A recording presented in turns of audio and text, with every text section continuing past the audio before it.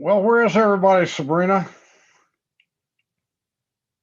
Uh, Hi, Mr. Mayor. I have no idea. I guess they'll be here shortly, I hope. Well, I hope so. We got a long agenda. We need to get started.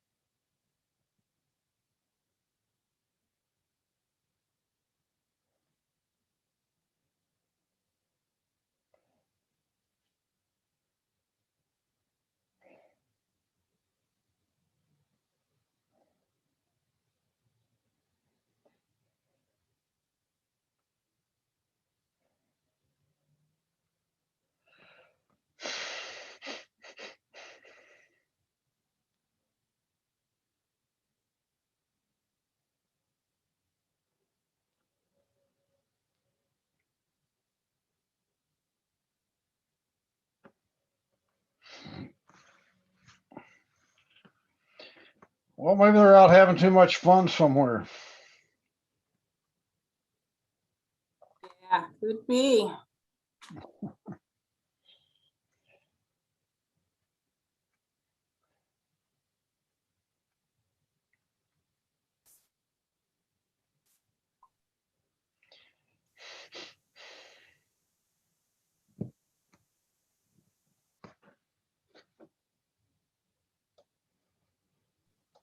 I'm having fun right here. Okay, are you here, Gail?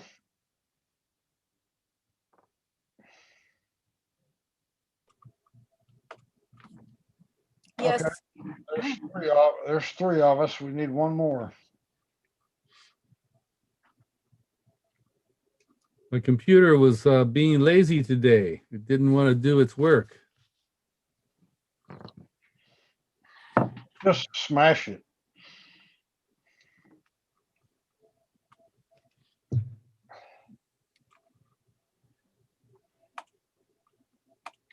Ah! It didn't help.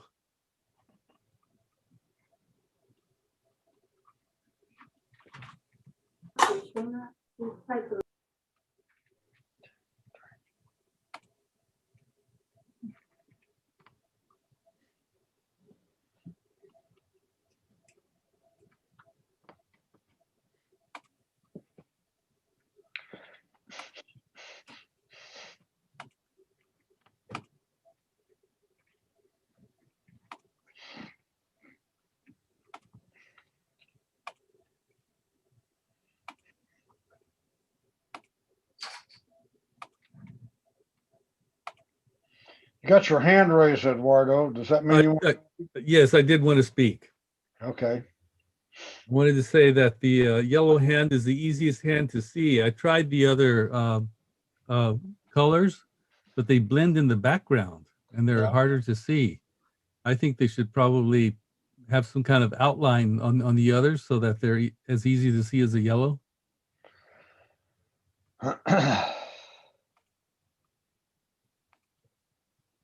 That's all. Well, if we're going to have a meeting, we need to find somebody else to participate. We've reached out to Trina. She's messaging some of the other members, so hopefully they'll be trickling in soon. Okay.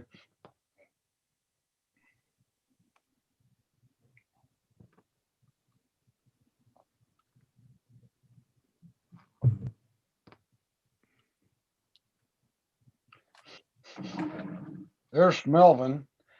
Melvin, are you on?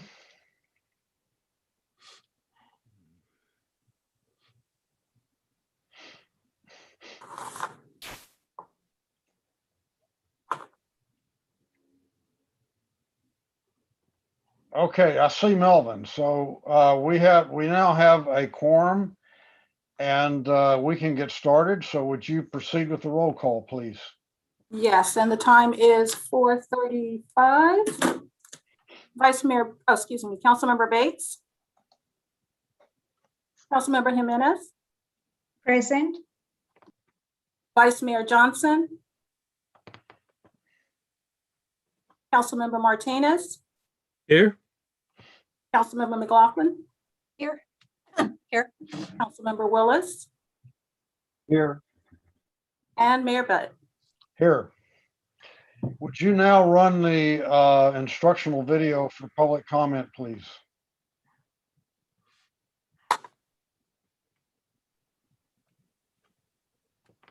Due to COVID-19, this meeting will be conducted via Zoom pursuant to the provisions of the Governor's Executive Order N-29-20, which suspends certain requirements of the Brown Act. The Mayor will call upon council members, staff, and other guest speakers by name. Please speak clearly and state your name before giving comments or remarks. Council members, staff, and guest speakers participating via Zoom with their cameras enabled are reminded that their activities are visible to viewers. Community members participating via Zoom wishing to speak should use the raised hand feature or dial *9 if participating via phone, and the mayor or city clerk will call upon them at the appropriate time. Community members will have up to 2 minutes to speak, 3 minutes for public hearings. After the speaker's time expires, staff will lower their hand and mute their mic. Community members participating via phone will be called upon to speak by the last 4 digits of their phone number. Public input and participation are of the utmost importance to the City of Richmond City Council. Therefore, it is important for public speakers to be ready to address the council when called upon. Public speakers are requested to state their names and city of residence, but providing such information is voluntary. Written public comments received before and during the meeting in accordance with the COVID-19 public comment guidelines printed on the meeting agenda will be entered into the record and published at the clerk's office webpage. If authors of written correspondence would also like to speak on the item, they should raise their hand when prompted by the mayor, and the city clerk will call upon them at the appropriate time. A roll call vote will be taken for all action items. The meeting can be seen on KCRT's TV channel and is being streamed on Zoom, YouTube, and KCRT.com. Thank you for participating in a meeting of the City of Richmond City Council. Okay. Debido a COVID-19, esta reunión se llevará a cabo a través de Zoom, en conformidad con las secciones de la orden ejecutiva del gobernador N-29-20, que suspende ciertos requisitos de la Ley Brown. El alcalde llamará a los concejales, a los empleados de la ciudad y a otros invitados a hablar por nombre. Por favor, hable claramente y diga su nombre antes de dar su comentario. Se recuerda a los concejales, empleados de la ciudad y otros invitados participando a través de Zoom con sus cámaras encendidas que sus actividades son visibles al público. Miembros de la comunidad participando a través de Zoom que deseen hablar deberían de usar la función levantar la mano, en inglés raise hand, o marcar *9 si están participando por teléfono. El alcalde y la secretaria municipal llamarán a los oradores en el momento apropiado. Miembros de la comunidad tendrán hasta 2 minutos para hablar y 3 minutos para temas de audiencias públicas. Después de que se expire el tiempo de orador, se le bajará la mano y el micrófono será silenciado. Miembros de la comunidad participando por teléfono serán llamados para su turno usando los últimos 4 dígitos de su número de teléfono. Los comentarios y la participación del público son de suma importancia para el Consejo Municipal. Por lo tanto, es importante que los oradores públicos estén listos para dar sus comentarios al Consejo Municipal cuando sean llamados. Se pide que los oradores públicos indiquen sus nombres y ciudad de residencia, pero proveer dicha información es voluntario. Comentarios escritos recibidos antes y durante la reunión, de acuerdo con las reglas designadas para comentario público durante el COVID-19 imprimidos en la agenda de la reunión, serán ingresados en el registro y se publicarán en la página web de la Secretaría Municipal. Si los autores de la correspondencia escrita también desean hablar sobre el tema, deberían levantar la mano cuando sea pedido por el alcalde y la Secretaría Municipal los llamará en el momento apropiado. Se realizará una votación nominal para todos los puntos de acción. La reunión se podrá ver en el canal de televisión de KCRT y también se transmitirá en Zoom, YouTube y kcrt.com. Gracias por participar en una reunión de Consejo Municipal de la ciudad de Richmond.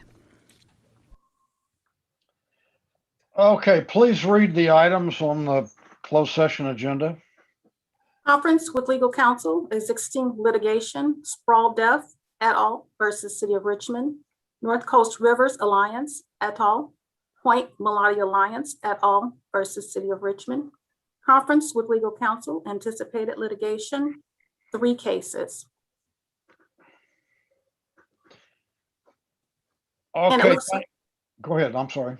And it looks like we have 1 speaker. And for the record, I just wanted to announce that we did receive 1 comment via email expressing concerns regarding the council's direction for Point Melody. Okay, would you call the public speaker, please? Or you may go ahead and call the public speaker, please.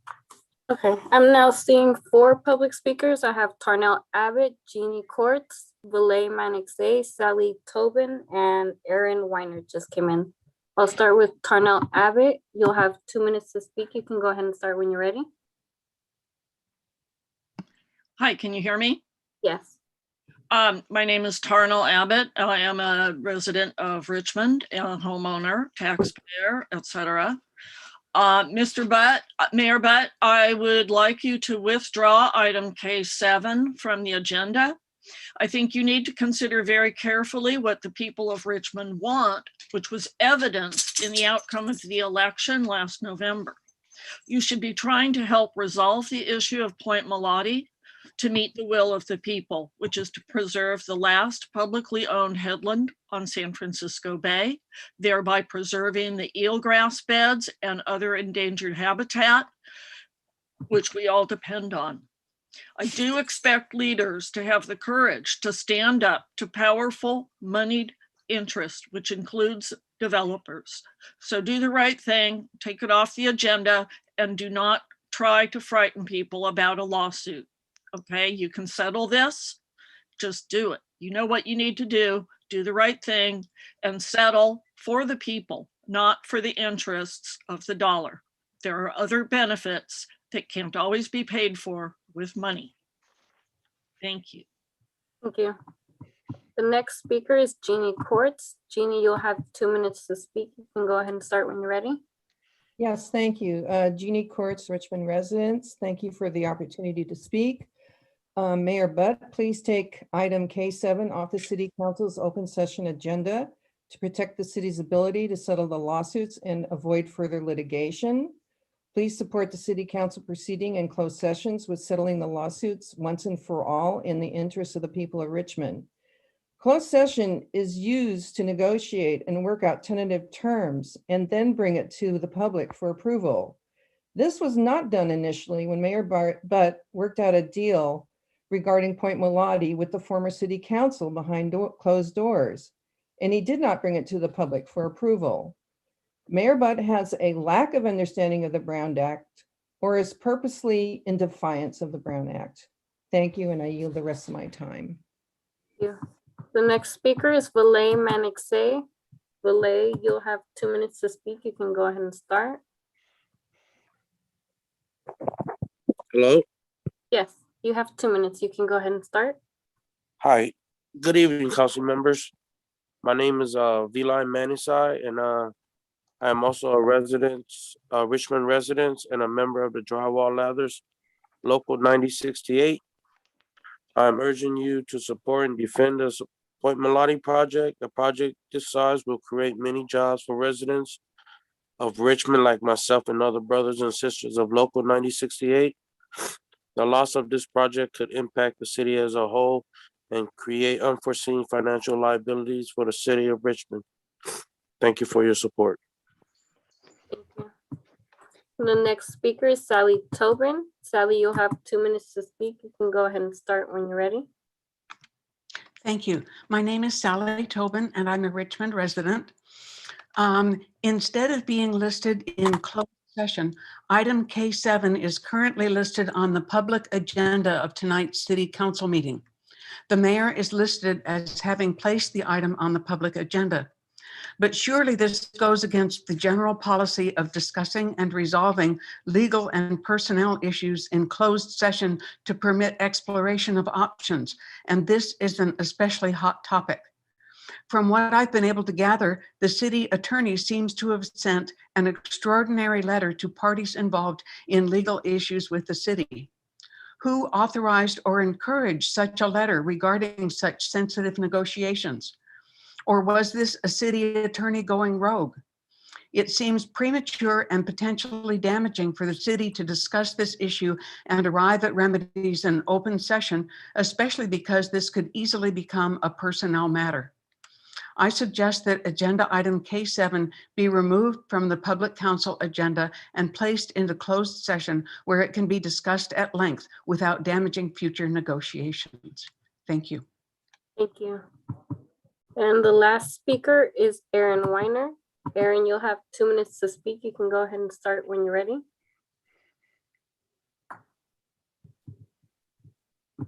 Aaron?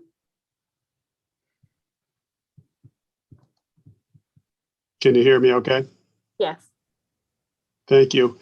Good afternoon, Mr. Mayor and council members. My name is Aaron Weiner, representing the West Contra Costa Council of Business and Industries. The city and Winehaven Legacy have previously participated in a very open public process and received council approval to move forward with this important project. The federal judgment requires a sale by the city to be completed by March 2022, and this delay could potentially impact that milestone and the judgment. The project was by public, city planning department, legal staff, and Richmond City Council approved it. It would support jobs creation, increased housing, and provide much needed revenue for the city. In withdrawing its defense, the city may be at risk for litigation expenses and petitioners' attorney's fees. This change in direction without public vetting was executed with a lack of transparency and begs answers from the city attorney on the following. Does the council's direction not to defend place the city at risk, at financial risk, and if so, to what extent? Secondly, does it result in the city acting contrary to good faith and fair dealing? Overall, the public should be updated as to the progress of this development project and respond to these pressing questions. Thank you for your time. And there are no more public speakers. Thank you. We are now adjourned to closed session.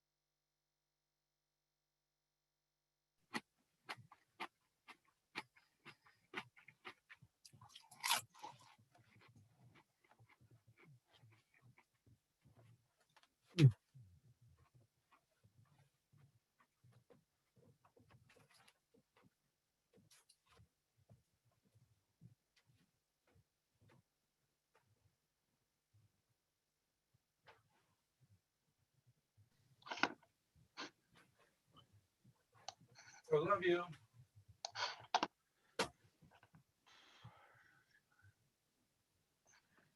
Hey.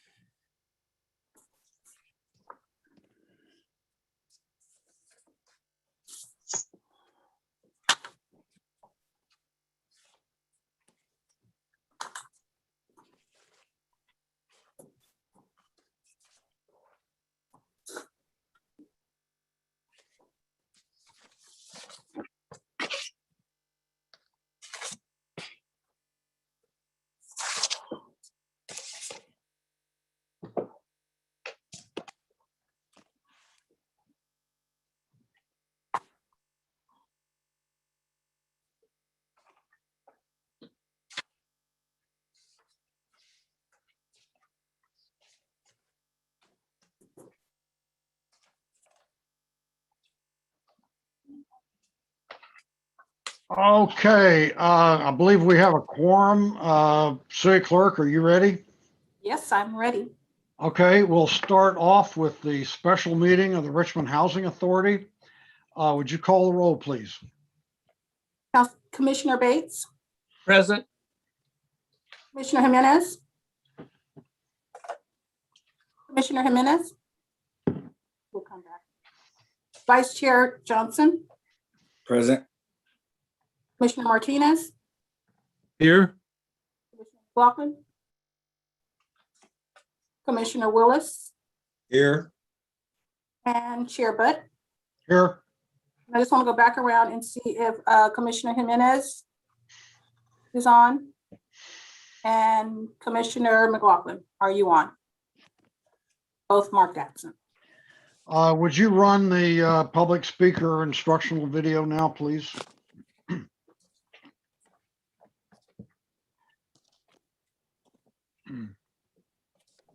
Due to COVID-19, this meeting will be conducted via Zoom pursuant to the provisions of the Governor's Executive Order N-29-20, which suspends certain requirements of the Brown Act. The mayor will call upon council members, staff, and other guest speakers by name. Please speak clearly and state your name before giving comments or remarks. Council members, staff, and guest speakers participating via Zoom with their cameras enabled are reminded that their activities are visible to viewers. Community members participating via Zoom wishing to speak should use the raised hand feature or dial *9 if participating via phone, and the mayor or city clerk will call upon them at the appropriate time. Community members will have up to 2 minutes to speak, 3 minutes for public hearings. After the speaker's time expires, staff will lower their hand and mute their mic. Community members participating via phone will be called upon to speak by the last 4 digits of their phone number. public input and participation are of the utmost importance to the City of Richmond City Council. Therefore, it is important for public speakers to be ready to address the council when called upon. Public speakers are requested to state their names and city of residence, but providing such information is voluntary. Written public comments received before and during the meeting in accordance with the COVID-19 public comment guidelines printed on the meeting agenda will be entered into the record and published at the clerk's office webpage. If authors of written correspondence would also like to speak on the item, they should raise their hand when prompted by the mayor, and the city clerk will call upon them at the appropriate time. A roll call vote will be taken for all action items. The meeting can be seen on KCRT's TV channel and is being streamed on Zoom, YouTube, and KCRT.com. Thank you for participating in a meeting of the City of Richmond City Council. Debido a COVID-19, esta reunión se llevará a cabo a través de Zoom, en conformidad con las secciones de la orden ejecutiva del gobernador N-2920, que suspende ciertos requisitos de la Ley Brown. El alcalde llamará a los concejales, a los empleados de la ciudad y a otros invitados a hablar por nombre. Por favor, hable claramente y diga su nombre antes de dar su comentario. Se recuerda a los concejales, empleados de la ciudad y otros invitados participando a través de Zoom con sus cámaras encendidas que sus actividades son visibles al público. Miembros de la comunidad participando a través de Zoom que deseen hablar deberían de usar la función levantar la mano, en inglés raise hand, o marcar *9 si están participando por teléfono. El alcalde y la secretaria municipal llamarán a los oradores en el momento apropiado. Miembros de la comunidad tendrán hasta 2 minutos para hablar y 3 minutos para temas de audiencias públicas. Después de que se expire el tiempo de orador, se le bajará la mano y el micrófono será silenciado. Miembros de la comunidad participando por teléfono serán llamados para su turno usando los últimos 4 dígitos de su número de teléfono. Los comentarios y la participación del público son de suma importancia para el Consejo Municipal. Por lo tanto, es importante que los oradores públicos estén listos para dar sus comentarios al Consejo Municipal cuando sean llamados. Se pide que los oradores públicos indiquen sus nombres y ciudad de residencia, pero proveer dicha información es voluntario. Comentarios escritos recibidos antes y durante la reunión, de acuerdo con las reglas designadas para comentario público durante el COVID-19, imprimidos en la agenda de la reunión, serán ingresados en el registro y se publicarán en la página web de la Secretaría Municipal. Si los autores de la correspondencia escrita también desean hablar sobre el tema, deberían levantar la mano cuando sea pedido por el alcalde, y la secretaria municipal los llamará en el momento apropiado. Se realizará una votación nominal para todos los puntos de acción. La reunión se podrá ver en el canal de televisión de KCRT y también se transmitirá en Zoom, YouTube y kcrt.com. Gracias por participar en una reunión de Consejo Municipal de la ciudad de Richmond. Okay, item C, does anyone have a conflict of interest they want to declare on the Housing Authority agenda? Don't hear one. Is there a report from the Executive Director?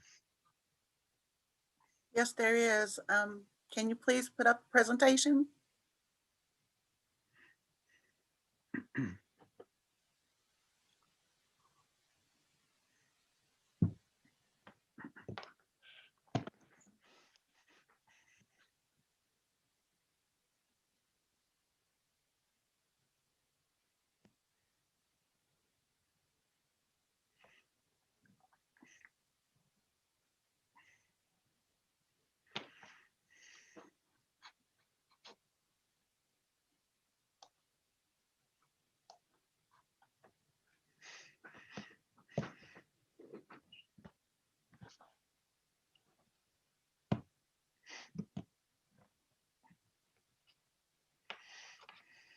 Okay, can you all see the screen?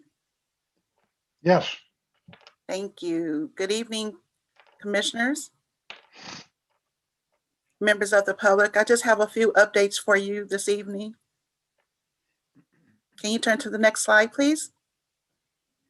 So we received wonderful news just a few hours ago that we have been approved for a Section 18 disposition for Nevin Plaza.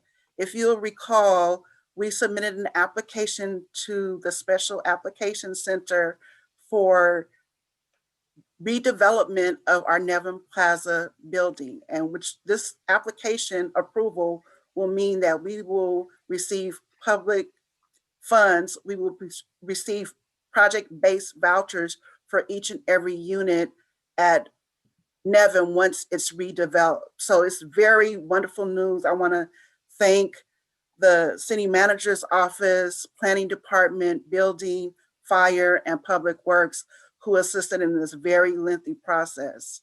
So it's great news. Next slide, please. We also concluded our second vaccination. We had a mobile clinic at Nevin Plaza, and everyone that signed up to receive vaccine for COVID was able to participate. They received both the first and second vaccine. So that's also wonderful news. They didn't have to go anywhere outside of their building. They just came downstairs and received the vaccine. And Gabino Ardondo, he was very instrumental in organizing that and working with the county and San Ramon Fire Department who administered the vaccines. Next slide, please. We continue to have major dumping issues at Nystrom, but thanks to our Public Works Department and abatement team that have been very instrumental in supporting us, we were able to move tons and tons of garbage over the last few months.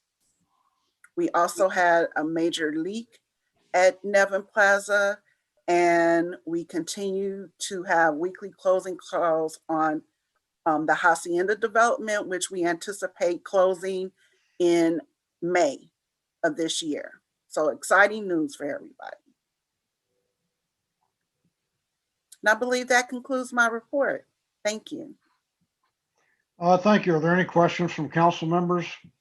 Councilmember Willis. Yeah, no, thank you for the quick presentation. Two quick things. Can you clarify leak, a sewage leak, a gas leak, what kind of leak?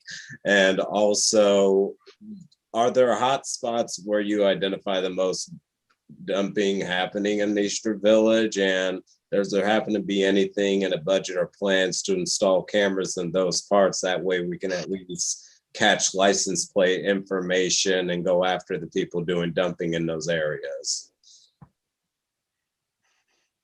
So the first question regarding the leaks, there was major plumbing from the building heating system and plumbing that created a huge leak throughout the building.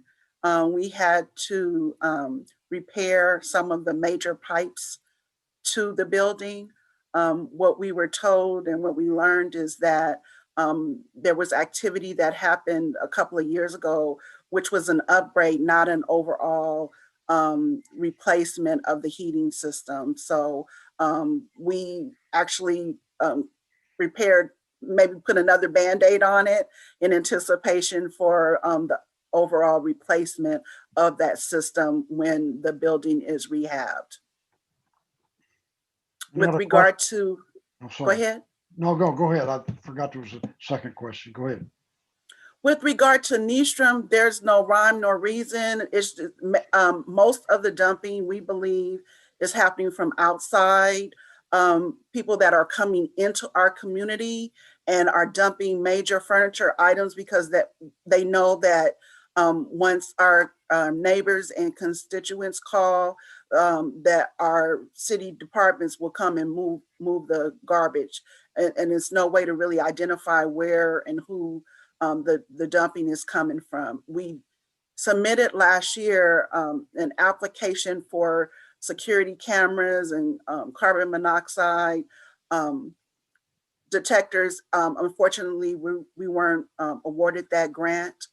And so we don't have any specific funding identified for cameras, but there's dumping everywhere. Parking lots on the corners, on every street, in the parking lot corridor, just everywhere. Any other questions?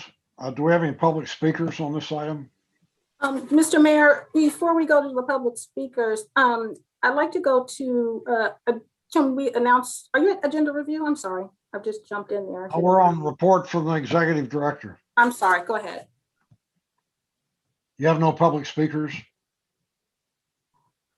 Does not look like we have any public speakers. Just Laura, do you see any public speakers for this item?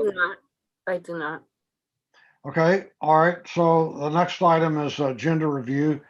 Anybody have any changes to the agenda? Yes, Mr. Mayor, I received a request from staff to make a correction to the resolution for item E1 that's on the Housing Authority consent calendar. In the second whereas statement on the resolution, on the third line where it reads the letter from HUD to PHA dated January 16, 2015, as amended as amended November 13, 2019, should be changed to January 9, 2020. So the date November 13, 2019 should be changed to January 9, 2020 on the resolution for item E1. Okay, thank you. Any other changes to the consent calendar?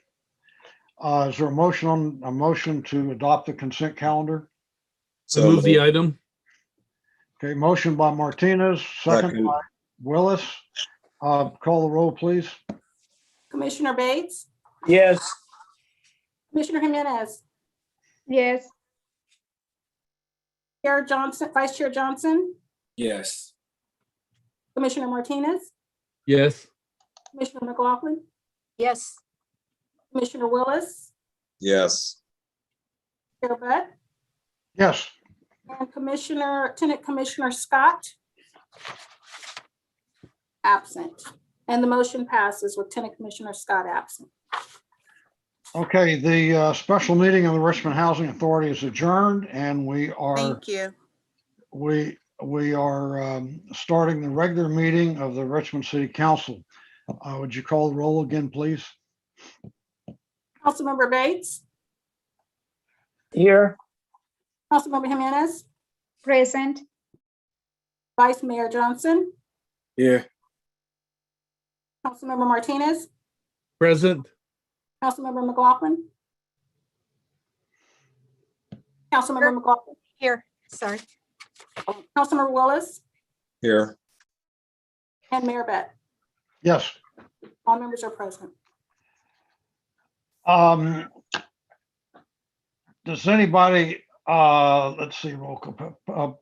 We did public comment instructional video already. Item C, statement of conflict of interest. Anyone have a conflict of interest to declare? Don't see any. Agenda review. Anybody have any changes to the agenda? Councilmember McLaughlin. Unmute yourself, please. Thank you, Mr. Mayor. I move that we table item K7 on the Point Mulati issue. This matter needs to be discussed in closed session, and the council needs to come up with a resolution to the matter and not expose the city to litigation by discussing this in public. So my motion is to table K7 indefinitely. If there is anything that is required to be discussed in open session, we will indeed bring that back to open session. Well, 2 points. One There is no discussion on a motion to table. it's an improper motion. You can't table an item that hasn't even come up yet. So if you want to table it, you have to wait till it comes up.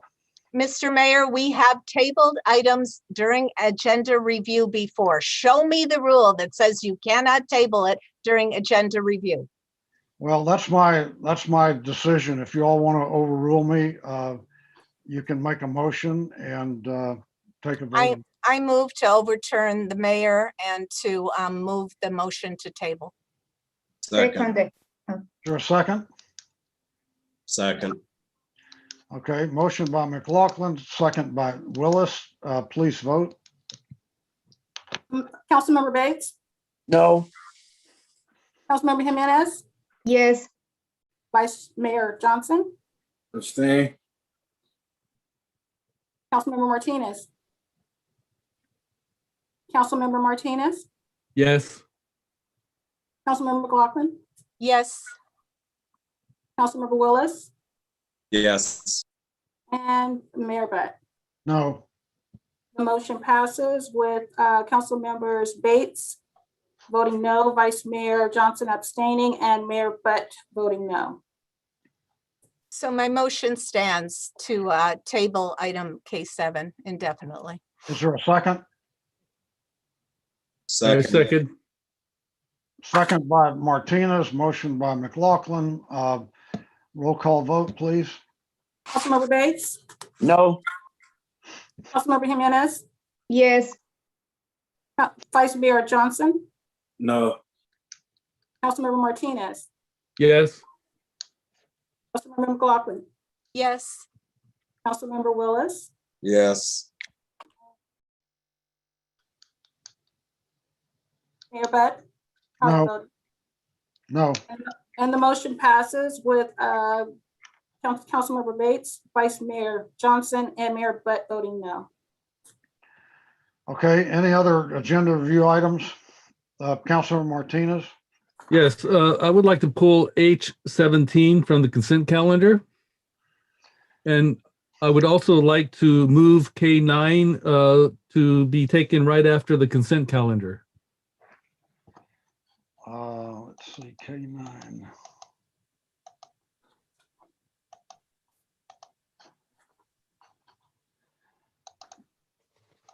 Okay, so you want to remove which item again? H17. Okay, well, I'll save you the trouble. I'll just remove it myself. I'll remove it from the agenda myself. So we will not be voting on it. Okay. Will we be continuing that item, Mr. Mayor, or will you let us know? I don't know. I'll make a decision later on if I want to put it back on the agenda. Okay, so we'll withdraw it at this point. Yeah. And I'd also like to pull H20. H what? H20. H13. 20.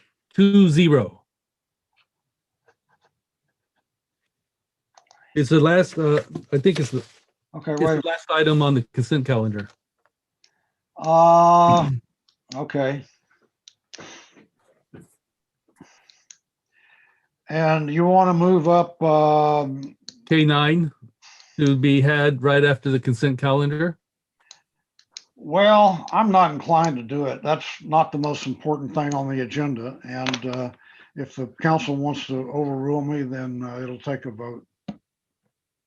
Okay, I move that we do K9 right after the consent calendar. Is there a second? I'll second it. Okay, motion by Martinez, second by McLaughlin. Let's roll call vote, please. Councilmember Bates, I abstain. Councilmember Jimenez, Yes. Vice Mayor Johnson, Abstain. Councilmember Martinez, Yes. Councilmember McLaughlin, Yes, and Councilmember Willis. Councilmember I Willis, have a question to the motion. Is the individual presenting here, or do they have a time limit on K9? Actually, I believe the person is here, and the reason I wanted to do it is because there are a lot of people who are interested in what is being presented.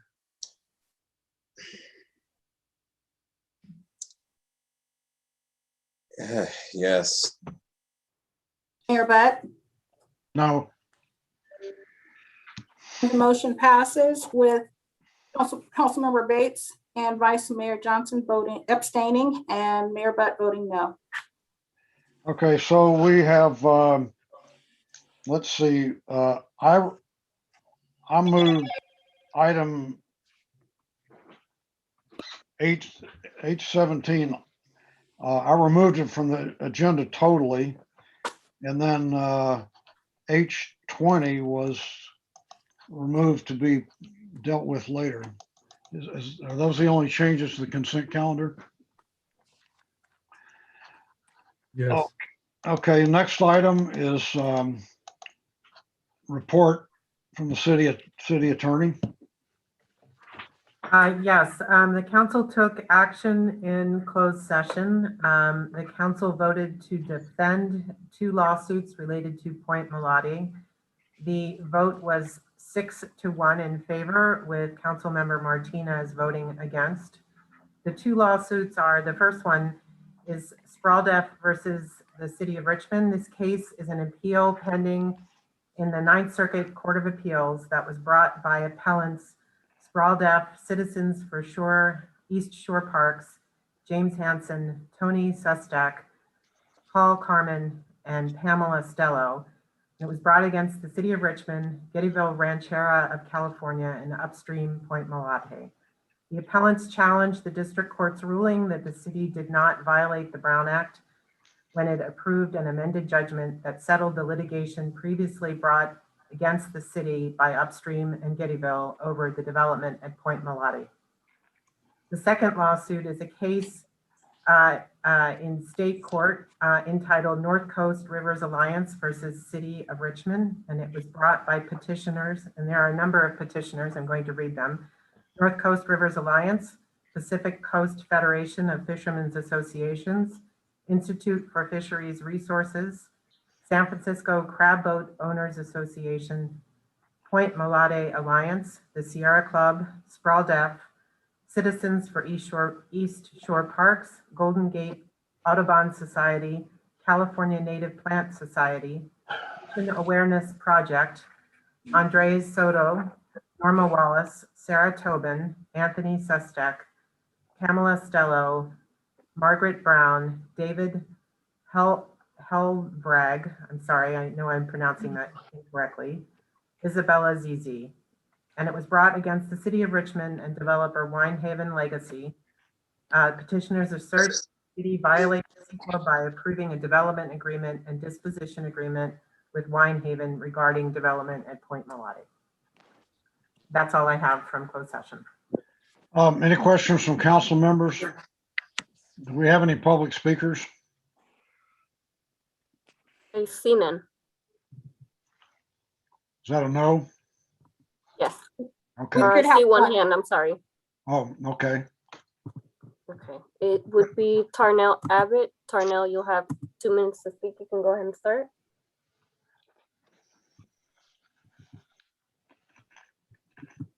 Tarnell? Good evening. Can you hear me? Yes, go ahead.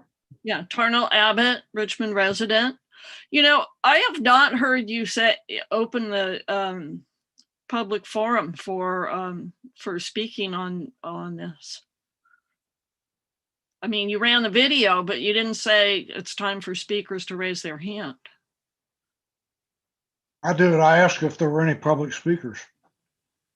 Well, aren't you supposed to announce the item so that we can then raise our hands? I did. I announced that there was a report from the city attorney. She gave her report, and I asked if there were any public speakers. Mr. Mayor, if you want to speak, speak. If you don't, then I think the point is that when you are asking public speakers to speak up, you need to clarify to the public that this is the time when they need to raise their hand to speak up. Thank you. That said,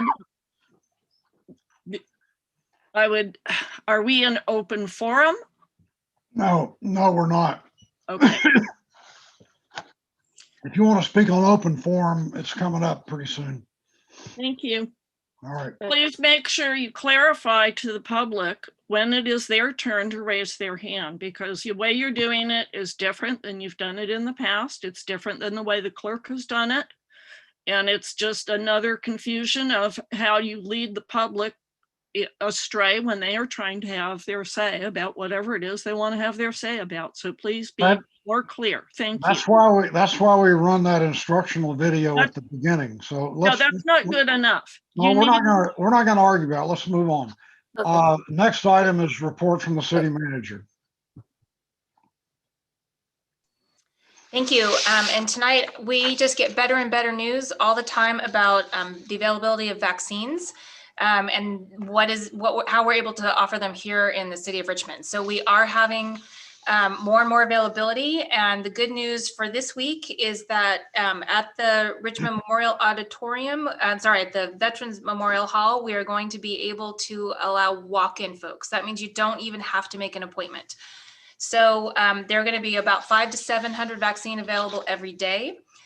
First come, first serve. The address is 968 23rd Street.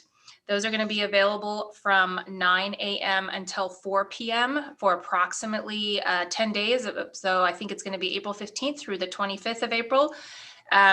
So that's another great service that we're allowing. If you do want to go ahead and have a confirmed appointment, there are extended hours beyond those hours and beyond those dates, and they are prioritizing people in Richmond getting appointments. So please continue to do that. Please continue to mask in public, and please continue to follow the appropriate protocols related to socializing. This will include continuing to do physical distancing in some instances. So all of that is really great news.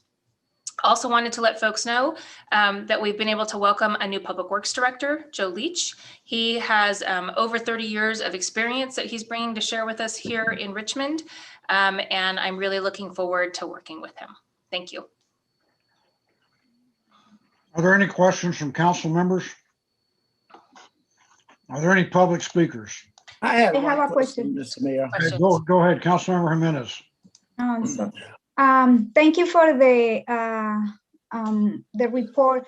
I just wanted to know, like, I think like you also receive and several of us received an email suggesting that there is a possibility that probably the city of Richmond could get more stimulus money.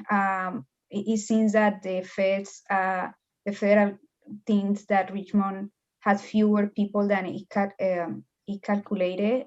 So had you have a time to look at it, and how are you thinking about doing that research? I don't have any information on that right now. And how Mr. are Mayor. Councilmember Bates. To the city manager, could you identify what type of vaccination is being provided? Is it Pfizer, Moderna, or whatever? The vast majority of the vaccinations that the Contra Costa County is providing are Pfizer vaccines. Okay. Some people have a preference, so I think they should understand that. Thank you. Any other questions from council members? Councilmember Willis.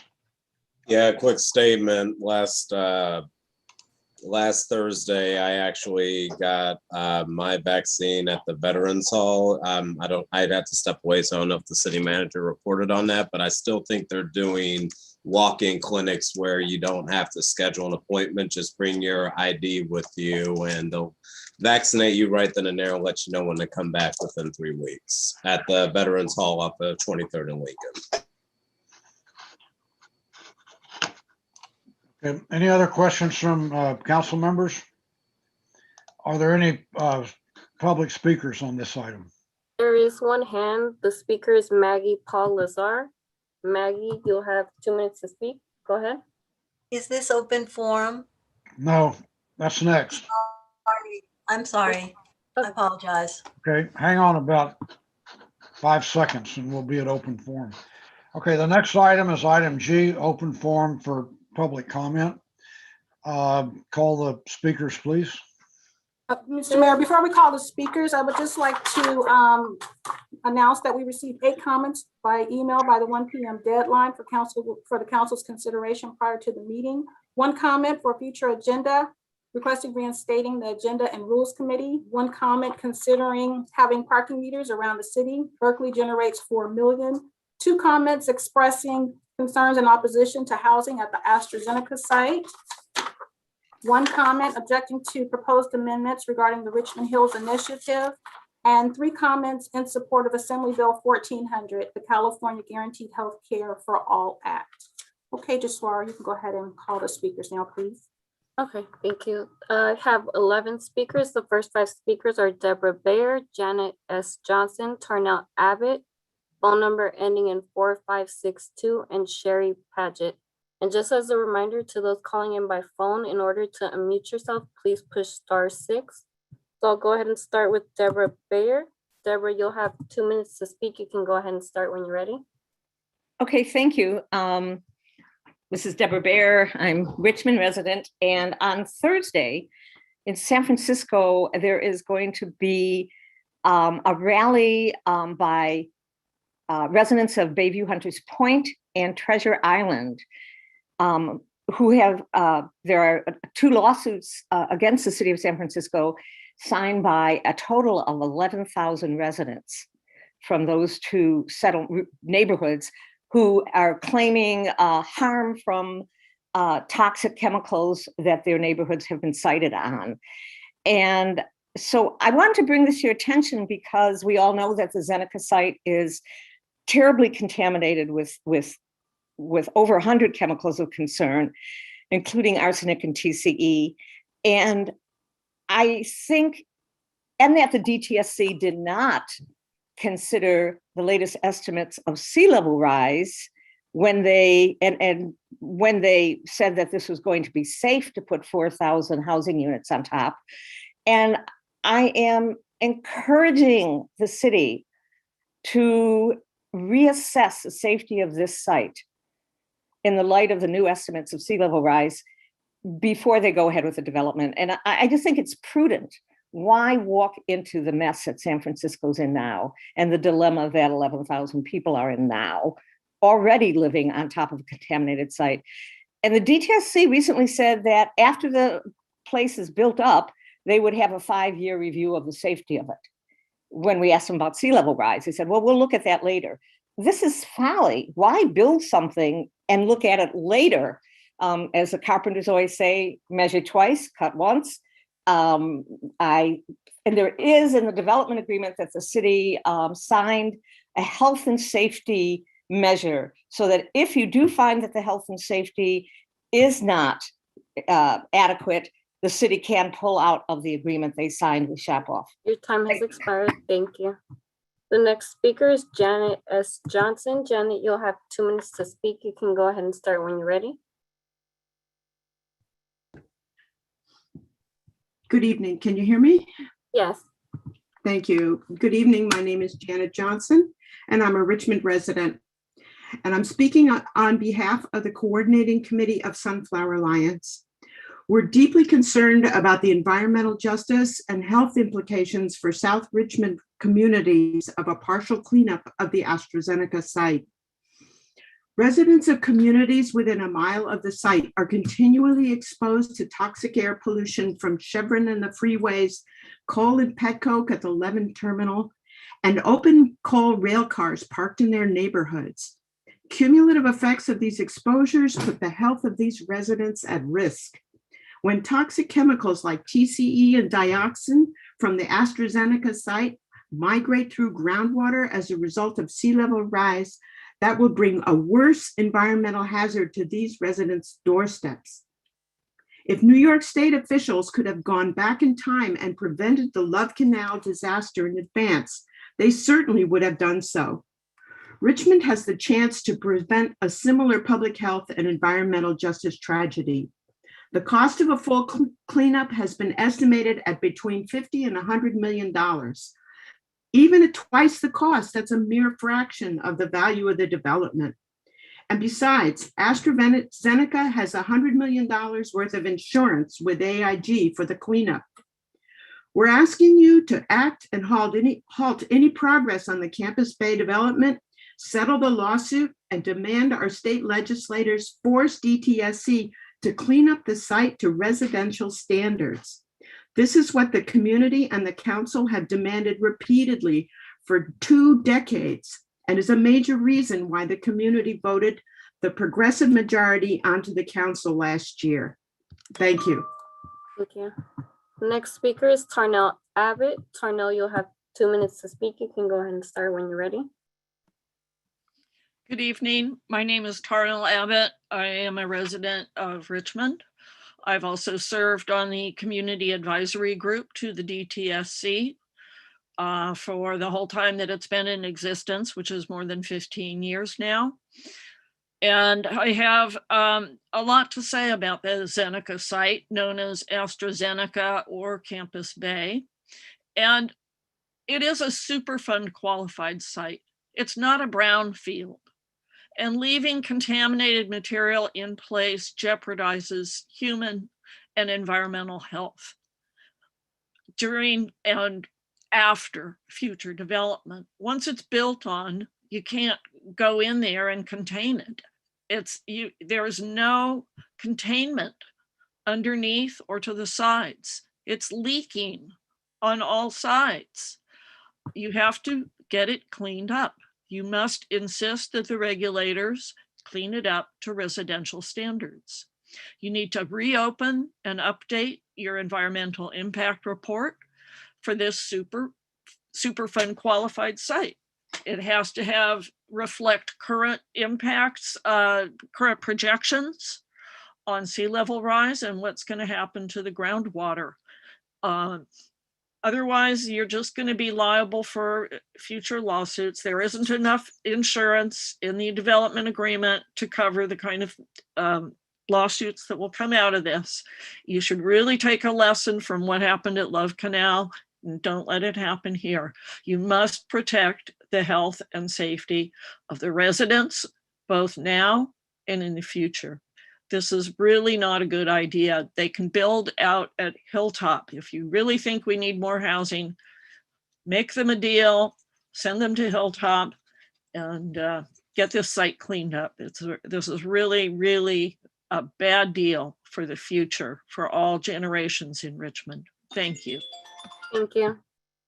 Next speaker is the phone number ending in 4562. Please unmute yourself by pushing *6 and go ahead and state your name for the record.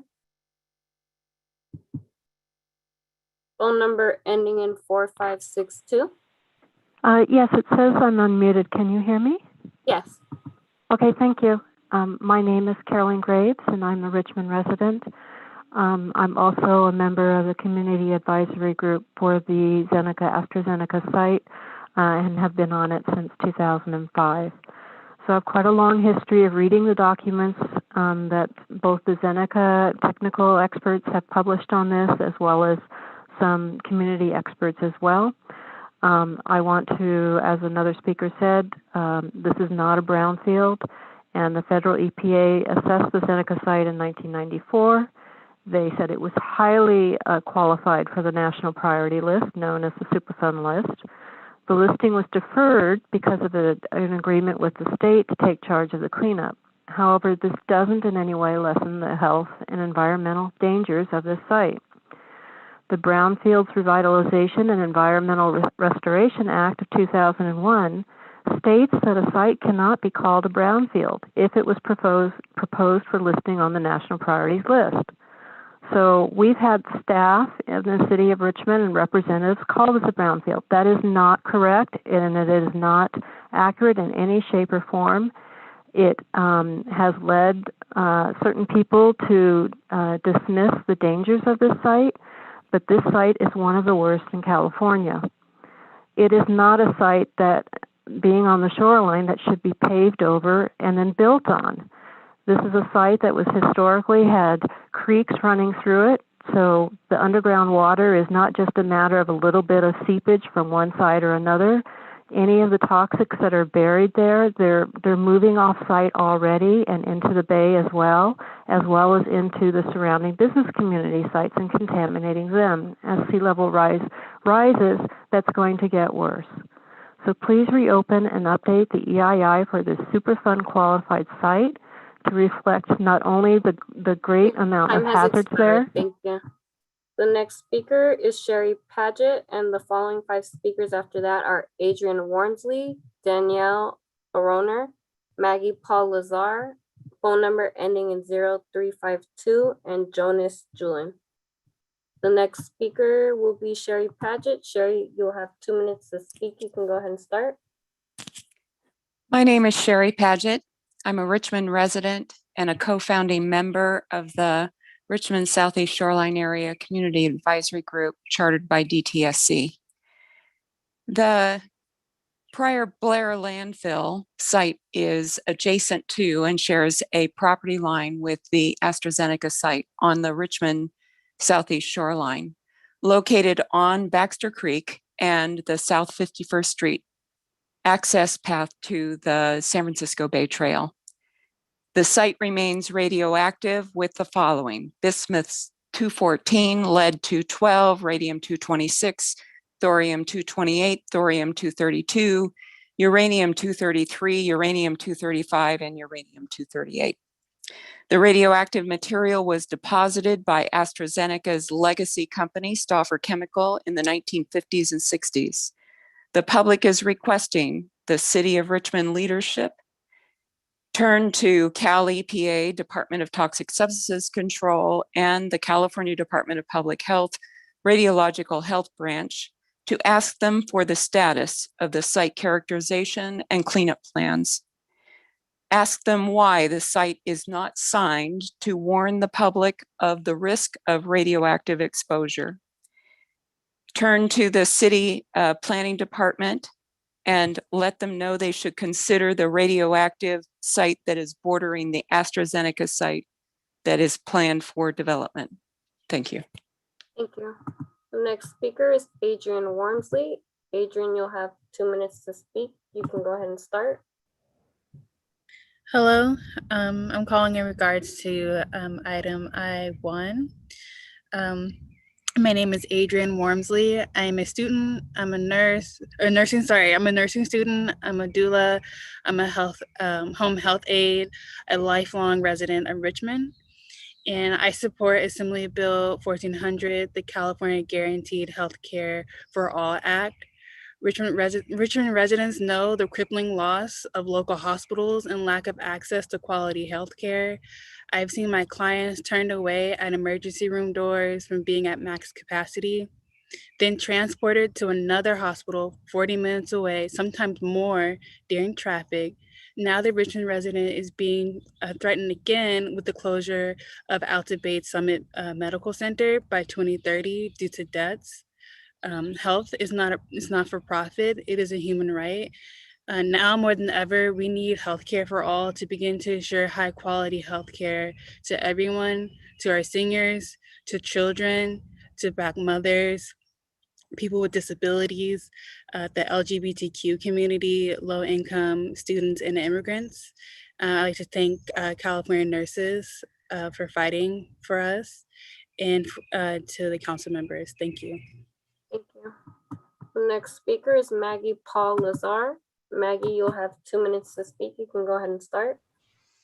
Hello, my name is Maggie Lazar. I live in Oakland, and for the last 30 years, I have worked in Richmond at the University of California, Richmond Field Station, which is directly next to the former Zeneca site. Currently, there are toxic plumes that flow across the boundary. There are multiple pollutants flowing in the groundwater from Zeneca under several university buildings. I'm very eager for the source of these toxics to be removed so that none of my coworkers are exposed to anything dangerous. The proposed residential development follows a cleanup plan that would leave the majority of the toxics in place. It requires continual sampling and review, and it is still not clear to me who will be responsible for this review in perpetuity. I fear for my coworkers and for the future residents of the proposed development. The development should not proceed until there is a thorough cleanup and that cleanup is complete. I'm deeply concerned about how rising seawater may increase the plumes of contaminated groundwater. And I urge you all to listen to the upcoming presentation later tonight on sea level rise. Thank you for your attention. Thank you. The next speaker is phone number ending in 0352. Please push *6 in order to unmute yourself and go ahead and state your name for the record. Can you hear me? Yes.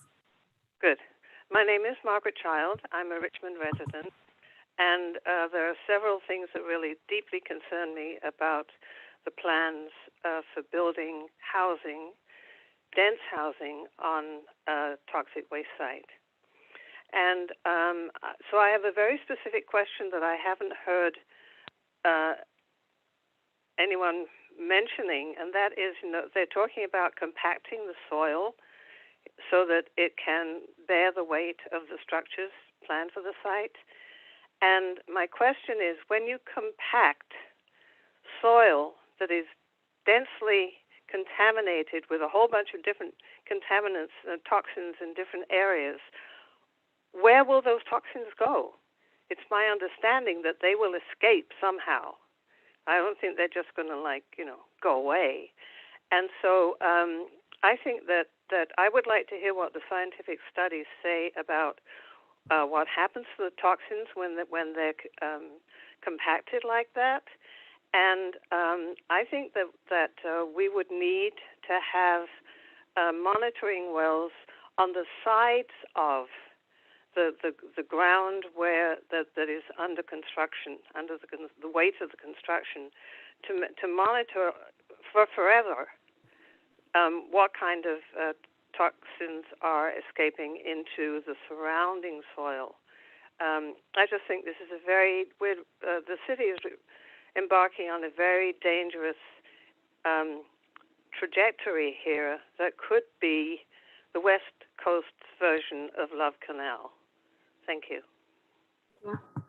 The next speaker is Jonas Julin. Jonas, you'll have 2 minutes to speak. You can go ahead and start.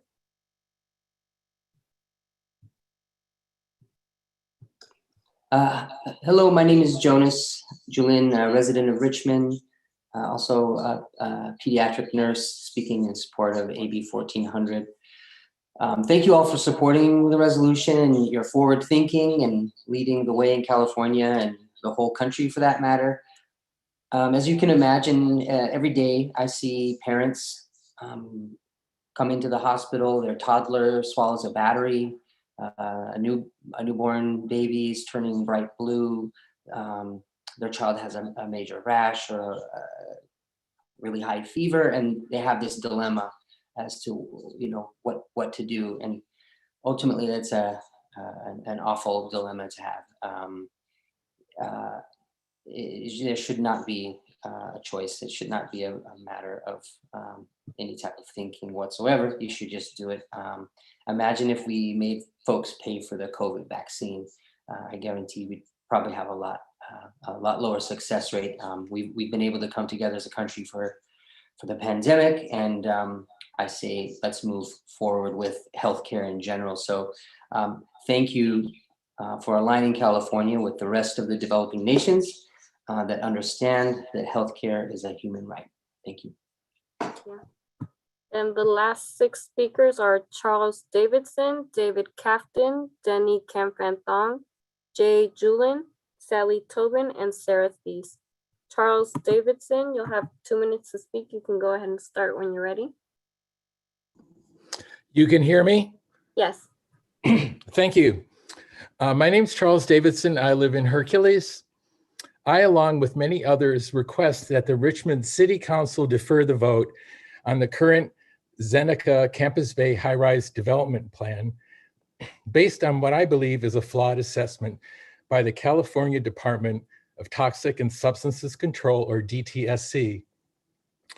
I will first address the site's trichloroethylene, or TCE pollution, which has been strongly linked to kidney cancer in numerous studies based on occupational exposure to TCE in humans within the dry cleaning, aerospace, and airline industries, liver tumors in experimental animals, laboratory studies of normal kidney cells exposed to TCE, which develop into cancer-like cells, and the fact that the link between TCE exposure and kidney cancer is genetically plausible. As evidence of the DTSC's absolute brilliance, Their 2006 Zeneca pilot study states that, and I quote, 38,000 pounds of cheesy whey were injected into lots 1 and 2 to treat volatile organic compounds, primarily trichloroethylene. The DTSC also admits that the Zeneca site has significant amounts of toxic heavy metal contamination remaining from pyrite cinder processing, such as arsenic, lead, vanadium, and mercury, with powdered charcoal added to absorb the mercury and arsenic concentrations still several fold above the maximum regulatory levels. No impermeable cement cap placed on top of pyrite cinders and trichloroethylene will make the Zeneca toxicity problem truly vanish. Located as it is within a liquefaction zone and subject to future rising tides, please reject this current poorly planned toxic high-rise residential project. Thank you. Thank you. Next speaker is David Kafton. David, you'll have 2 minutes to speak. You can go ahead and start. Oh, hello. My name is David Kafton. I'm a resident of Marina Bay, a short distance from the AstraZeneca Superfund toxic waste site. I'm opposed to the development there. I don't think that it's safe enough for human habitation until you clear out all the toxics entirely. I think the assessment of DTSC was entirely inadequate.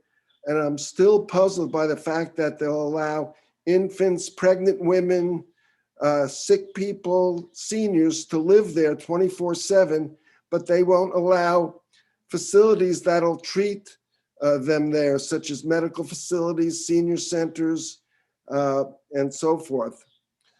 Thank you very much. Thank you. The next speaker is Denny Campanton. You'll have 2 minutes to speak. You can go ahead and start when you're ready. Hi, can y'all hear me? Yes. Perfect. Good evening, Council and Mayor. My name is Danny Campathong. I'm a lifelong Richmond resident and a community organizer for the Asian Pacific Environmental Network. You know, I'm speaking with you this evening because I'm against building housing on the AstraZeneca site unless there is a full cleanup. You know, building housing on any toxic site, I think is a horrible idea, especially when you consider all the different kinds of pollution we face here in our daily lives in Richmond. I grew up in North Richmond, and during that time, I got to experience and see just how bad environmental racism is within my community and what those years of abuse can do. Scrap metal yards, dumps, train tracks, all those things surrounded my neighborhood, and it was a place that me and so many other people called home. You know, that same home made us sick though. And I hate the fact that I got to repeat that I grew up with asthma, or that I lost a lot of my friends to different forms of cancers or leukemias, or that I lost both my grandmothers to cancer as well, along with so many other people in my lives I've lost in various ways. You know, I'm tired of seeing this pain within my community, especially when I know that things like this could be prevented in this moment. You know, if y'all just actually stopped, took a chance to clean this whole site up before building anything, you could stop a cycle of trauma that we've been experiencing throughout our whole lives, especially in this situation. And I yield the rest of my time. The next speaker is Sally Tobin. Sally, you'll have 2 minutes to speak. You can go ahead and start. Thank you. Can you hear me? Yes. My name is Sally Tobin. I'm a Richmond resident. Sea level rise is important to toxic waste sites all around the Bay, but especially to the AstraZeneca development site, also called Campus Bay. Such sites do not meet criteria for protecting bay waters from contamination because they are not sealed. Seawater will wash the chemicals out into the bay where they will damage the health of the public, in addition to exposing residents of the proposed development. For example, TCE is a volatile toxic contaminant found both at Point Malate and at the AstraZeneca site. TCE is known to travel as an aqueous plume in groundwater, such as intrusive seawater.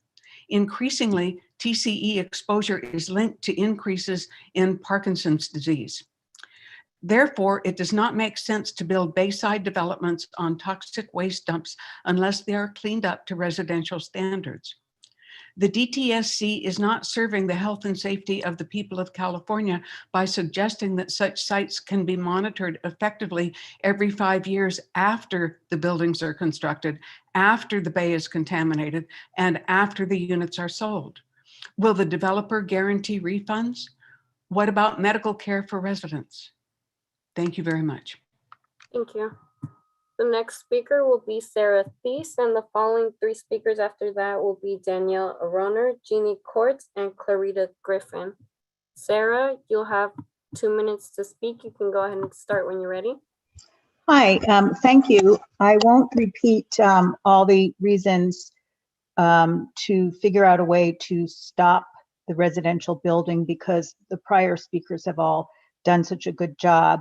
I'm just hoping that the City Council will reconsider this and figure out a way to make it not happen, the building not happen until there is a complete cleanup.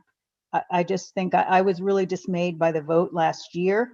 I was dismayed by the level of information that the council received when it made its decision.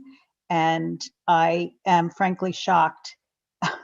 I was really shocked by the whole thing. So I very much appreciate that the council is again taking time to look at this.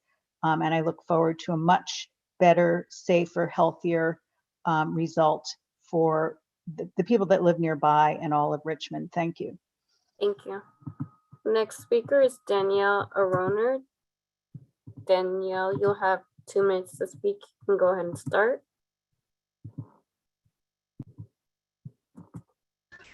Hi, can you hear me? Yes. Good evening. I'm speaking in support of item I-1, the resolution in support of AB 1400. My name is Danielle Aroner, and I'm a resident of Richmond. I have been a registered nurse for almost 7 years, and I'm a member of the California Nurses Association.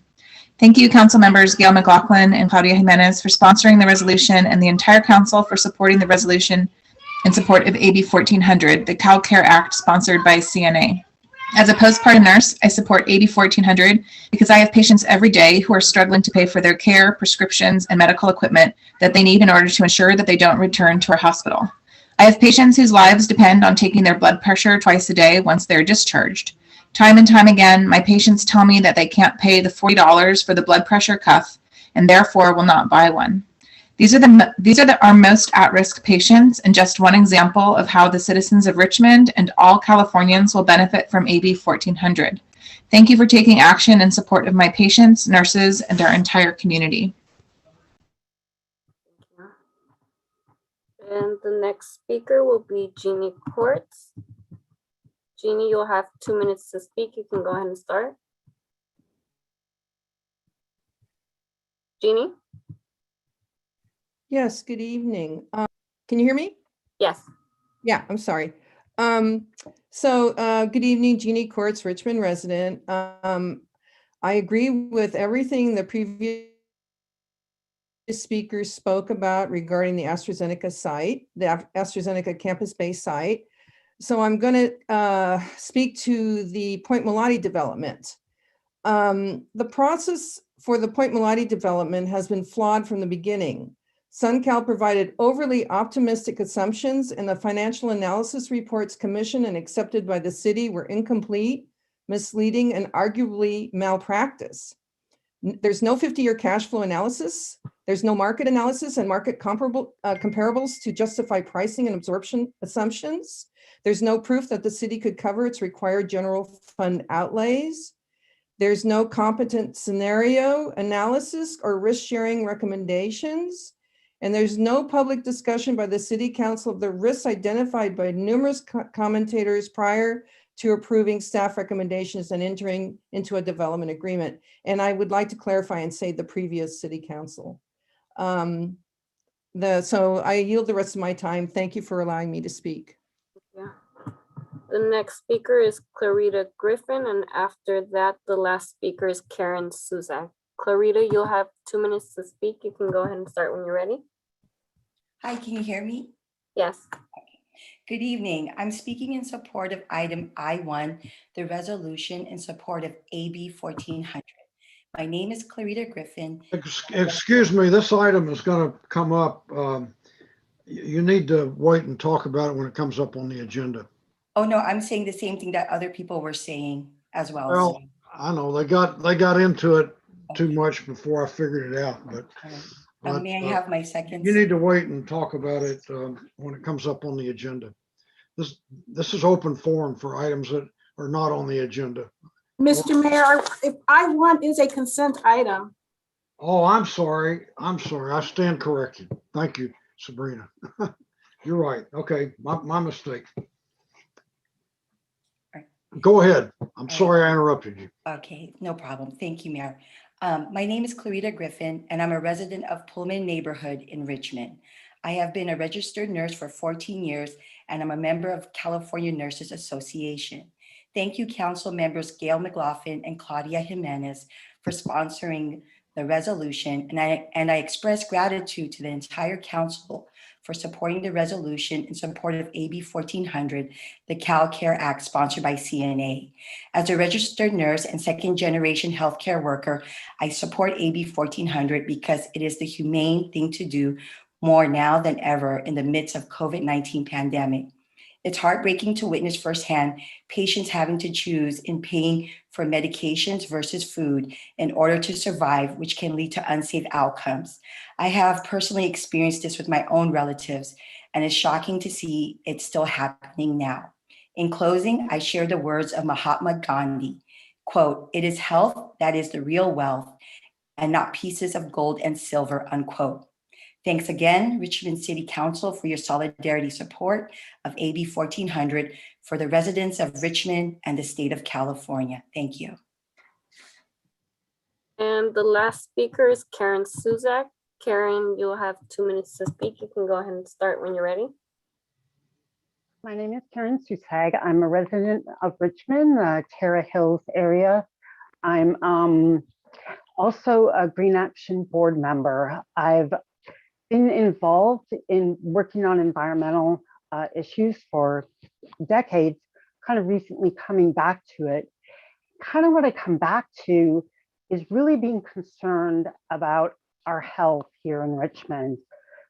I'm concerned about cancer incidents. I'm concerned about things like reproductive disorders. I'm concerned about things like Parkinson's and other things that we're now just kind of learning are linked to lots of different toxic exposures. I know things when I was a kid that we're putting like on our dishes to cook, the stainless, the non-stick stuff is now kind of all in our brains. And so for me, it's always with any kind of building project that's going to happen, and particularly when it's on really a former as known toxic site, you have to be really careful. And I know there's a lot of stakes involved and a lot of people have been involved in wanting a project to go forward, and housing is needed, but it needs to be something that everybody goes forward together on. And I really just want to extend that from a personal level. And also I would just add that the area there is right to the bay. I mean, if you go to the St. Isabel, you can, and I walk my dog, you can see the area of the Zeneca area. And my concern too is people like time has expired. Thank you. And that was the last public speaker. Okay, thank you. That brings us to the consent calendar. And according to my notes, H20 has been removed entirely from the agenda. H20 is removed to the end of the agenda. H17 has been removed entirely from the agenda. And I've had a request from the city manager to move item K3 into the consent calendar. So unless somebody objects, I'd like to move item K3 into the consent calendar. I don't see any objections, so I think we're ready for a motion on the consent calendar. So move. Okay, motion by Second. Mr. Mayor, if I may, I would suggest that you take public comment, if there is any, on K3, since that would not have been part of the open forum public comment before you then move on. That's a good point. So let's back up and see if there is any public comment on item K3. I would rather K3 not be part of the consent calendar. Well, I'm going to move it there at the request of the city manager, unless the council votes to overturn my decision. So if you want to make a motion, you're welcome to. Okay, I move that K3 not be part of the consent calendar. Is there a second? I'll second it. Okay, we have a motion, and a second. Madam Clerk, call the roll, please. Councilmember Bates, Yes. Councilmember Jimenez, Yes. Vice Mayor Johnson, Abstain. Councilmember Martinez, Yes. Councilmember McLaughlin, Yes. Councilmember Willis, Yes. and Mayor Bett. No. Well, if we're not going to move it from the consent calendar, I'm going to move it up right behind item K9. There are a bunch of people to present on it, and I don't want them to have to wait all night. So unless there's an objection, I will move it behind item K9. So with that in mind, we will not invite public comment on that at this time, and we will vote on the consent calendar. I think we already have a motion and a second. And just for clarification, I have the motion recorded by Vice Mayor Johnson, but I did not get the second for the consent calendar, which will include items H and the I consent calendar.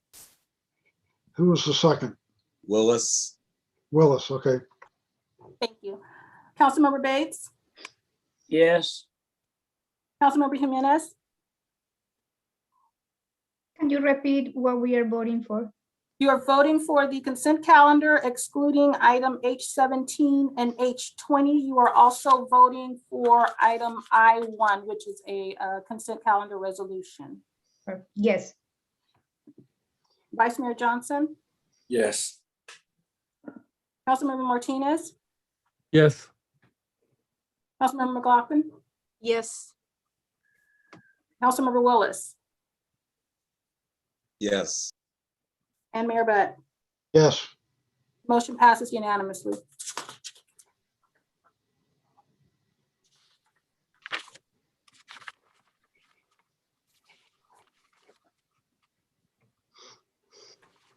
Okay, Mr. Mayor, are you ready for me to read item K9 into the record?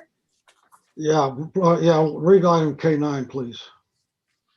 Item K9 is to receive a presentation from Dr. Christina Hill, University of California at Berkeley, and adopt a resolution in support of addressing the potential impacts to Richmond from the impending sea level rise.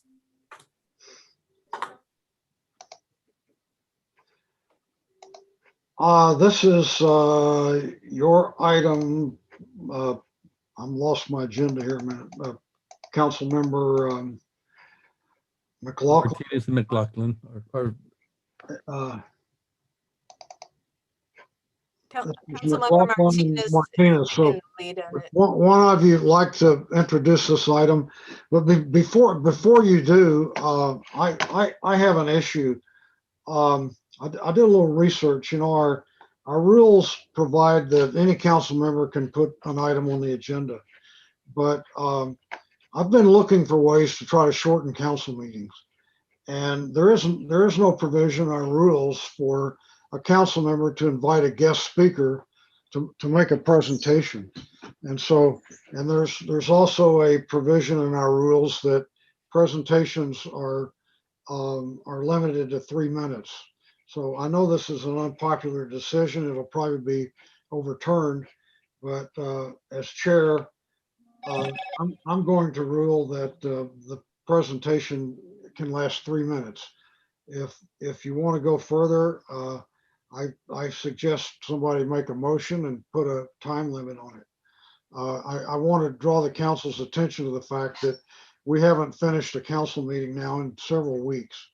And we need to look for ways to not prolong meetings, but to try to get them done and cover the business items we have.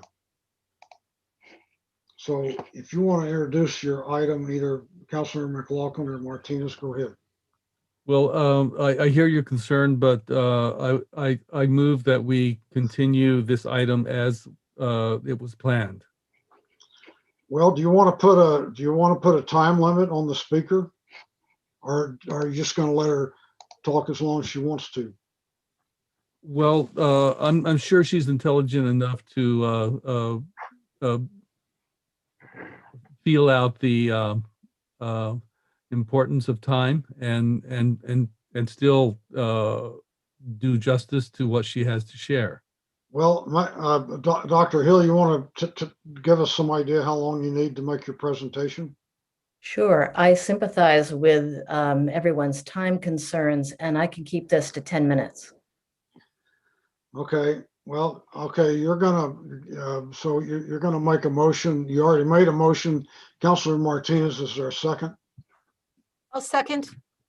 Okay. Call the roll, please. Councilmember Bates, Yes. Councilmember Jimenez, Yes. Vice Mayor Johnson, Sure. Councilmember Martinez, Yes. Councilmember McLaughlin, Yes. Councilmember Willis. Yeah, quick discussion. I am gonna second that. I've had that frustration for the past few weeks. So if we all as individuals can keep our statements concise so we can get through this, that's the only reason I'm voting yes on this. And Mayor Butt. No. The motion passes with Mayor Butt voting no. Okay. Who wants to introduce this? I'll introduce it, and for the sake of brevity, I will say that this is something that needs to be discussed, and I'll let Dr. Hill take over from here. Okay, go ahead. Thank you. I'll just say briefly who I am as I get my slides up on the screen here. Hopefully that'll work. I am an associate professor at UC Berkeley. I have a PhD. I have training in geology, urban design, and architecture, and I teach resilience in the real estate program at UC Berkeley.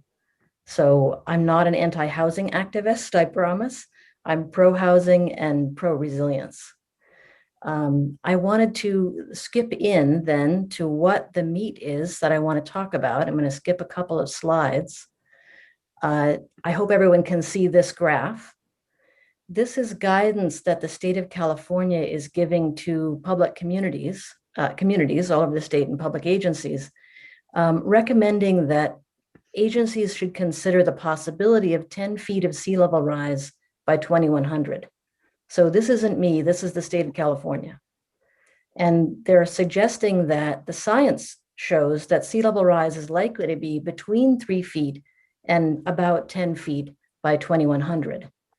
And given that science, they're saying that permanent high value investments should consider a 10-foot sea level rise scenario, and temporary lower value investments should consider that lower curve on this graph that might get us to 3 feet by 2100. And then moderate expense, somewhat temporary investments could be in the middle. But I would think that from my perspective, housing would be in the permanent, very sensitive category. And this is a discussion we're having all around the Bay Area, not just in Richmond, but in Oakland and in San Mateo County, Santa Clara County. So by 2040, these data suggest that we might be at 1/2 foot to almost 2 feet of sea level rise, and that something that's high value should be considering that 2 foot, and that by 2050 or so, we'll be in the 1 foot to 3 feet range. So this is all expected to begin to happen very soon, and we expect to see ramping up in the rate of sea level rise soon. So this 1874 map shows the landscape of the city of Richmond This is the area of Harbor Channel and Marina Bay. This is Point Isabel, industrial sites, of course, all along here. And this is the area that used to be tidal. So in a way, when we look at sea level rise maps, we're looking at the ocean coming back for what's hers. If you think of it that way, some people are calling these ghost marshes. The areas in blue are expected to flood with 9 feet, not 10 feet. So BCDC made this map and they weren't even thinking about 10 feet yet at that point, but they made this map to help people understand, this applies to the whole Bay Area, where flooding can be expected to happen over the next 80 to 100 years. They also considered impacts, and this particular map shows impacts on contaminated sites, and it shows the potential for contamination to move around in this area that could be flooded. So BCDC and Cal EPA know that this is coming, but the work on this subject of groundwater contamination is very new in relation to sea level rise. And so most consultants you could pay to get an opinion about this are not experts on this topic yet. It's like you have to find someone from the 1980s who did the Love Canals and the other big sites back then, who knows how to do this modeling, and get them back out of the back room and help us make some of these models and then figure out what's going to happen. The Dutch have been on this for more than 10 years. This is an illustration from Rotterdam's Water Plan 2.0 from 2009. And they're aware that sea level rise is going to cause groundwater to rise on top. So I wanted to remind everyone what kind of groundwater we're talking about is the big risk here. It's that shallow, unconfined groundwater. That's what you dig down at the beach and find in the sand. It's not the deep stuff we use for agricultural irrigation or for drinking water. It's just filling up the pore spaces between soil particles. And it's unconfined. It can come up to the surface, it can drop lower down. It just moves up and down, mostly with the rain and the tides. Richmond has high groundwater already. We made the first map a couple of years ago of depth to groundwater in the San Francisco Bay Area. And all those areas that are red or black, during the wet season, the groundwater in those areas is within about 1 foot of the surface, 1 foot to 3 feet down to the red. And then the orange areas are down to 6 feet. So as sea level rises, that groundwater is going to rise also.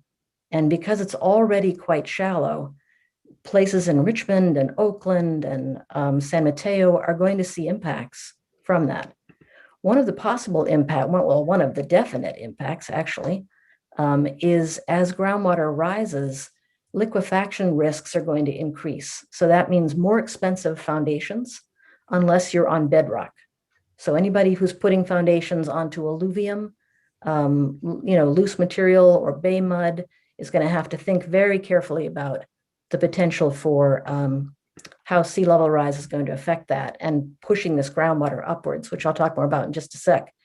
Groundwater is going to infiltrate into storm and sanitary sewer pipes and take up some of the capacity in those pipes. And that's going to affect people's ability to use their plumbing. And it's also going to affect the ability of these pipes to take stormwater away from areas that already experience flooding from rainwater and high tides.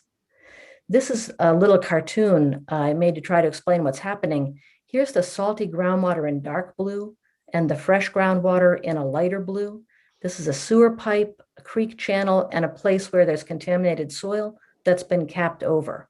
And you'll also notice there's a levee here on the shoreline. As sea level rises, it's going to push the fresh groundwater up into sewer pipes, into dry creek beds, and intersecting with contaminated soil. And the levee shown in this drawing won't make any difference to that at all. It's because it's going to come up behind the levee, and that water originates from rain on the freshwater side.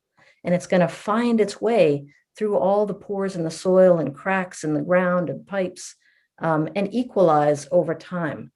Unlike a storm event where water rises only for a short period and then goes back down.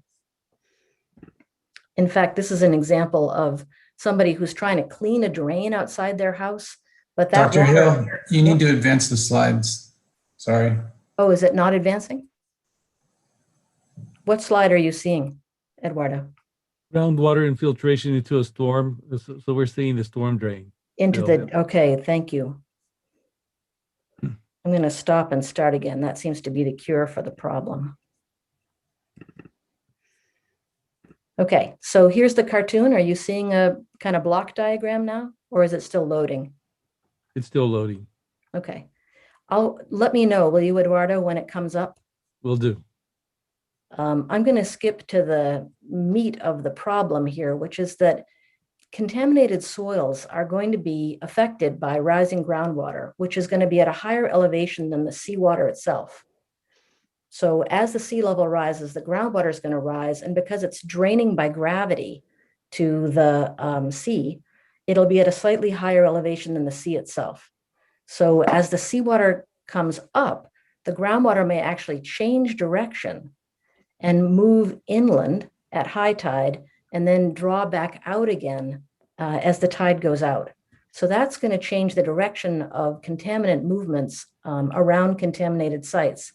And we did this study for East Oakland, where we looked at, I'm looking at a map now of East Oakland. I don't know if you are. Eduardo? It's still black. Okay, I don't know what's going on with that. Nothing's loading. I gave my slides to the staff, so hopefully they'll be able to share those afterwards. Can KTRC do the slides? We'll take care of it. I don't want to take up more time, but if it's possible to do it quickly, that'd be great.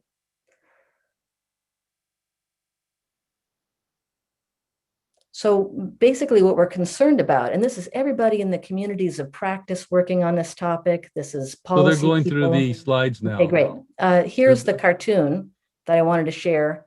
Could you go to the next slide for this one? Notice the levee is there, but it doesn't make any difference to the rising groundwater that's now entering pipes and the creek and intersecting with soil pollution underneath that parking lot. So this is all happening even if we build seawalls and levees, because the groundwater comes from higher elevation zones after rainfall events. Could we get the next slide? And that just highlights where this is happening. Next slide, please. So this woman is trying to clean out a drain, thinking that leaves are blocking it and causing the spot flooding, but actually water is coming up through the storm drain system and causing that spot flooding in this particular instance. So there's nothing she can do about it. It's just going to get worse as sea level rises. Next slide. This is a map of East Oakland, and it shows how the tidal influence on groundwater causes it to move inland, the groundwater, at high tide, and then out again as the tide goes back out. And that means that plumes of contaminants move inland and then back out again. And that's complicated, and it's very, very important. Next slide, please. There are a lot of lower level contaminants at sites in East Oakland than what Richmond has. There's no radioactivity here. There is spilled fuel, but not the mix of toxins that you see on some of the Richmond sites. And the Richmond situation is worse than what we're seeing here in terms of the type of contaminants and the risk of plumes moving around. Next slide, please. The big concern is that as a contaminant enters a pipe, if it intersects with a pipe that's got a cracked seal or joint, the gas component of a contaminant like benzene or toluene can move up the pipe and into buildings through cracked plumbing seals, for example.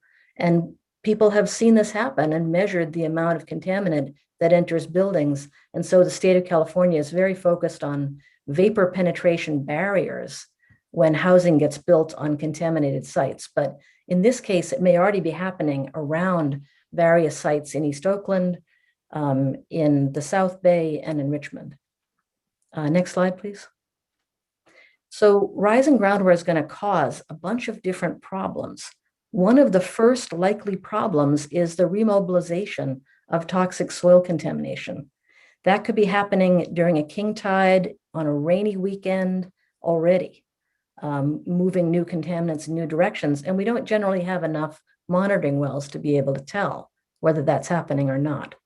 Then there's the increased liquefaction risk that causes foundations to be more expensive. Then there are problems for storm and sanitary sewers. Also, road surfaces age more quickly. Foundations may be displaced by the pressure of groundwater. It's called heaving. Underground pipes and electrical conduits can be corroded as that groundwater becomes increasingly salty. And then eventually there'll be flooding at the surface when the groundwater rises high enough, but that's at the end of a long train of negative impacts. So by the time we get there, a lot of other bad things have already happened. Next slide, please. And this is my last slide. So the key points I wanted to share with you, what we're learning from looking at this problem all around the world and here in the region, is that levees and seawalls won't prevent groundwater from rising, unfortunately. Rising groundwater will probably have a bigger impact on cities like Richmond and Oakland and Santa Clara's shoreline area than rising saltwater, because more areas will be affected with bigger health and structural impacts. And adaptation means removing toxic soils. And I've participated in capping studies my whole career and thought about how contaminated soils can be reused in very practical ways. But at this moment in time, it's not clear that there is any good solution except removing toxic materials, because this sea level rise and groundwater rise are inevitable. And the direction isn't going to change. They're not going to go back down again. So what we're looking for now is ways to live with higher water. And if you'd like some other night, I'm happy to come back and talk about strategies for doing housing in areas with high water, what the Dutch are doing, what we're talking about in other parts of the Bay Area. But for now, I'll leave you with that. I appreciate your time, and I wish you the best of luck making decisions about this complicated topic. Are there questions from council members? I don't see any. Are there members of the public who want to speak on this item? There are. I have 4 hands. I have Cole Burchell, Jeannie Courts, Tarnell Abbott, Sherry Paget, and people are still raising their hands. So I'll start with those 4. Cole Burchell, you'll have 2 minutes to speak. You can go ahead and start when you're ready. Thank you very much, Mayor Butt and members of the Richmond City Council for granting this opportunity for public comment. My name is Cole Burchell, and I'm the Field Investigator and Science Associate for San Francisco Baykeeper. I'm coming to you this evening to implore that you heed the warnings of your constituents and a diverse array of experts to avoid a series of preventable catastrophes. With over 32 miles of contiguous urban shoreline, Richmond must urgently address the impending risk of sea level rise posed to communities, infrastructure, and industries within the flood zone. Projections made by the National Oceanographic and Atmospheric Association clearly demonstrate the devastating effects that sea level rise will have on the Richmond shoreline. Perhaps even more concerning is the secondary impact caused by inundation of contaminated shoreline areas, as you heard in Dr. Hill's presentation. Of particular concern is the Campus Bay brownfield site formerly owned in part by Zeneca Pharmaceuticals. Baykeeper is alarmed by the quantity and volatility of contaminants identified at the site by DTSC, including PCBs, PAHs, VOCs, mercury, arsenic, and sulfuric acid. Furthermore, the remedial actions proposed by DTSC do not adequately prepare the site for both residential use and sea level rise inundation.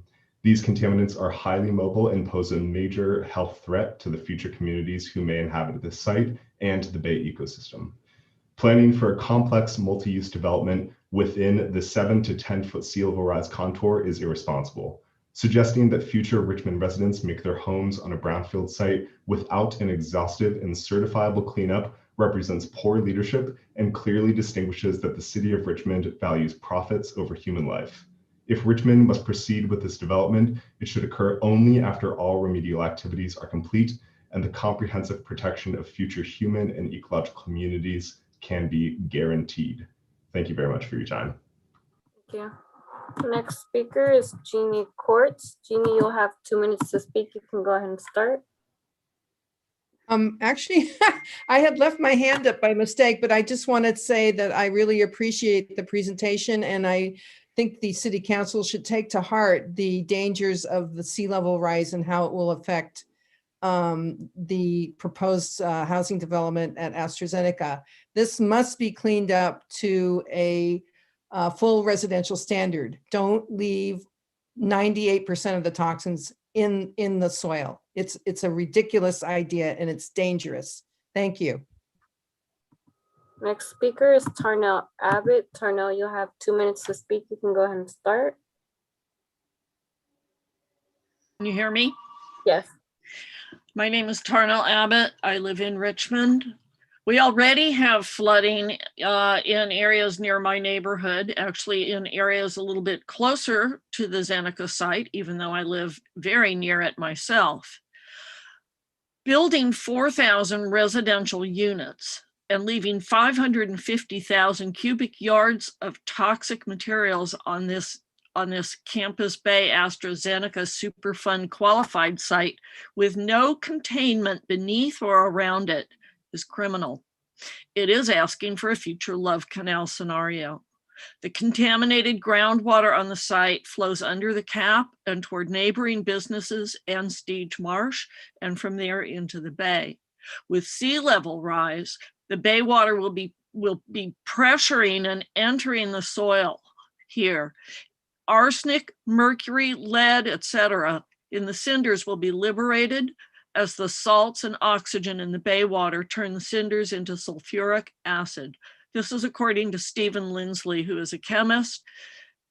He said, the pesticides that were created on this site will also get released by the bay water intrusion, adding another source of poison to this underground soup. And just to add, we've got the VOCs, the PCEs, the TCEs, and all of that, which will be mobilizing and entering homes through pipes and cracks in foundations. And let's remember, we're sitting very near a very big earthquake fault, which is overdue. And every year we get closer to the time when that's just about to happen. So yeah, let's increase the liquefaction. I don't think so. You have to think for the future generations. You have to think for the future residents, and you have to think for everybody and not just the gold and silver, okay? Because Time has expired. Thank you. And the next speaker is Sherry Paget, and the following 4 speakers after that are phone number ending in 4562, phone number ending in 0352, Boy Andrews, and Karen Suzak. Sherry, you'll have 2 minutes to speak. You can go ahead and start when you're ready. Thank you. Thank you. Thank you, Dr. Hill, for the informative and overdue presentation. City of Richmond leadership should examine the AstraZeneca UC Richmond Field Station and Chevron site sea level elevation references in all characterization documents through 2021.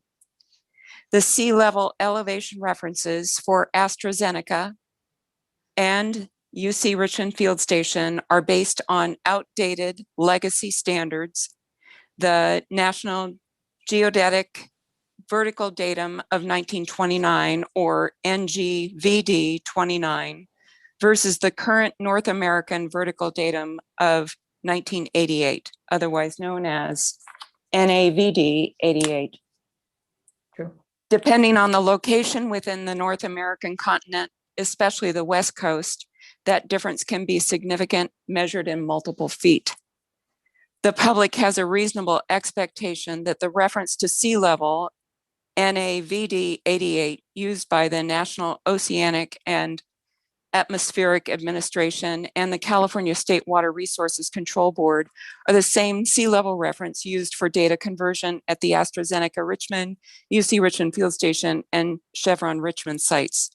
Further, the public assumes the City of Richmond Planning Department experts are confirming with Cal EPA Department of Toxic Substances Control regulators to request specific elevation conversion tables be footnoted for sea level variation on the San Francisco Bay shoreline. For reference, the Chevron Richmond site has open ginormous toxic pools separated from Castro Cove of the San Francisco Bay by an earthen dam, which is already inundated during all king tides, flooding those open chemical ponds. Time has expired. Thank you. The next speaker is phone number ending in 4562. Please push *6 in order to unmute yourself and state your name for the record. Yes, can you hear me, please? Yes. Thank you. My name is Carolyn Graves. I'm a long-term Richmond resident living over here for 30 years. I'm also a community member who has been working on the community advisory group with DTSC for that time, since 2005. While we appreciate DTSC being a better oversight organization for this, the Richmond Zeneca site, we do see issues in how they are in some of their recent decisions, and particularly in how they are ignoring science in regards to sea level rise and toxics that the US EPA has recently promoted as being more dangerous than before. So we would like the city to reopen the EIR for this site and update it to reflect the health and safety risks, such as liquefaction from the sea level rise, and the toxics that are currently proposed to be left in place. They're only currently proposing to remove 2% of 550,000 yards of toxic waste. Most of the shoreline areas of this site were created via fill, which was hazardous waste from the prior Stouffer chemical site, and never was compacted, so it's unsuitable for housing. It also is unconscionable to put it in such a high-risk area for earthquakes. And the current proposal for building is to be all over the site, so the buildings are proposed right on top of this uncompacted soil area. I also want to thank Dr. Hill for her presentation. It was extremely important and Your time showed has a great expired. depth of. Thank you. The next speaker is phone number ending in 0352. Please unmute yourself by pushing *6 and state your name for the record. Hello, can you hear me? Yes. Good. Margaret Child, and I'm a Richmond resident. Dr. Hill, thank you so much. That was very helpful, very clarifying, and I hope and I pray fervently that the council members who are pushing this project will seriously reconsider their commitment to the project. I believe it is dangerous. I believe that it is putting families at risk. It's putting people who don't have a whole lot of money to spend in the first place, could be in dire financial situation, because I think this project is going to fail. And I think it's going to come down on the heads of the people on the Richmond City Council and in Shopoff and in Zeneca, and I just think it's going to blow up and it's going to be horrible.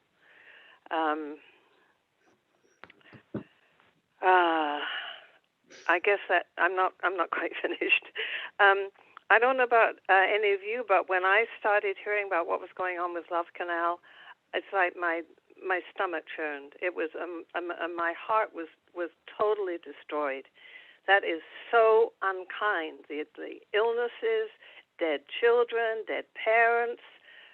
So if you please consider that when you think about the fact that you could be creating the very next Love Canal. Thank you. Next speaker is Floyd Andrews. Floyd, you'll have 2 minutes to speak. You can go ahead and start.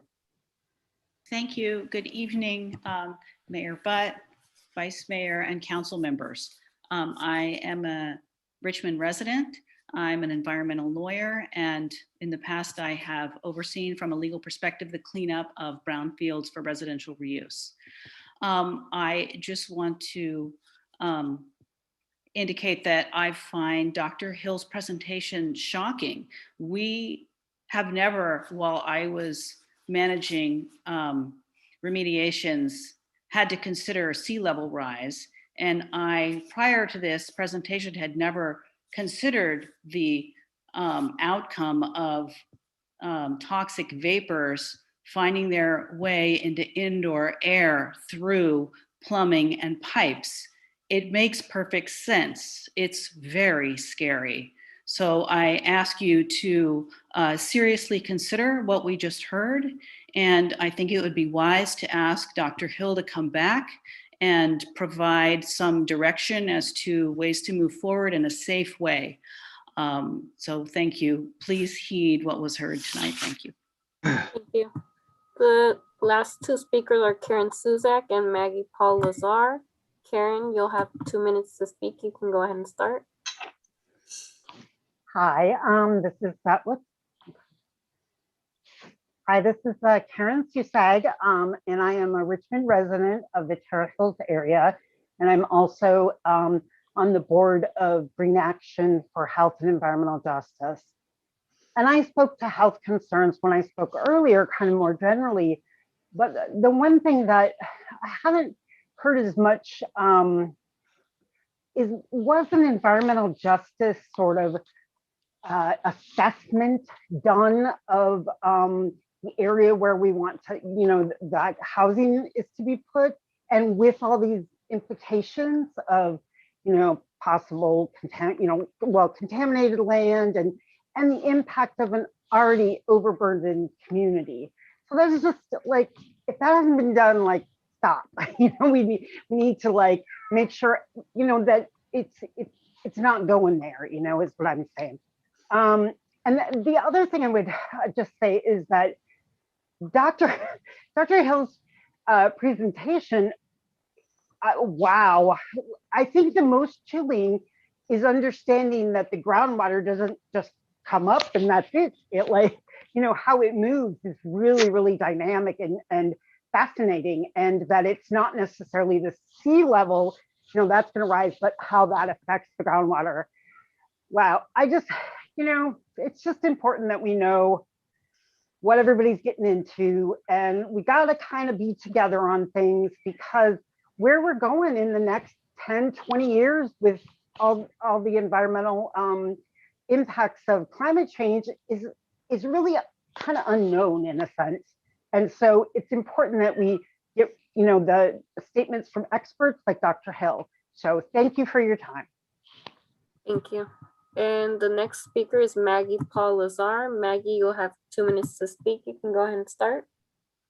Yes, my name is Maggie Lazar, and I explained before that I have worked for 30 years at the University of California Richmond Field Station next to the Zeneca site. And I thank you so much, Professor Hill, for that clear and eloquent presentation. It was a very sobering message.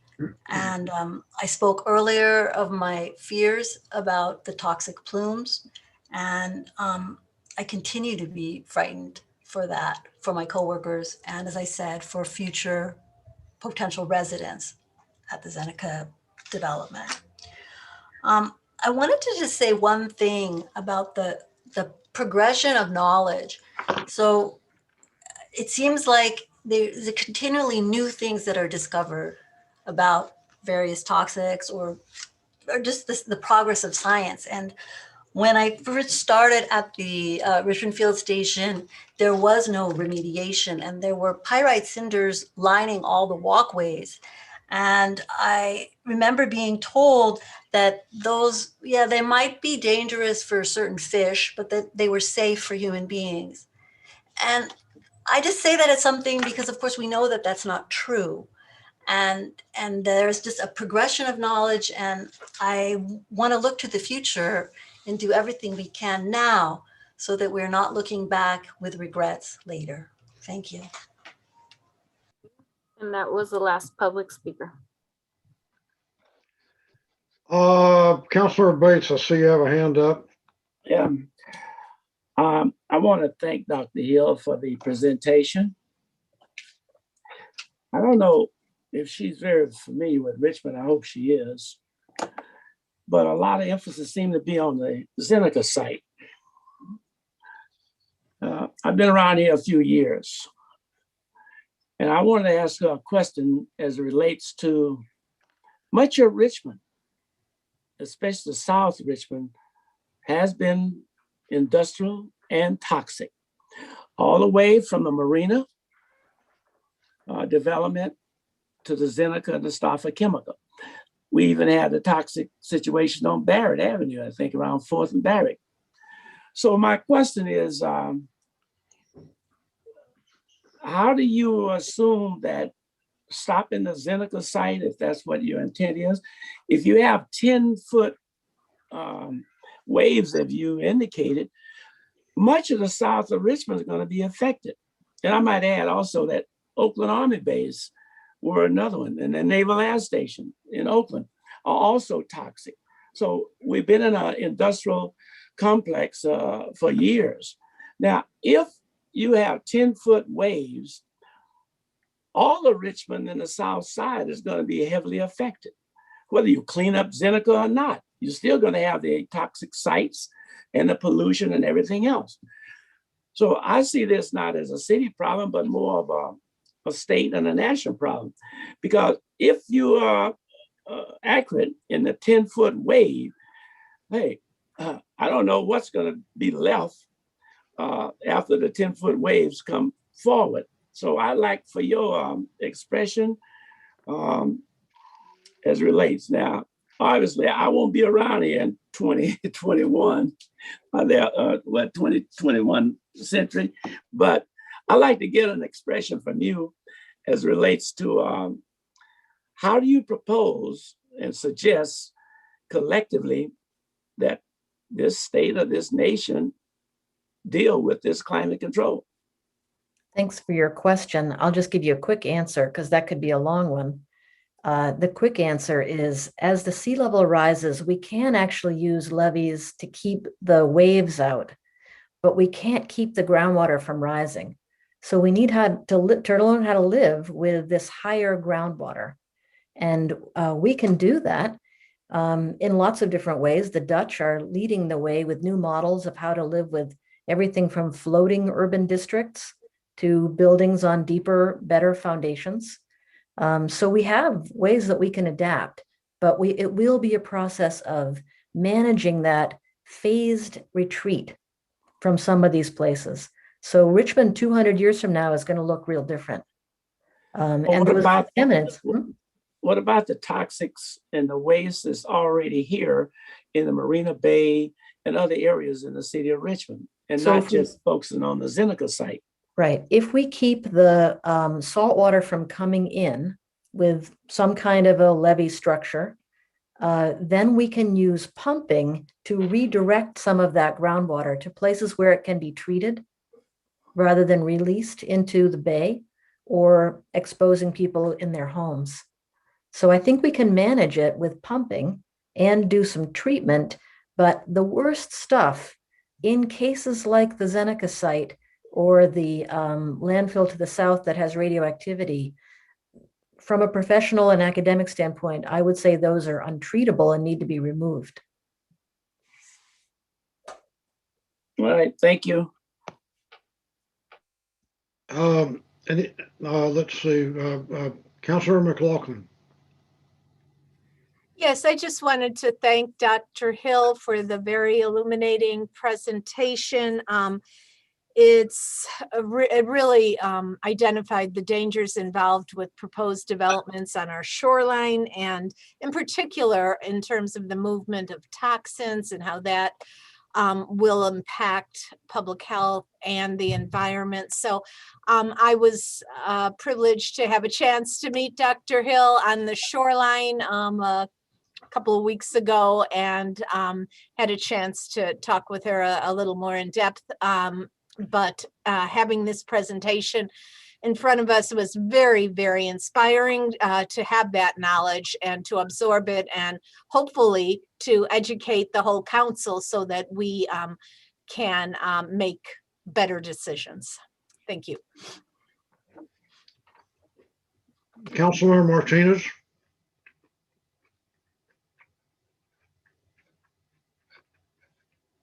Unmute yourself. Sorry about that. I would like to apologize to Dr. Hill and to the public for having her do a truncated presentation, because there's a lot of information that would have made this even more informative that we did not get. And I would like to have her back for more edification of what we should look for in the future. As council members, we often get locked into the present, get locked into the now, and we don't look into the future. But every decision that we make now affects the future, and we need to be visionaries. We need to be able to see the Richmond that will be here way, way in the future. And so every decision that we make needs to keep that in mind. Sea level rise is something that will affect Richmond immensely. We have 32 miles of shoreline. A lot of the city is marsh, or was marsh at one time or another, and will become marsh again. So the reason I put this on is because our climate action plan, in the performance goal, it says to update the local hazard mitigation plan, the general plan safety element, and building codes as appropriate to incorporate public health impact of climate change. And sea level rise is part of climate change. So we don't know what the problem is until we recognize it, and we do that by gathering information such as the information that Dr. Hill shared with us. So I plan this, I want this information to be incorporated into the climate action plan so that we can use it as guidance in future decision making. And I'm also sad that the precautionary principle, which we passed even before I was on the city council, has basically disappeared. I mean, we've made lots and lots of decisions that should not have been made and would not have been made if we had followed the precautionary principle. And I think that's something that we need to be aware of and use to guide things that we do. With that, I would like to make a motion to adopt this resolution. I second it. Okay, before we vote on it, I've got a couple of questions. So, Dr. Hill, in one of your slides, you had a diagram of some plumbing. There was some guy in a bathtub or something like that. And the point that I took from it is that vapor can rise up through plumbing pipes and get into buildings. Isn't that the purpose of traps in plumbing drainage systems, to keep vapor out of the building? Unfortunately, the way that plumbing systems are initially designed could function to allow vapor to escape, but over time, cracked seals can allow vapor to go around the way that the system was designed. So it's as these systems age, they become more vulnerable to vapor penetration. Well, traps are pretty simple. It's a water trap. How can that be degraded by getting old?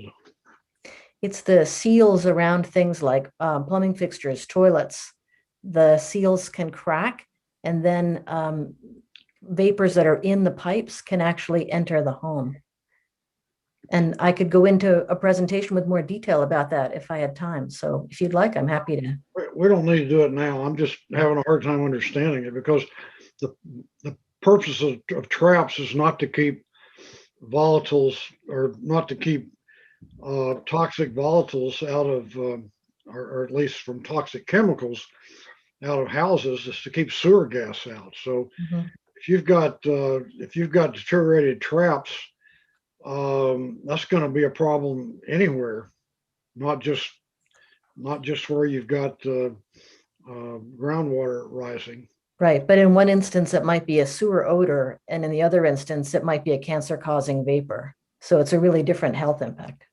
Yeah, well, okay, I'm not sure I'll follow you there.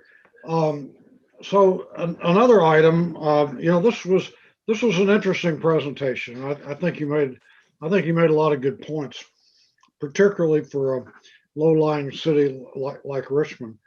But the document from which you drew some of your diagrams and conclusions is it's a very complex document. It comes, correct me if I'm wrong, it comes from the state of California sea level rise guidance. Is that correct?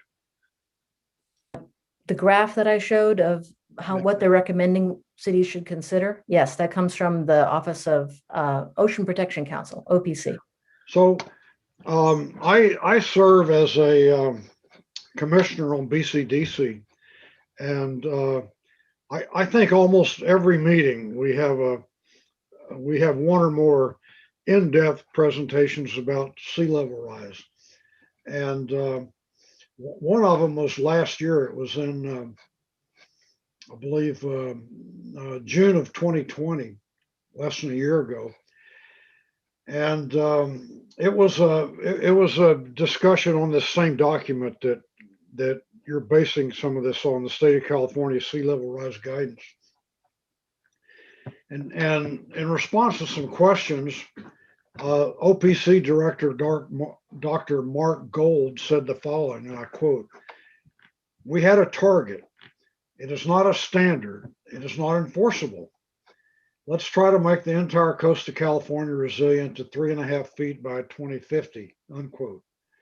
And, he went on to emphasize that there was a distinct difference between a target and a set of principles and a regulatory standard.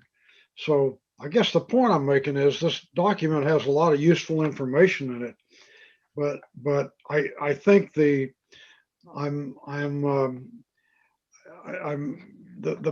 purpose of bringing this to us tonight was clearly connected with the Zeneca site, the campus base site, and I resent that a little bit. I think that there are sites all over Richmond that may be as vulnerable or more vulnerable than the campus base site. I mean, after all, the campus base site doesn't have anything on it. We have built sites all over Richmond, like Marina Bay, that are built on remediated toxics. So this is an important issue, but I think it's a lot more complex than what you presented. If you read the document, there's no graph in there that says sea level rise is going to be whatever it was, 10.7 feet in 2100.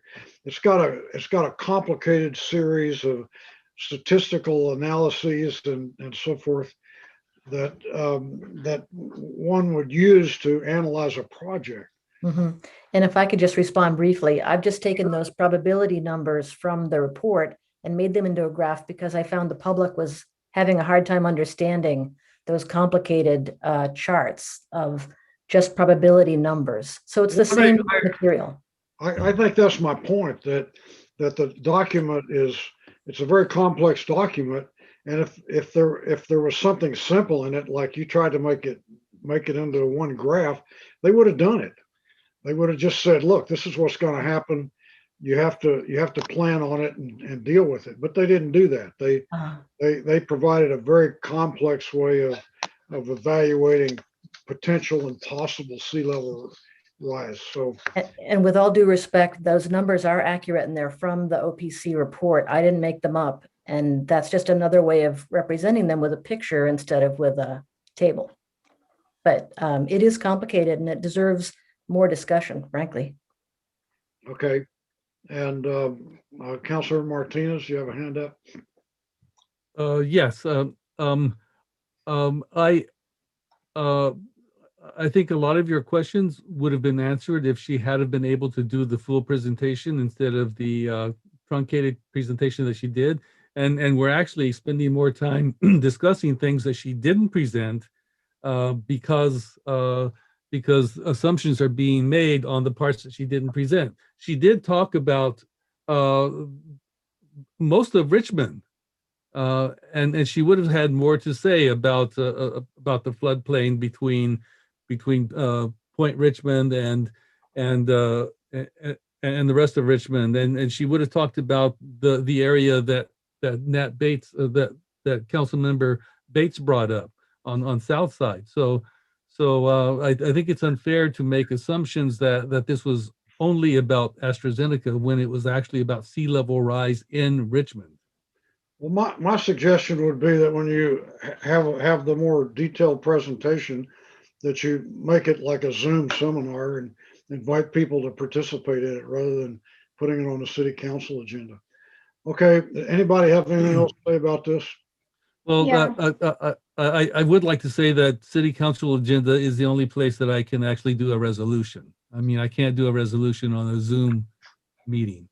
Well, I'll set up a Zoom meeting for you anytime you want to. So I believe we have a motion and a second to adopt the resolution. Call the roll, please. Mr. Mayor, Councilmember Jimenez has her hand up. Correct. Okay, go ahead. Yeah, no, I just wanted to thank for the presentation. And what I am hearing here is kind of like sometimes like climate denial about whether or not these numbers are good or whether or not this is going to happen. And it looked like the former president of the United States saying that this is a hoax when it's not, it's reality. And whether like and we cannot also make these like these comments that because we already had built houses in contaminated sites that allows us or give us a break for continuing to do that. And I think like that is the new direction that we had to take, considering new information, new outdated information from people like Dr. Hill, who is presenting, who is a PhD, who knows what she's talking about and is taking data from most outdated data from agencies that have been doing this kind of research as well. So it's not about whether or not AstraZeneca or other things should be built or not, or that whether or not we already have some houses in a contaminated site.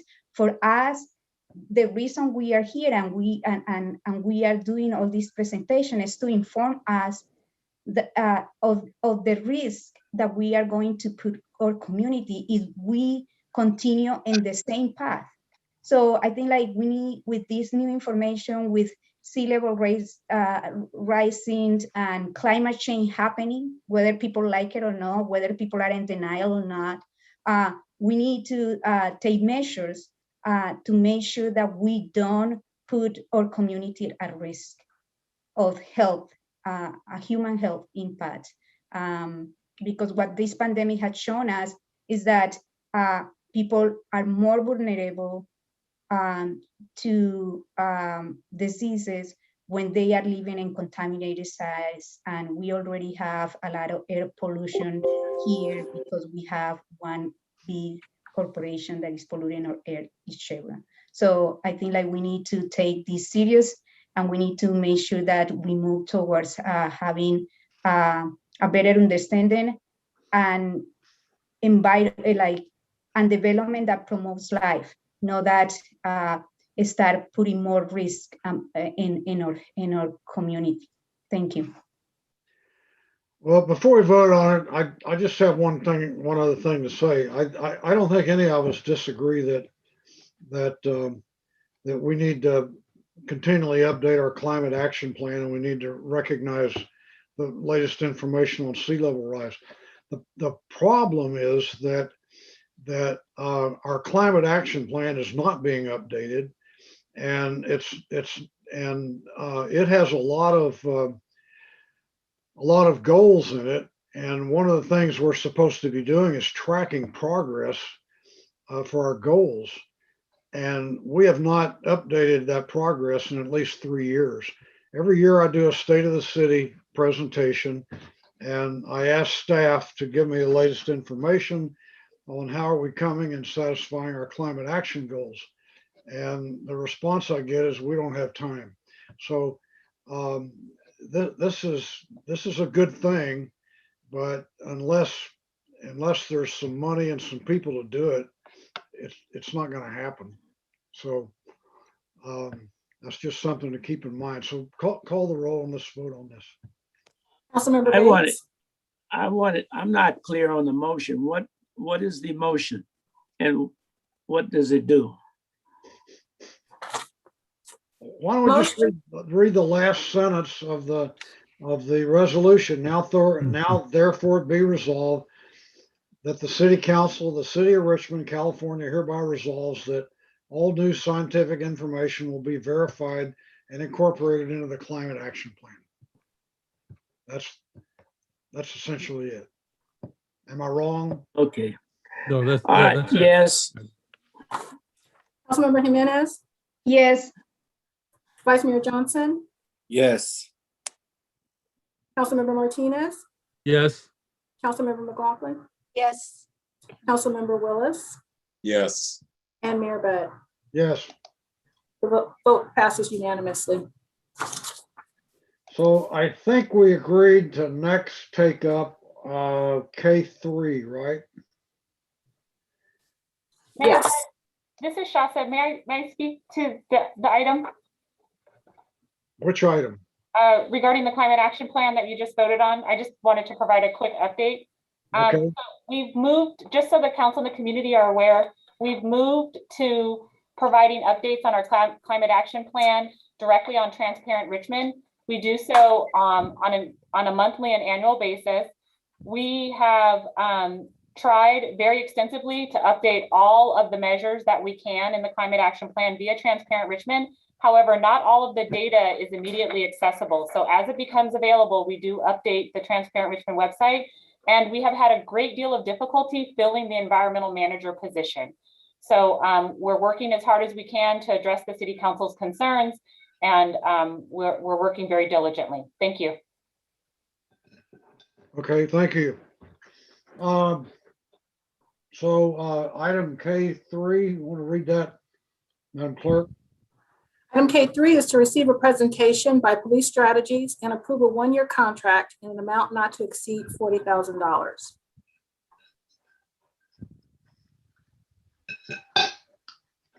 Good evening, Mayor Butt and City Council members. Tonight I have with me Bob Scales from Police Strategies, and we are going to give you a quick presentation and ask that you approve a contract with Police Strategies. This contract is part of our continued efforts towards transparency, accountability, and reform, and we would like to continue to build trust with our community by making comprehensive use of force data available to the public. This system allows us to have an independent review of all of our uses of force. It allows the public to view the information, and it will provide an early warning system to identify risks and reduce our liabilities. The reports will include data from 2018 through this year. And I'll turn it over to Mr. Scales, who will be sharing his screen to give you a brief overview of the system. Mr. Scales. Thank you, Chief.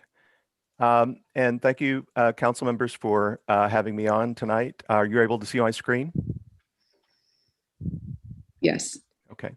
So I'll give you it's a very short presentation that I'm happy to answer questions about our system. I was a deputy prosecuting attorney in King County, Washington in the 1990s, and then I worked for 14 years for the city of Seattle. I was a public safety policy advisor to several Seattle mayors. I also worked in the city attorney's office, and I was there when the Department of Justice came in and did their pattern practice investigation of the Seattle Police Department in 2011. That subsequently led to a consent decree that the department is still under, and the mayor appointed me to be the compliance coordinator to oversee the reforms. When I left the department in 2014, I formed Police Strategies with some former colleagues from Seattle PD. And our goal is to help law enforcement agencies collect and understand their own data so that they can use their data to improve policies and training and be more transparent and open to the public. We also have a partnership with Seattle University and their criminal justice department, and they help us with the data analytics.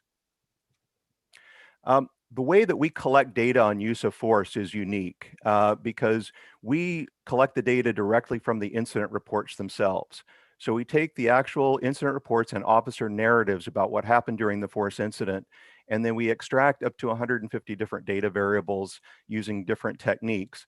And then we produce a series of dashboards for both internal use by the agency and external use for the public. And another unique thing about our system is that we're able to, because we're standardizing the data collection process, we're able to analyze each use of force incident under the relevant legal standards.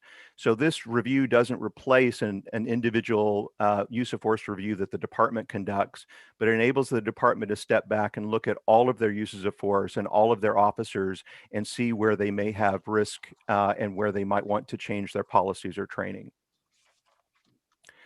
So the agency dashboards themselves have detailed information on individual officers and individual incidents, and it can be used as a risk management tool for the department, as an early warning system, and to help improve policies and training. We also produce a series of interagency comparative dashboards that allow the Richmond PD to compare their use of force practices with other departments. We also have a series of public dashboards that the public can actually interact with the data. I'll show you an example of that. And then we produce an annual use of force report, a written report summarizing the data. We're currently working with, we have data from 95 law enforcement agencies in 8 states. In the Bay Area, we're working with San Jose, Vallejo, Daly City, Capitola. We just started working with Mountain View and Antioch as well, and we're getting more agencies all the time.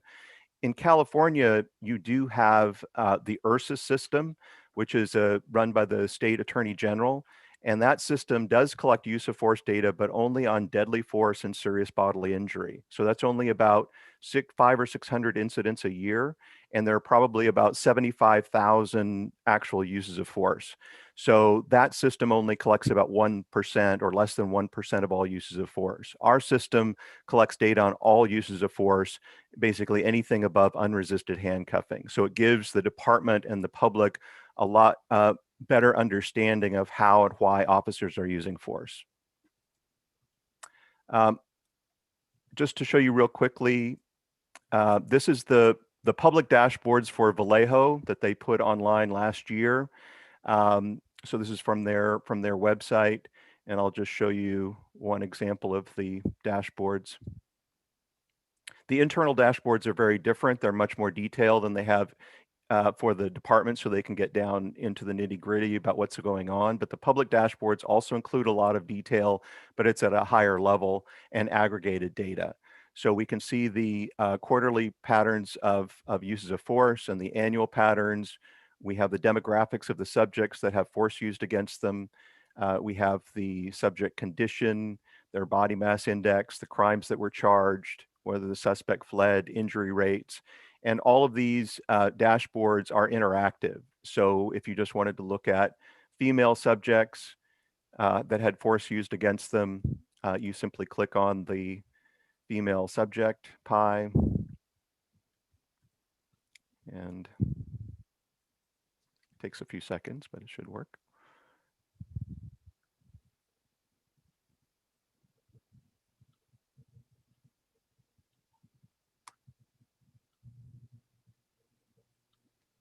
I'm not sure why it's not working, but I'll show you. Let's see if San Jose's works a little bit better. I'll go to, this is from the San Jose website.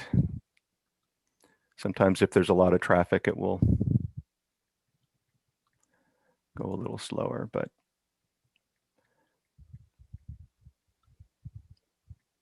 the internal dashboards that the department uses work much quicker because they're not web-based.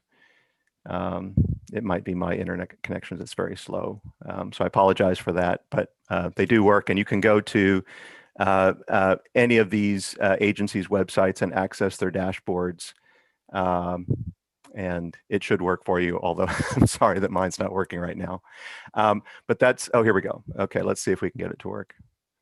Click on female. So this is the San Jose dashboard, and one of the things that you'll notice, if you can see it here, is you have a peak here in use of force during the second quarter of 2020. And that was the Black Lives Matter protests, which we see typically in agencies, here we go, in larger agencies that had protests, we'll see a spike in use of force activity.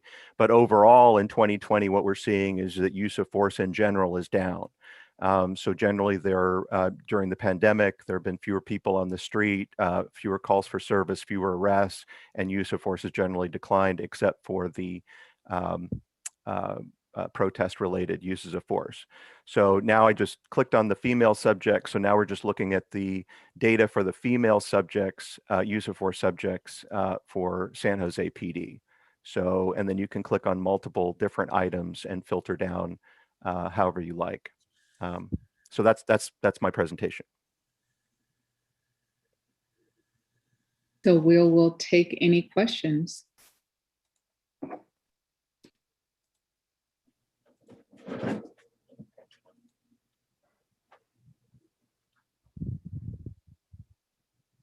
Mr. Mayor, can I ask some questions? You're muted, Mayor. Sorry. Can we bring up the gallery? So Councilor Martinez, you go ahead, and then after that, Jimenez. Okay, yeah. I was just curious as to, and actually, I think you answered my question about the difference between the community, what the community sees and what the agency sees. I guess it's done by computers. It aggregates the information more granularly for staff. Correct. So for the internal dashboards, we have data on individual officers. So the chief or her command staff can look at the use of force practices of individual officers and see how they compare with other officers. For the public level, and they could also, we don't collect any personally identifiable information on use of force subjects or witnesses or victims, but we do have their general demographics. But for the public, they can essentially access the aggregated data, so they can look at data on department wide.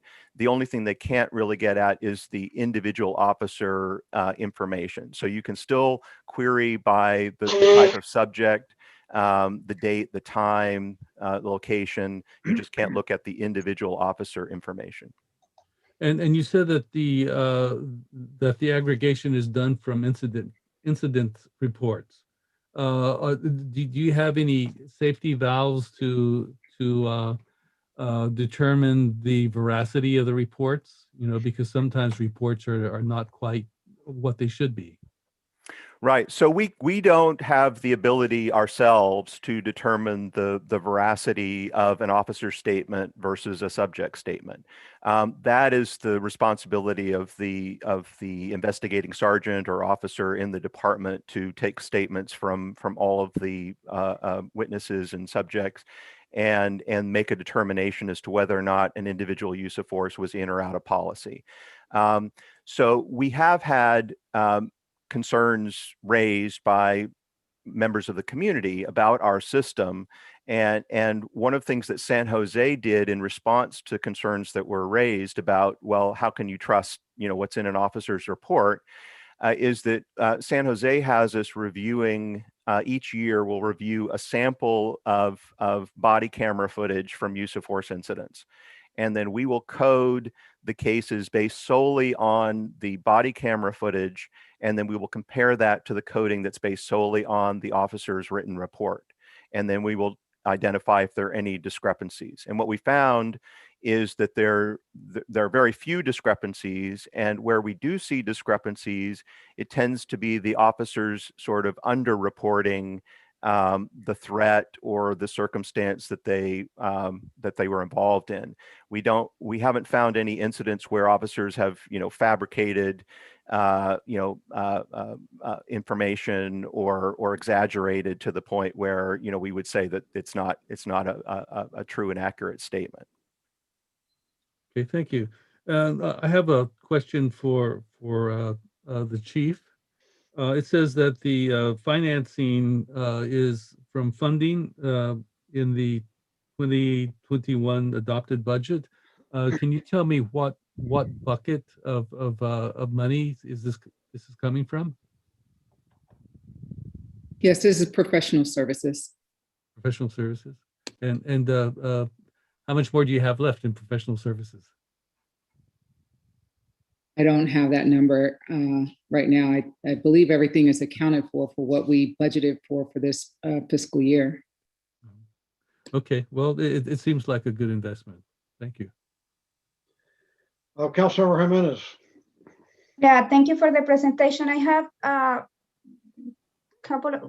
just one big question that has three things. So what other sorts of information you use beside the police reports, and what about residents report? How does data from resident is taken into account from the analysis, if any?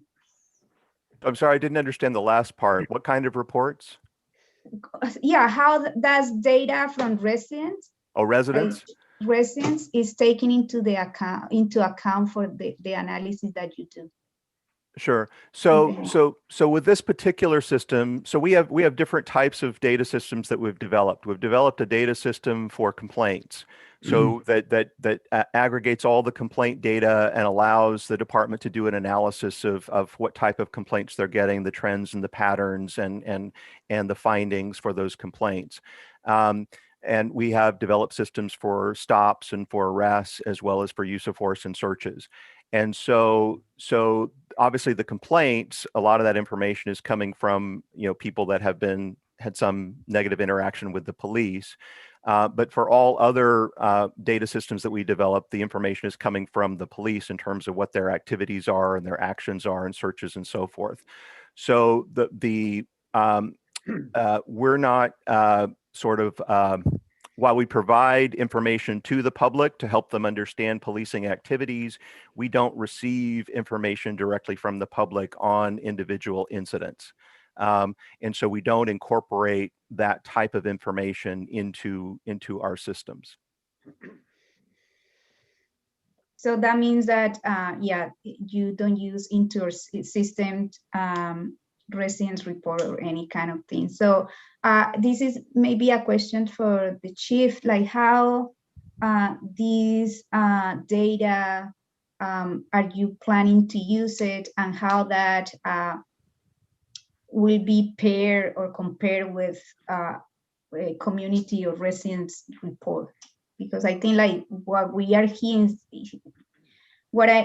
this is important to collect, don't get me wrong, but it's just like with all situations, sometimes it's not just like, we don't want just to take the work of the report from the police. We want to also have the residents' point of view.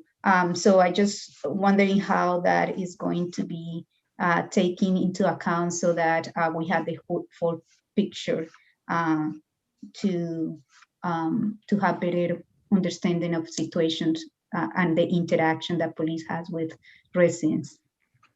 Sure. So this doesn't take the place of our the use of force reviews that we have internally. So every month, as you know, we do a use of force review of every single use of force that occurs within that month period.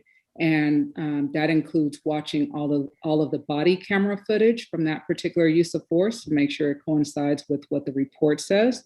So we do review all of the camera footage. We make sure that it's within policy. And if it's not within policy, those cases go to our Office of Professional Standards for investigation.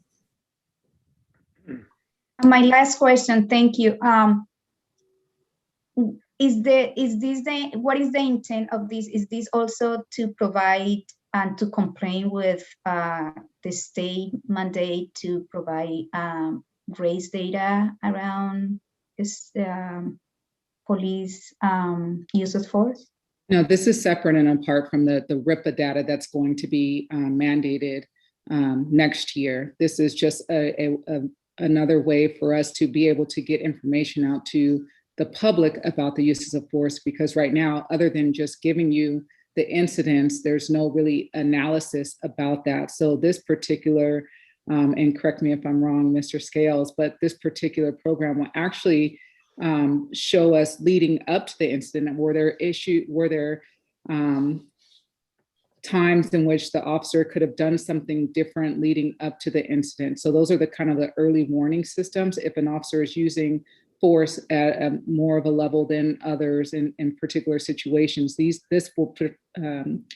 system will evaluate those uses of force and give us that data that right now we're not delving into that deeply. Yes, one of the problems with the state data collection systems, both the URSA system for use of force and the RIPA data system for stops, is that agencies provide data to those systems, but they don't get any data back. They don't get any information systems back. So they're just providing information, and then the state will produce reports and things, but our system is based, the goal of our system is to provide the data back to the agency in a format that they can use to improve their practices and training and accountability.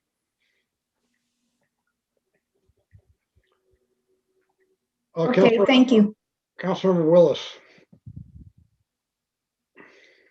Yeah, thank you. It was a good presentation.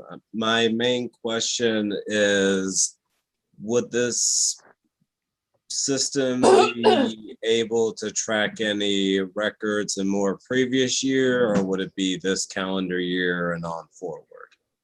Right, that's a good question. Most of the time when agencies, whether it's a state or an individual agency, starts a new data collection program, they start from scratch. And so it's usually a year or more before you have enough data to analyze.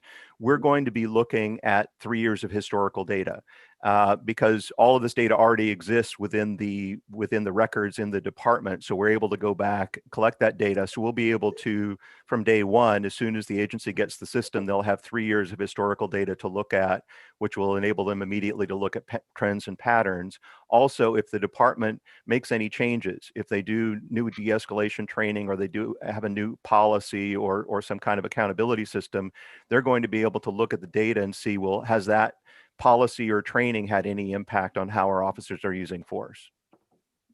And thank you for that. And final question, for that 3 years of data, just assuming all this moves forward, how soon would that data be able to be dropped? Like, when would be like the start of having access to that 3 years of data? Be there all fucking night. Well, from the Councilmember Bates, you are unmuted.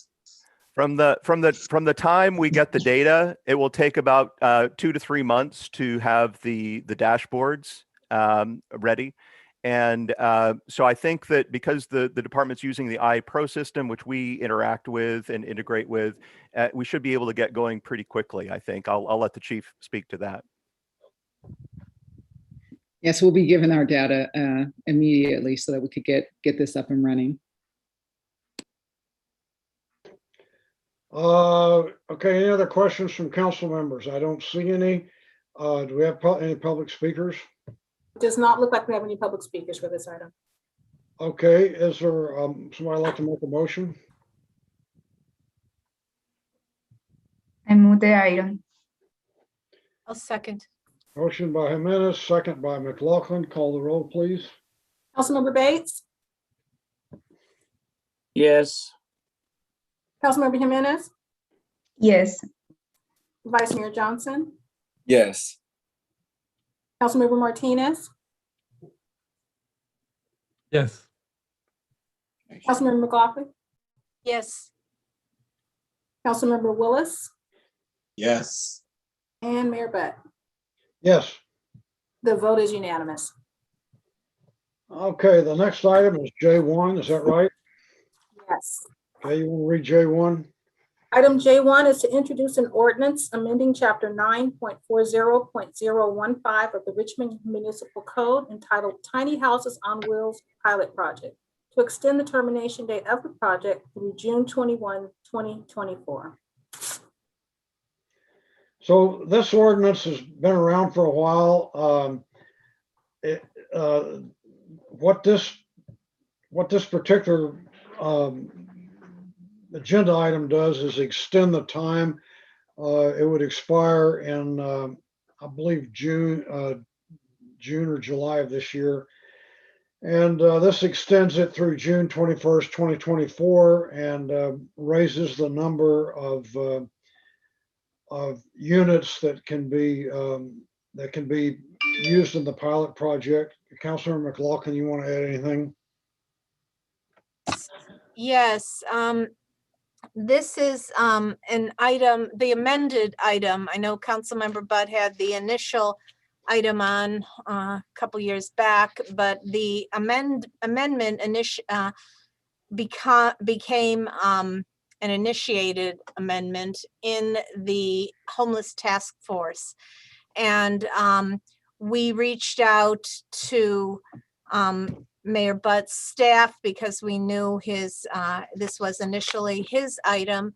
And the whole concept of extending the item and making some more options available came from some UC students who are working on a project, have a budget, have a whole set of steps outlined for setting up, first of all, constructing these tiny homes, and then linking up members of homeowners and homeless individuals and unhoused individuals, and having willing homeowners put a tiny home on wheels in their backyard to help alleviate the homeless situation. And these UC Berkeley students are very energetic about this. They want to use Richmond Build workers to help construct these units. And so the next step was to make sure the ordinance allowed for these homes and getting them in backyards to happen. And because the ordinance was about to expire, we needed to update the ordinance, and that is what this is all about. So the group is called PHIMBY, the UC student group, and they're using recycled materials in constructing the homes. And they've already got one homeowner, I believe, who's willing to help and need to match them up with an unhoused person who would like to live in one of these homes, and then to expand upon that, so we can have the goodwill of our community who wants to help unhoused people have an opportunity to have one of these homes in their backyard, and give an unhoused community member an opportunity to have shelter and to expand upon their opportunities in life. So thank you, Mayor Butt, for being the lead on this item, and I hope the whole council will join us in supporting it. Are there any questions from council members? Councilmember Martinez? Unmute, please. First of all, I want to thank the UC students for making this something that they want to make a reality. But I was just curious, was there any action on this between the time that it was passed in 2019 until now? Do we have any number of houses, or was this just conceptual? As far as we know, there have been none. Oh, okay, well, then I'm glad we have people to change none to innumerable. So thank you for the extension. Any other questions from council members? Do we have any public speakers? I think Eduardo just volunteered. You got a question? No, I was just saying, I think Eduardo just volunteered. Are there any public speakers? No, we do not appear to have any public speakers for this item. Okay, do we have a motion? I'll move the item. Second. Okay, motion by Willis, second by McLaughlin. Call the roll, please. Councilmember Bates? Yes. Councilmember Jimenez? Yes. Vice Mayor Johnson? Yes, and just it's not a joke. If I own my home, I'll put about 5 of them in my backyard myself. So Councilmember Martinez? Yes. Councilmember McLaughlin? Yes. Councilmember Willis? Yes. And Mayor Butt? Yes. The vote is unanimous. Okay, the next item is K1, Richmond Boards and Commissions. Would you read that, please? Item K1 is to announce recent resignation from City of Richmond boards, commissions, and committees, and announce vacancies as of March 17, 2021, and ask that interested individuals send applications to the city clerk. So I do this every month because I want to let people know what we have in the way of boards and commissions and what opportunities are out there, and encourage them to sign up. So I'll go through this rather quickly. Arts and Culture Commission has 11 seats with 4 vacancies. Commission on Aging, 13 seats and 3 vacancies. By the way, that's the only commission that has an age limit on it. You have to be over 55 to serve. Community Police Review Commission, 9 seats. There are 0 vacancies, I'm glad to report. The Contra Costa Mosquito and Vector Control District has 1 seat and it's filled, no vacancies. The Design Review Board has 7 seats and 0 vacancies. Although I think that might be a mistake. I think we have 1 vacancy we've been recruiting for. Department of Children and Youth Oversight Board, 15 seats, 2 vacancies. ECIA Grant Review Committee, 5 seats, 1 vacancy. ECIA Transportation Oversight Committee, 5 seats, 3 vacancies. Economic Development Commission, 15 seats, 2 vacancies. Historic Preservation Commission, 7 seats, 0 vacancies. I like to see those zeros in there. Housing Advisory Commission, 7 seats with 1 vacancy. Human Rights and Human Relations Commission, 9 seats with 3 vacancies. Oakland Airport Commission Noise Forum, there are 2 seats. We are soliciting a resident to serve in that other seat. So that's out, that's available right now. There's a lot of interest in this, by the way. A lot of emails, it's all over Nextdoor, Facebook. But if somebody really wants to get involved in it, they should apply for this seat. Sell it, Tom. What? I was just saying, sell it. You selling that commission. Personnel Board, 5 seats, 1 vacancy. Planning Commission, 7 seats, 0 vacancies. Public Art Advisory Committee, 7 seats, 2 vacancies. Recreation and Parks Commission, 9 seats, 1 vacancy. Reimagining Public Safety Community Task Force, 21 seats with 1 vacancy. I believe that might be filled by now. Richmond Rent Board, 5 seats. I believe there are no vacancies. We approved that last time. Shimada Commission, 11 seats, 3 vacancies. Urban Forest Advisory Committee, 11 seats, 1 vacancy. Workforce Development Board, 39 seats with 14 vacancies. Youth Council, 11 seats, 5 vacancies.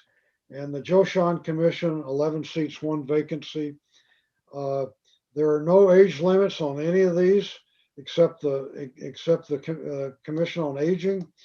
And you can apply online. You can go to the city clerk's website and download an application. So folks, let's zero out all of these vacancies. Thank you. Are there any questions from council members?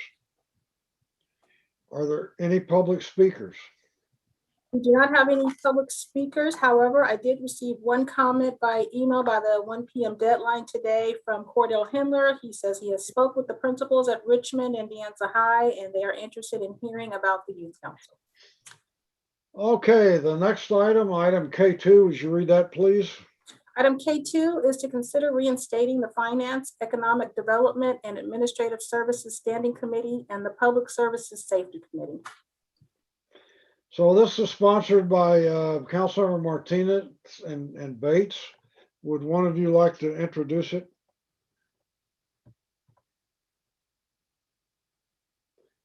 I don't see Bates on here, so go ahead.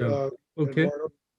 Yeah, these are these are two committees that we've had for God knows how long, and they actually helped city council meetings from being long like they are tonight, and like they have been for quite a while. And so I think that it also provided the public a chance to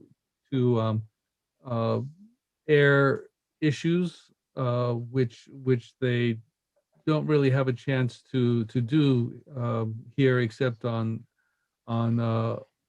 open forum, and on open forum they actually just have a chance to say what it is, and not a chance to find resolution, which I think is things that we can do with the public safety committees.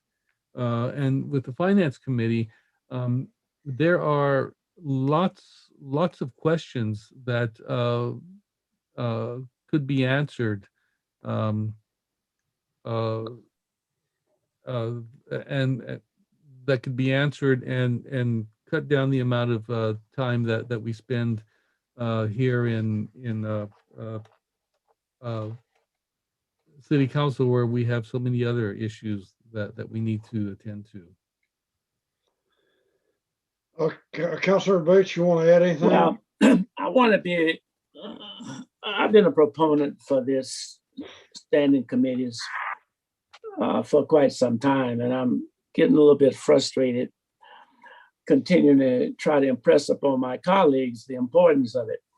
If you look at the agenda, we just spent 15 to 20 minutes on a police item, and we spend additional time on other items.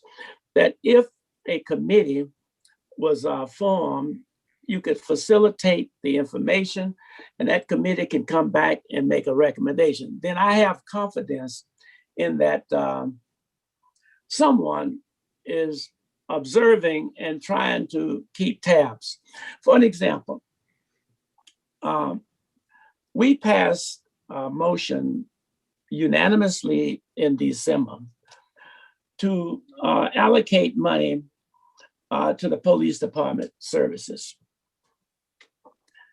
And by coincidence, as I was looking through other issues, I will guarantee you that no one knows how much money is being allocated to Contra Costa County for animal control. Maybe the mayor knows, but I guarantee you, if any one of you can tell me, I'll buy you a lunch. Now, I happened to stumble up on this because the police chief and the city manager came out with a memorandum of a new policy that deals with how they're going to relate to situations in the community. One, no one on the council knew about this. And what it says, if a dog is barking, the police will go out and they'll take note and they'll refer it to the animal control the next day. If there's a building where a privately owned or whatever is too noisy, the police will go out, look at it, and report it to buildings, code enforcement the next morning. No interaction with the people, no interaction in trying to assist the community who is making the complaint. Then I looked at this animal control. We are paying $717,500 for animal control. That is almost totally ineffective when I hear people telling me, how many times do we have an animal control that come into our city? I say rarely, but we're paying $700,000. And you look at your tax bill and you will find that the county gets almost 6%. What the hell? They're getting a large share of our tax revenue and they cannot provide animal control. But at $700,000 and some $1,000, if you really want to be, what you say, conservative, we could bring that in-house and save money, or we could contract it out. This is the purpose of standing committees, is to go in depth and review What is spending? Don't just rubber stamp everything that the city management put underneath your nose. Now, if you don't want to do that, that's your prerogative. So we'll just happen to continue to take it off the agenda, and we'll examine it, and it will take up a lot of time, but that is the prerogative of this council. You make the decision, and I'm tired of trying to influence you to do it. If you don't want to do it, I'm finished with it. That's just one of several issues that the last one is that the public has no way of interacting with the council. Public Safety Committee, Finance Committee, we always had public coming in and sharing their viewpoints. Public do not have any interaction with us. We're just sitting up there voting every Monday or Tuesday night, and that's it. That's all I've got to say. It's up to the rest of the council. Okay, are there questions or comments from other council members? I don't see any. I want somebody to tell me if they knew that it was $700,000 for the animal control, and I'll buy you a lunch. Councilor McLaughlin. Yes, I did not know that, Councilmember Bates, so thank you for that information. My question is to the city manager, because I know you brought this issue up in one of, perhaps in all of your one-on-one meetings with each of us, but at least you did with me. And you had a suggestion. You thought that staff, I believe you thought that staff did not have the capacity at this time to staff and agendize and run, operate, facilitate, however you want to phrase it, 2 new committees. However, you had a suggestion about like a quarterly meeting, if I recall, for some of these, not that they would always, it would almost be like an update and giving the public an opportunity to discuss these at these quarterly meetings. My concern is that, you know, we do have a Reimagining Public Safety Committee, and so that's another committee, and that's an important one. And we do have lots of budget meetings that were going to be held going into the future. So I don't know if it is the correct time to establish a monthly meeting for these 2, you know, old committees that Councilmember Bates and Martinez are suggesting we restart. But this quarterly idea kind of appeals to me. So perhaps the city manager could share a little bit about that idea. Sure. Let me start with reiterating some of the things that you'd mentioned in terms of a number of concerns that I have heard from staff throughout regarding this item. I've heard, and the city clerk's office and the city attorney's office might want to chime in too a little bit if that's okay with council. So we have heard very significant concerns from staff that we don't have capacity to add 2 new Brown Act committee meetings at this point. So we would, there's a lot of work around that, and it also potentially slows down agenda items if they have to go to subcommittee and then come to council. I hear that the intent is to speed things up. I am hearing from the past that when I wasn't here, that it slowed things down enormously. I'm also hearing that there is that it did not actually, not only did it slow down the timing of some things, but that it didn't save time at council meetings because many council members who didn't participate on the subcommittee still wanted to hear about things so that the public could hear all of that same information. So often it would, staff was feeling, they're telling me it was sort of duplicate work. In terms of a quarterly option, I can come back with some additional ideas about that. I also can come back, what I would recommend if this does move forward as it's drafted is that we still return to you all with a clarity in scope and the actual logistical process whether it's quarterly or whether it's a standing meeting, because we still need to do some definitions. I think there's some different ideas about what might be covered in each of these ad hoc groups. And so we would want to be able to come back and have council make sure they were clear in scope and that we were clear in the logistical process. For instance, how close in time would the meetings happen prior to a council meeting, and a variety of other things like that. And I do see that the city attorney has joined. I just want to echo what the city manager has said. And I think that one of the concerns that I have, in addition to everything she said, is just to really highlight the concern about bottleneck.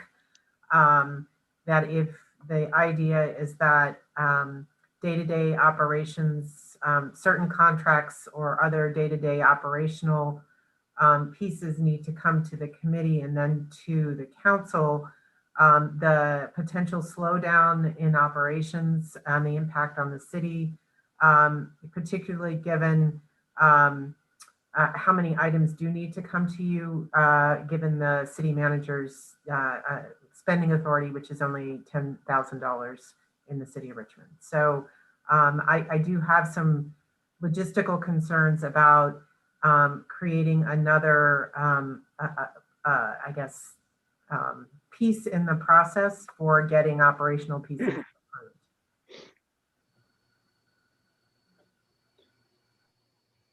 Okay, other questions, comments from council members? I'll throw in my 2 cents. So I participated in this standing committee system for about 18 years. And it's remarkable that Councilmember Bates and I did the same thing, and our experience is totally different. But what I saw happening, and some of it the city manager alluded to, is that items go to a standing committee, and they have to be presented by staff. You know, you have an attorney there, you've got a department head there.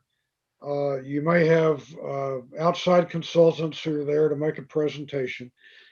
So they go through that whole thing, and you have questions, and ultimately the committee may or may not make a recommendation. And then it goes to the city council, and the same thing happens all over again. Councilmember Bates brought up this subject of the police dashboard thing. If a committee heard that and made a recommendation to the council, you know, the same people are going to have to come back and make the presentation. Council members are not going to just take the word of the committee that this is something we should do and vote on it. They're going to want to vet it themselves. So it doubles the work of staff. It does in fact slow down city. You know, one of the other problems we had continually was getting a quorum. So a standing committee would have a meeting, couldn't have a quorum. There was something that had to be acted on with the city council. It got carried over for a month. You know, it's, in my opinion, it's just total redundancy. And I think that one thing I've offered to do is appoint ad hoc committees for specific items if people want to do that. Last year, I appointed an ad hoc budget committee to work on the budget for the last 3-4 months. And I can do it again this time if people want to do that. So I don't think this is a good idea, with all respect to council members Bates and Martinez. But Councilmember Bates. Well, you and I have disagreed on this continuously. Let me indicate something to you. Every legislative body that I know of, from Congress all the way down to the state legislature, even the Board of Supervisors, have standing committees. What standing committees does is that it develops a cohesive working relationship with the members, so that I don't have to look at everything coming out of the finance.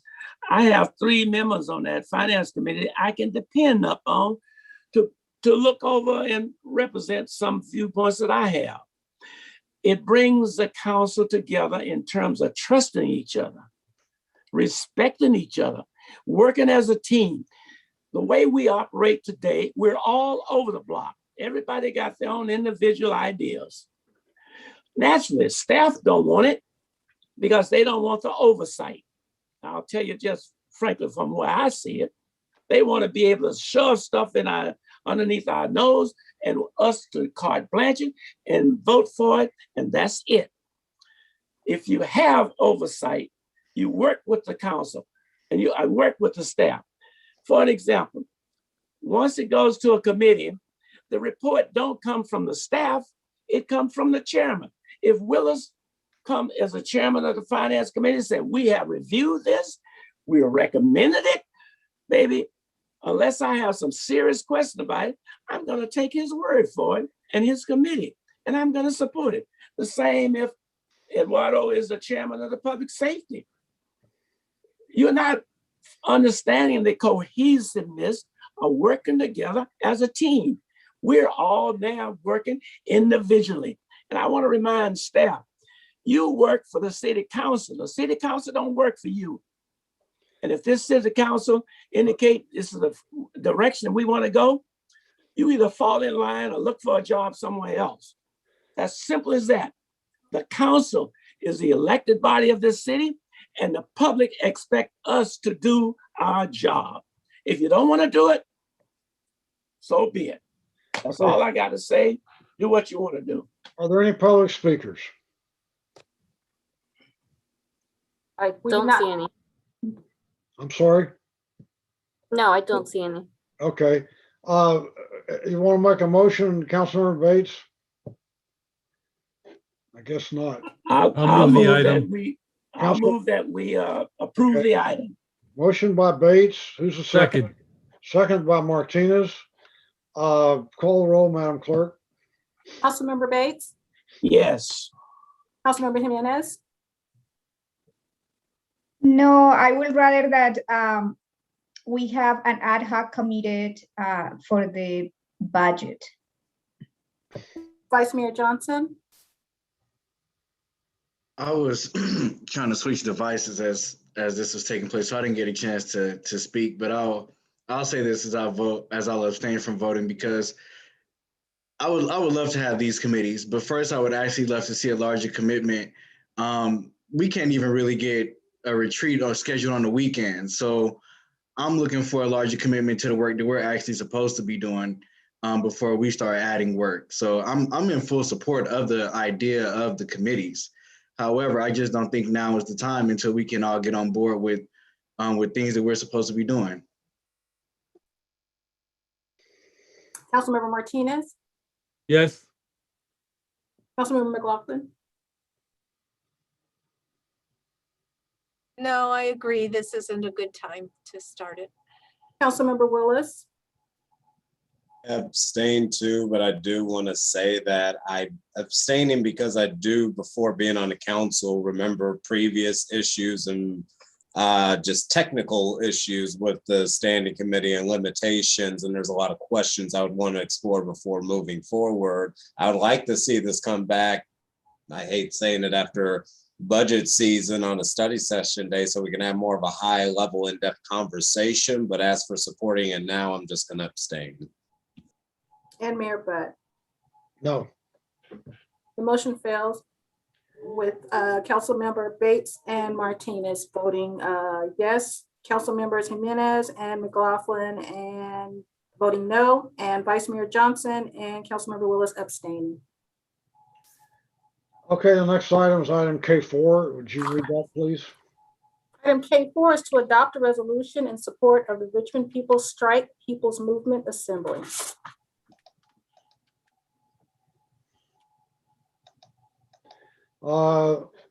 This is sponsored by Councilmember Jimenez and Willis. One of you want to introduce it? Yeah, I want, and then I will give time to Councilmember Willis. So This item is to support the efforts of a group of Richmond residents and community organizations to continue their efforts to gather and practice community governance and to coordinate with other communities and to ensure that communities have spaces to discuss issues and make collective decisions. As we celebrate that we have a government that listens to science and is making a lot of good efforts to support our communities, the community needs to have spaces to raise their voices and be vigilant. We cannot deny that even when we had Democrats running the government, system of oppression had not significantly changed for our Black and brown brothers and sisters. Example of that is the continuing attack and murder of our precious Black brothers by police. As a Colombian, I know the impact of US foreign policies. Right now, the Biden administration is advocating for Colombia to continue to spray enormous amount of highly toxic chemical from planes across thousands of acres of farms.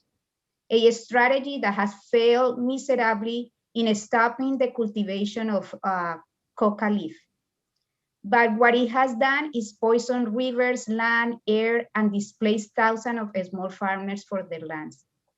I applaud the effort of this new administration is doing to fight COVID-19 and provide relief funds for those most in need. I also applaud community leaders who want to work together to be vigilant and hold governments accountable. This resolution just means that the City Council is saying we believe that this group is organizing an important event. The intent of this item is to recognize our communities who are making effort to continue to be politically engaged and provide more spaces to gather and practice community governance. And I want to let time to Council Willis if you want to say something. Yeah, the only thing that I'll add is I remember this actually coming to my attention last year because this was being pushed through cities like Vallejo and a number of other who just wanted to adopt and support the language and intent and recognition on how folks have been impacted by the pandemic and the need to really organize around the issues of homelessness, environmental justice, racial justice, and being able to say that cities do support that. I did get an email earlier and I looked at the agenda report and I think there was some confusion in the agenda, in the interpretation of the agenda report. We as a city, we're not saying we're establishing any kind of like committee or starting a process. This is simply a resolution taking recognition on some of the issues out there and what this local community group has been organizing and taking that, recognizing it and supporting them to have a people strike assembly like we've similarly supported other forms in the past too. So I'm happy to co-sponsor it. I hope it passed today because I definitely support forums where residents can come together and do a deeper dive on these issues that they can't necessarily do in a city council meeting or other forums, but coming together as a community to dive deep on this and figure out how they're able to plug into these high level discussions that we have, not only here locally, but countywide and statewide is important to me. That's why I'm happy to support this resolution and co-sponsor it. Are there questions from council members? Are there any public speakers? I have one public speaker. I'll go ahead and start with that. Her name, or his or her name, is Aletta Alston Tour. You'll have 2 minutes to speak. You can go ahead and start when you're ready. Yes, this is Aletta Alston Torre. I'm calling in from Richmond as a resident, as a mother, as an African-American, and also as a family of immigrants. I am calling to let it be known that this is an important part of what Richmond should be. Not only was Vallejo noted by New York Times to be one of the most diverse cities in this country, it's important to notice the diversity within Richmond. When we say People's Movement Assembly for this task force, we're talking about organizing entry points for people who aren't heard, for them to engage, to learn and share and determine solutions in immediate and long-term problems that we see every day when it comes to Black Lives Matter, when it comes to ICE and the voices from the immigrants, when it comes to Asian Americans that are also being hurt, and not only the BIPAC, but even those that are homeless. And that includes low income white Americans and Europeans as well. So we're talking about spaces recognizing the sites of governance and power that influence municipal, which has happened, counties, which has happened, and state policies. I can really just talk about even the international global perspective of this is not something small. This is something that came from the World Social Forum. When we talked about Turkey in 2001, Egypt in 2011, Mexico in 94, Tanzania in 70, these were places where we said people can get involved. When I hear you, Mayor, say there are task force and boards that people can join, how can you allow them to want to be comfortable in the places of your boards if you haven't allowed them to have their own voices, to come together to say that they can be heard? Where there is a terror, if we look right now at how many people are on this call, there is not the numbers of Black and brown, of children like my teenager who came out of his college campus,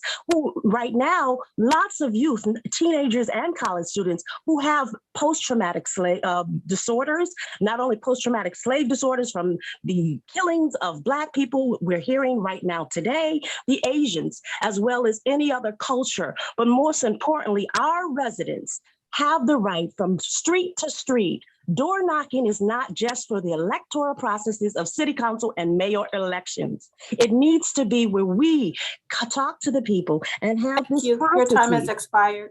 Thank you. Okay, any other questions from council members? If not, I have one. So what does this mean?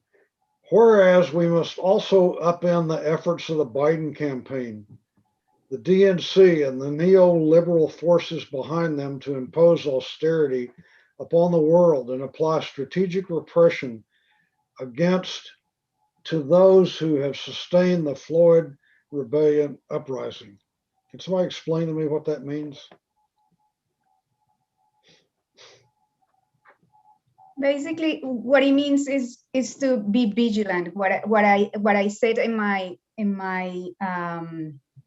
statement, that so in some ways right now we are really happy with the changes in the administration, but we need to be vigilant. And I said one example in the administration right now, Biden administration, even though it's doing a lot of good work domestically around fighting COVID-19 and providing relief.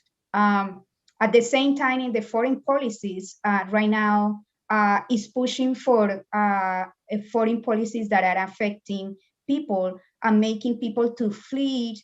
And then we have a mass exodus of people, like in Colombia, small farmers who had to leave their land. So it's not just thinking about have a better view world, a bigger picture of what the implication of the United States, not only in the United States and the country, but around the world.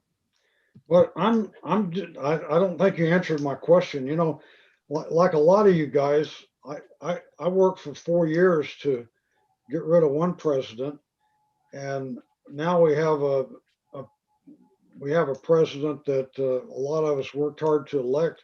Why would we want to upend the Biden campaign? What's the point of that? Who wants to answer that? Councilor Martinez? Unmute yourself.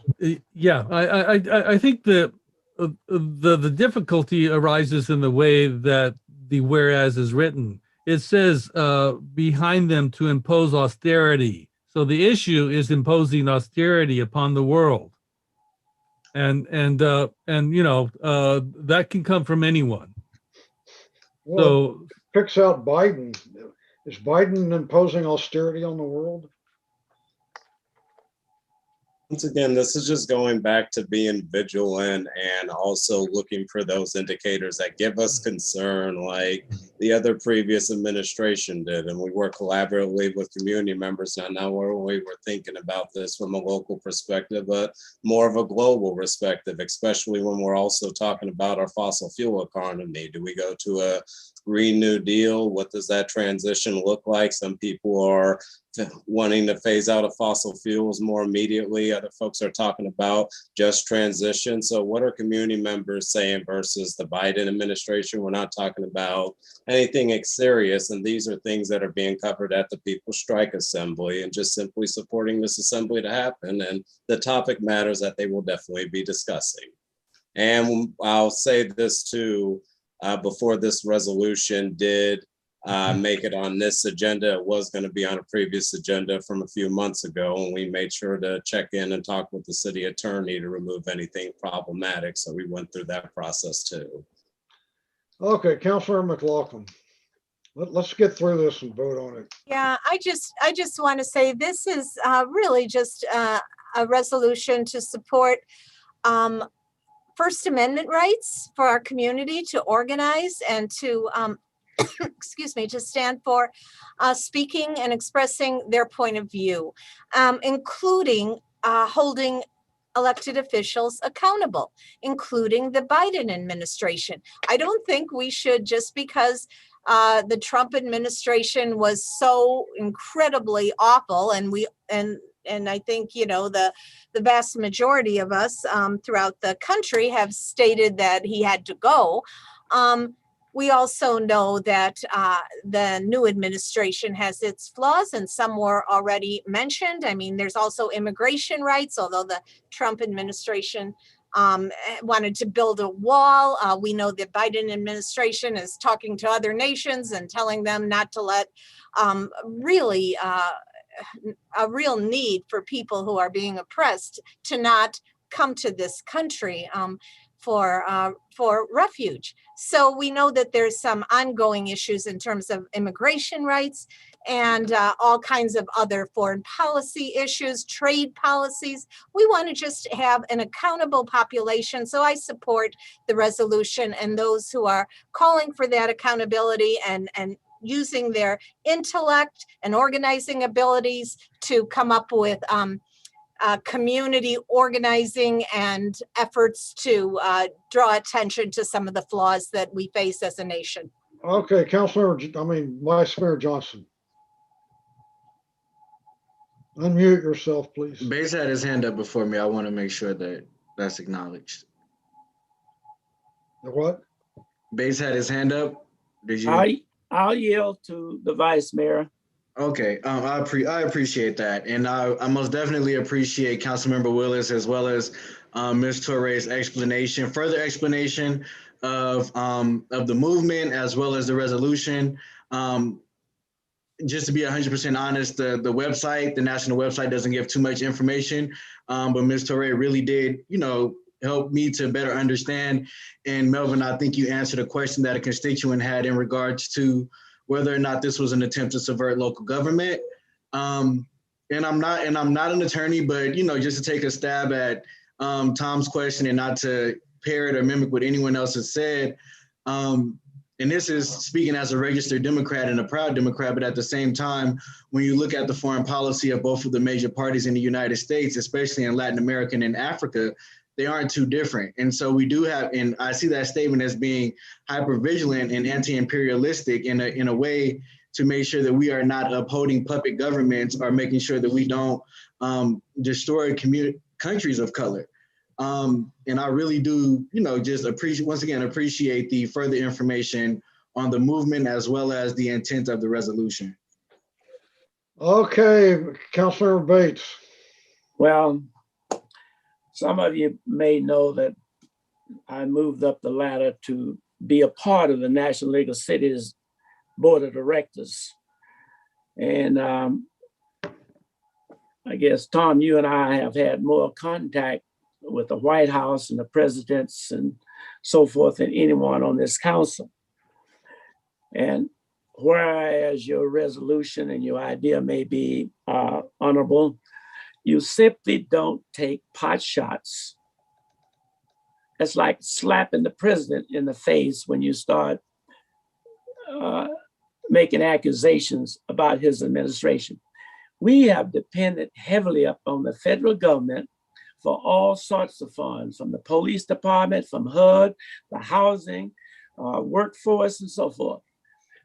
It's impolite for any decent city council to come forward and start making resolutions of this nature, you know, with a slap in the face, to my way of thinking, to the president who we depend on. Well, if you had that idea with when Trump was in office, hey, it didn't matter because you weren't going to get anything anyway. But for a person who is on our side, and for this council to vote with a resolution of this nature is totally inappropriate if you want support from the federal government. And you don't have to believe me, but when people read this stuff, they say, what the hell is Richmond doing? What are they talking about? And all of a sudden, when you want to be at the table, you may find yourself not at the table. So I won't support that resolution where you're attacking the Biden administration. Okay, I guess, is there a motion? I'll move the item. Mayor, before the motion, there is one more speaker with their hand up. I thought, okay, all right. Okay, I will go ahead and take, sorry, go. Speaker. They did, but they raised their hand last minute, right when we were switching over.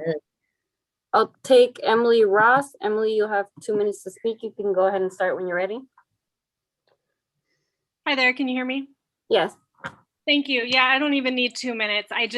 I've heard a little of the controversy around this.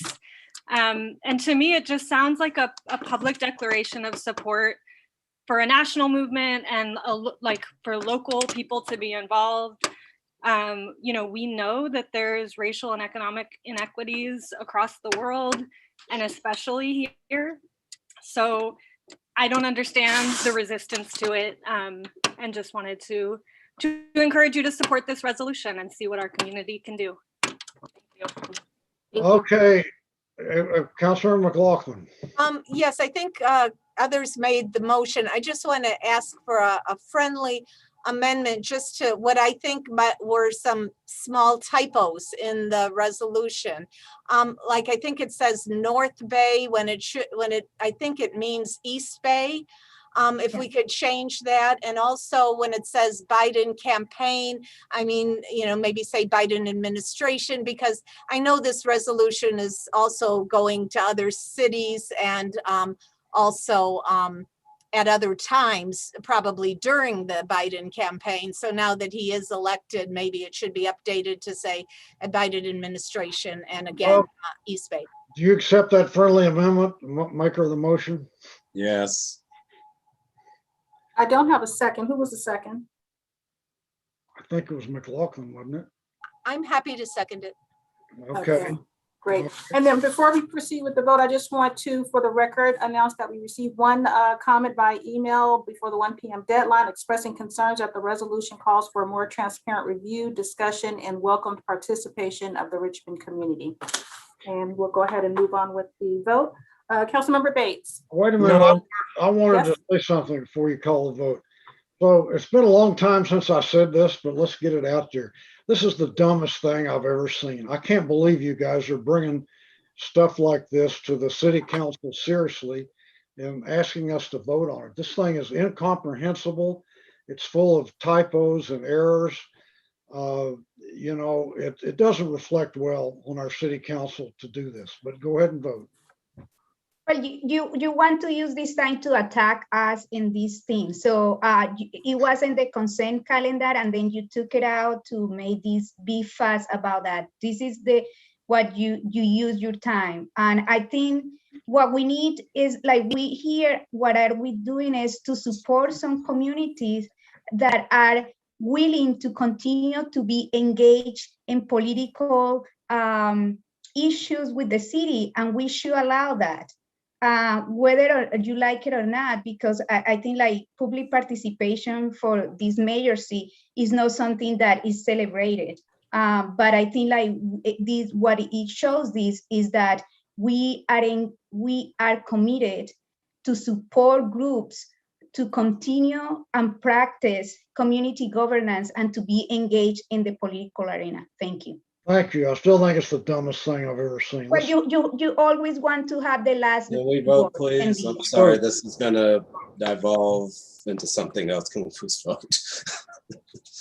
Councilmember Bates, No. Councilmember Jimenez, Yes. Vice Mayor Johnson, Yes. Councilmember Martinez, Yes. Councilmember McLaughlin, Yes. Councilmember Willis, Yes, and we're not the only city that voted on this resolution. and Mayor Butt. No. The motion passes with Mayor Bates, Councilmember Bates and Mayor Butt voting no. Can I just say how unprofessional it is for our chairman to use that kind of language? Well, sometimes you got to tell the truth. Okay, would you read K5, please? Item K5 is to discuss and provide direction to staff regarding options addressing the need to take action on all items before the city council through the rest of this fiscal year. Okay, this is your item, City Manager. Thank you, Mayor. Oh, And I'm actually yeah, go ahead. pleased to let you know that it's an item from me and the city attorney and the city clerk. And we really need some help from council to help you all get your agendas completed. And all of the different things that you're interested in moving forward with will take some extra time. And so we really are here tonight to see how you all as a council collectively want to be able to find that time to move forward. There is a recommended list of items. There are 4 items that we think collectively together will help be able to do a little bit more in terms of time management to be able to move forward with things like labor negotiations. We've got department budget presentations you all interested in hearing in, council workshops, retreats that we really want to move forward with. There's quite a number of things that it's a busy time of year. And so we're seeking support from you all and a collective understanding of how we can move forward to complete all of these types of things. The 4 items that collectively are being recommended are to agree to special meetings on Mondays starting at 5:30. We would not use those if we don't need them, but it is likely that we would need a number of those meetings to be able to accommodate all of these things. The second recommendation is to pause temporarily on council member initiated agenda items. That is taking a significant portion of our city council meetings. And we often it's over 62% of the time we aren't finishing our agendas, even with the extension of time until up to midnight. We also are recommending the third thing is that budget related items as they come up in regular council meetings would be prioritized in terms of doing them early in the evening compared to other items.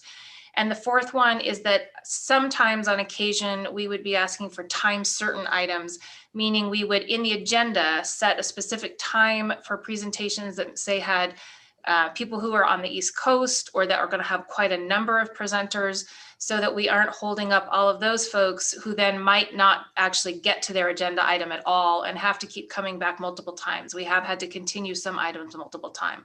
So those are the 4 things that staff is recommending for consideration in terms of how we can keep moving things forward. They are being recommended as a bundle in your staff report. There were 6 other suggestions that either could be used in conjunction with these or could be substituted if this collection of 4 items aren't ones that work for you all.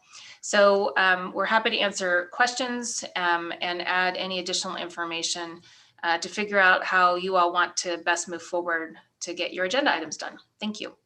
Questions, Councilor McLaughlin? Unmute. You're muted. My hand was up from last time. I want to hear from others. Okay, Councilor Bates. I want to know, are you telling me that as a council member, you no longer want me to put an item on the agenda if I feel it's important to my community? No, the recommendation is a temporary pause in doing that while we get through the budget season. Well, if it's urgent enough to put on the agenda, I feel that council members should have the right to do so, irrespective of the budget. That's why we're here tonight, is to get your feedback and your collective wisdom on that. Well, I'll just tell you up front, I won't support that. If I have an item that my citizenry want me to bring forward, that is what I intend to do. So if the council feel otherwise, that's be the majority. But as far as I'm concerned, I have a constituency that I have to deal with. And that is just as important as some of the activities that we're going through, such as this last resolution. Other questions from council members, Vice Mayor?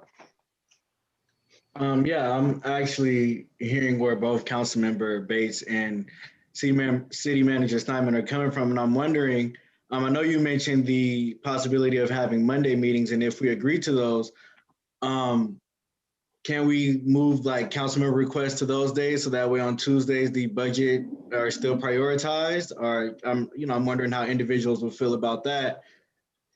That's suggested. That way we'll still have the opportunity to put agenda items on, but Tuesdays will still be dedicated to prioritizing the budget. I'm just trying to find a resolution. That is something I think we could easily incorporate.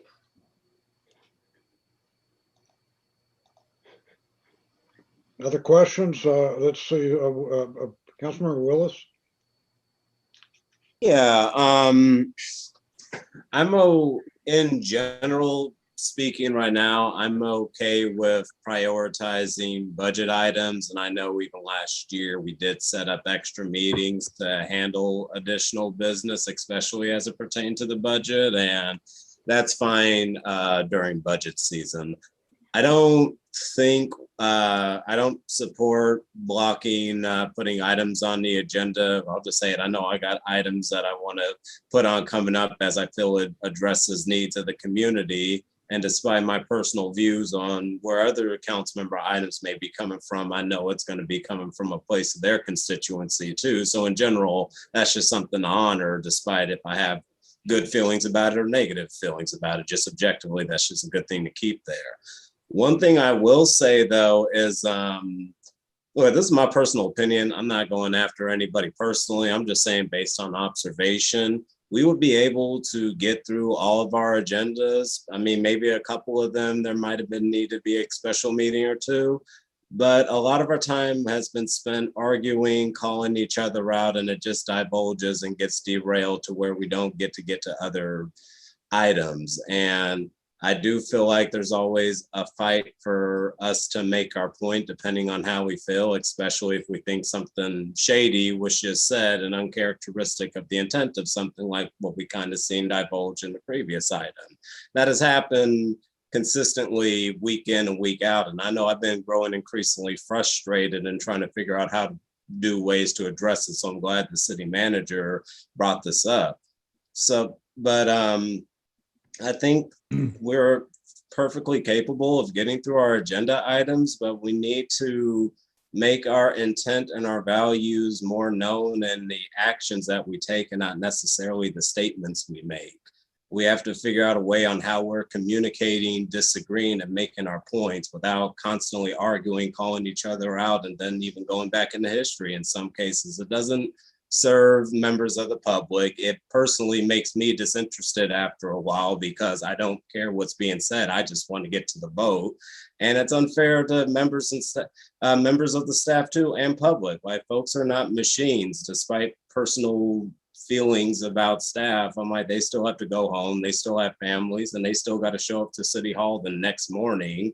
We may not have that option the other time, but closing out at 12 or 12:30, then being expected to get ready by like 6 in the morning and show up for like an 8 o'clock, 8:30 more, I would go insane just thinking about that kind of schedule.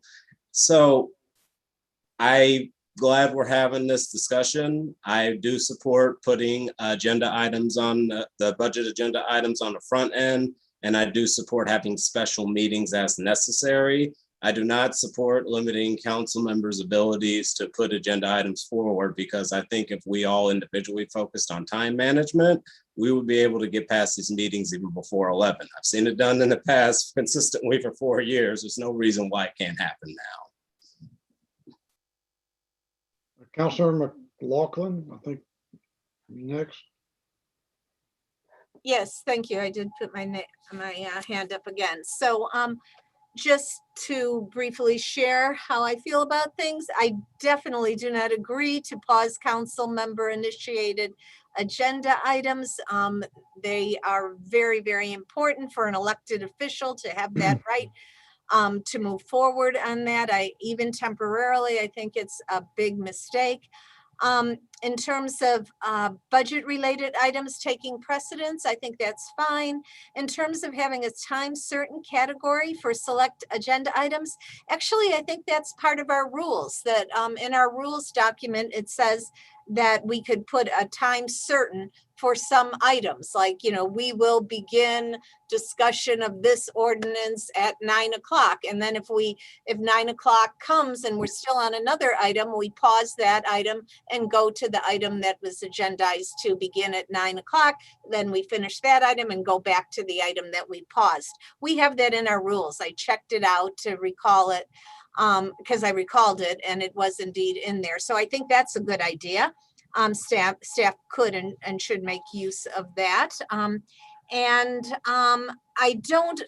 really don't like the idea of having Monday and Tuesday night meetings. We all have very busy schedules, not only through council meetings, which are very intense and you know, require a lot of work beforehand, reading up and studying and putting items on the agenda, but also items outside of council with our constituents, with our community members. Many of us are doing lots of Zoom meetings and various other types of activities within the community. So, but what I do think among some of the additional options that were listed is that we could put C, which states on a regular basis as a need for an additional meeting arises, use time during regular city council meetings to schedule future meetings. It could be like a standing item on every regular city council meeting or every city council meeting, schedule future meetings if needed. And then we get to that. And as we get to the end of the meeting, say, hey, listen, we're having a lot of items we're not getting to. Let's skip to this item about scheduling additional items. Additional meetings, and then we could all draw out our calendars and decide when, because I know staff has had problems with getting all council members on the same page for scheduling special meetings. So I would say that would be a good way to do it. I'm personally more inclined to go for all these special meetings for the budget in particular in June, rather than from now until the end of June. So, but as needed, if it's needed in May, fine, you know, I'm not opposed to it. I'm just not willing to block out all Mondays and we only have one Tuesday that we don't have a meeting. And many of us have scheduled other activities. And I'm talking about political activities at those times. So that would be my preference, to do it at a regular meeting, schedule ongoing special meetings. Councilmember Jimenez. Yeah, thank you, staff, for considering time. I think I am okay. Like, I think like what we are asking here is not for forever, is just for one time, and particularly in the budget season when it is a lot of things that needs to discuss, important things around the budget. And this year we will have also the stimulus money conversation as well. So I think is going to be important to have some extra times. I think in terms of like taking the ability of members of the council to put items on the agenda, maybe a compromise could be that the first, like that we can be able to put things on the first and third, or and then just black, or the fourth and black the third Tuesday, just for the budget, and see how it goes. And if we need more time, we can do it. And I think, like, I call for the council members to be mindful about it. Sometimes staff put things in the consent calendar to move us quickly, but we usually, like, the item before it was taken from the consent calendar to just make a point, which it didn't need to. So if we want to use our meetings better, trying to use also the consent calendar as a way to move items there as well. And yeah, so happy to have Mondays, hopefully not all the Mondays, but the ones that are necessary for these conversations around the budget.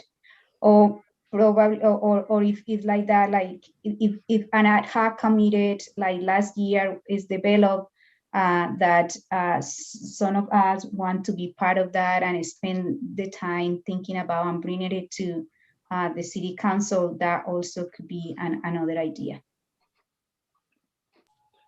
I still see a bunch of hands up. You guys want to speak again, or are they left up from your previous? Councilmember Bates, you there? No, I'm finished. Okay. Councilmember Martinez, did you have something else to say? Yeah. I'm totally against giving up my right, my responsibility as a council member to put agenda items on. It's like the legislative branch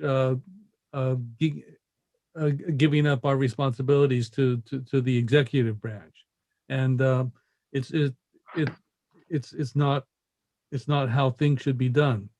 I think the reason we don't get through agenda items is because of personality conflicts, and we let our personality conflicts take up too much time with ad hominems as opposed to staying focused on the issues. And I think that even if it's going to be all budget, it's going to take a lot of time because of that very reason. And we need to stop making attacks on each other, because when someone says something that's patently false, or when someone attacks another person, it really makes the other person want to fire back, and then we end up with these back and forths, which really have no place during council meetings. So I think we can continue as we are, with mindfulness guiding our behavior. Okay, city manager, are you looking for a vote, or are you just looking for direction? I'm looking for common consensus about how we want to be able to accommodate everything. So I've heard a number of different options and opinions. Some of the conversation has been around trying to make your regular city council meetings more efficient, which is great. There are a series of things that are going to take time outside of your regular council meetings. I have not heard any consensus on how we're going to schedule those. The suggestion was for Mondays. The other suggestion that has come up is one of the other options, that we would use time during regular city council meetings to schedule those additional meetings. We could, if that's the consensus of the council, we could start that this evening, because there's several different ones that we need to get scheduled. And I have also heard consensus that we would be able to, during the regular city council meetings, have the president come forward around the budget related items, trying to be early in the evening to make sure that we at least complete those items. Well, let me give my opinion, and then you can tell us whether you think you have a consensus. I don't like any of these ideas. You know, I've been doing this now for 25, 26 years. And, you know, year in and year out, you know, we get through council meetings. And some years are better than some years council members go later than others. But I don't think this is as much a city council problem as it is. It's partly that, but it's also partly a staff problem. I think that I've given you some of these suggestions. I think we need to tighten up staff reports. A lot of these reports can be done in writing. They don't have to have a staff member, you know, read them word for word. I think that staff presentations are too loquacious. Staff sometimes they just tend to go on and on and on. I think they can condense it down. You know, looking at the city council, I think the city council needs to do less micromanaging. I think we need to look at putting fewer frivolous things on the council meeting.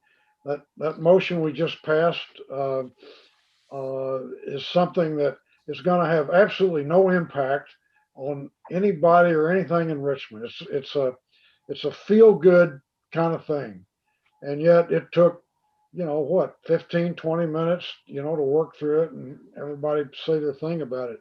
There's too many of those things go on the city council agenda. We need to focus. We need to put more items on the consent calendar. You know, in terms of managing the budget, I don't like the idea of doing a time certain. It's really, it really interrupts things when you're going through an item and all of a sudden, oh, it's 9 o'clock. You know, we got to put that item aside and do something else and come back to it. I think part of it has to do with planning the agenda better. You know, one of the things I've asked you, and I've pointed out that our rules say that the mayor and the city manager make the agenda. And since you've been here, you've never invited me to make an agenda with you. So I think what happens is these agendas just get cobbled together, and things that are really important get put down to the end, and things that are frivolous get put up higher. So frankly, I think, to kind of sum it up, I think a lot of this I'm going to throw back on staff. I think staff can be more efficient in what they do. Second of all, I think the city council members need to make an effort to do less yak, yak, yak and get down to business. You know, I don't think we've ever had an item on the city council where one council member has been able to make a speech and persuade another council member to his or her way of thinking. I mean, we're gonna hear the issue and people are gonna vote. We got to hear from the public, but we don't necessarily have to hear a long speech from every council member about how they're going to vote and why they're going to vote and so on and so forth. You know, having council meetings on Monday, you know, no way. I mean, you can have one. I'm not going to be there.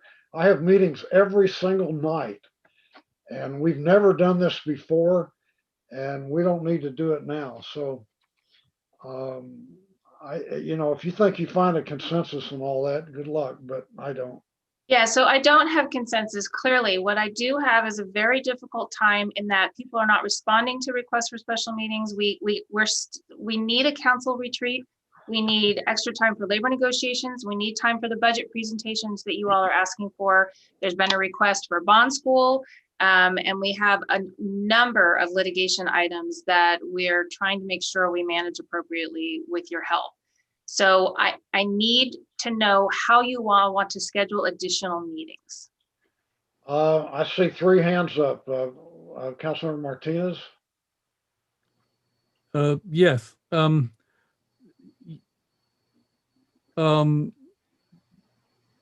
What we need is a better facilitator. What you just did, you belittled the community by saying that they don't matter, by saying that that the resolution that was just passed the resolution that was pulled off of the consent calendar by you, taking up more time than it would have. And then you use that as an argument for extended meetings. You know, you're doing exactly what you say is a problem, and you're saying it in a way that it looks like it's everyone else that's doing it and not you. So we need better facilitation. We need people who will respect the community and recognize that things that are brought to council members for us to bring to the city council has value. They have a voice. We're their voice, and we're here to say things for them. And for you to say that it does nothing is insulting. Okay, we'll get to the point. Well, the point is that we need a better facilitator.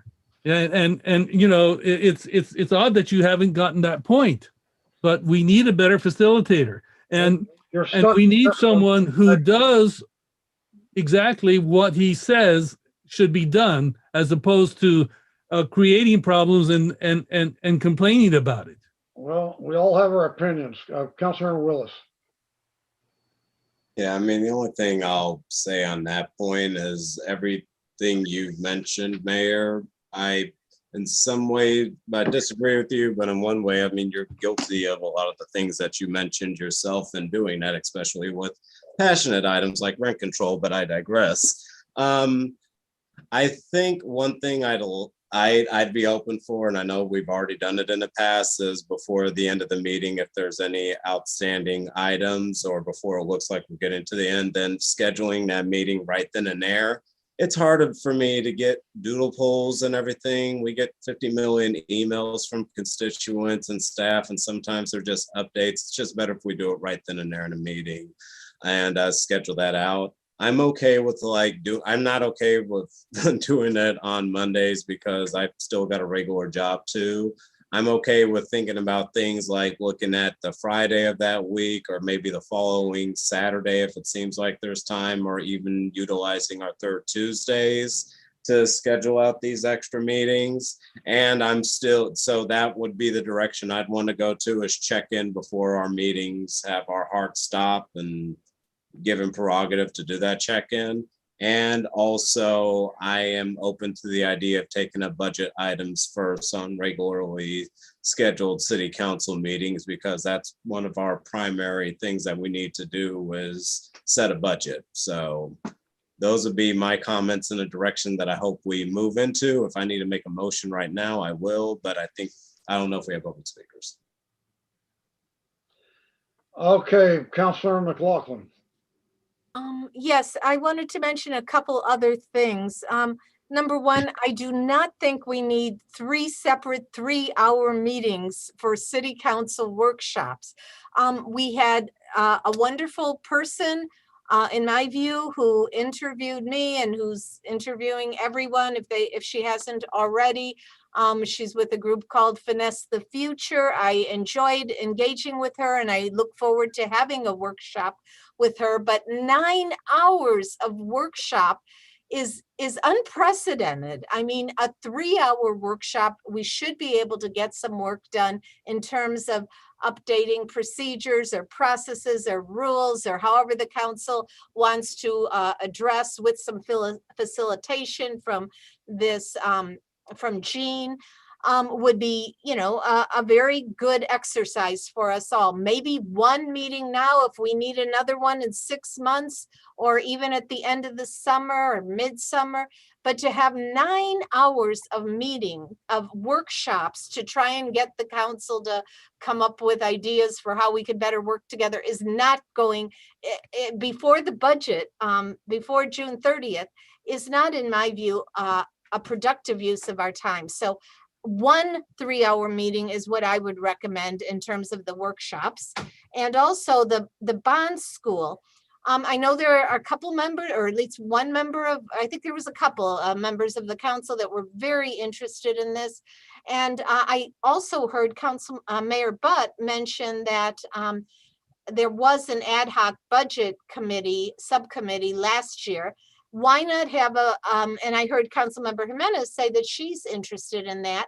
So why not have an ad hoc budget committee and put this bond school through that committee? You know, those of us who might not want, you know, who want to know about it, but might not have the time because other things are taking priority on our list of things to do.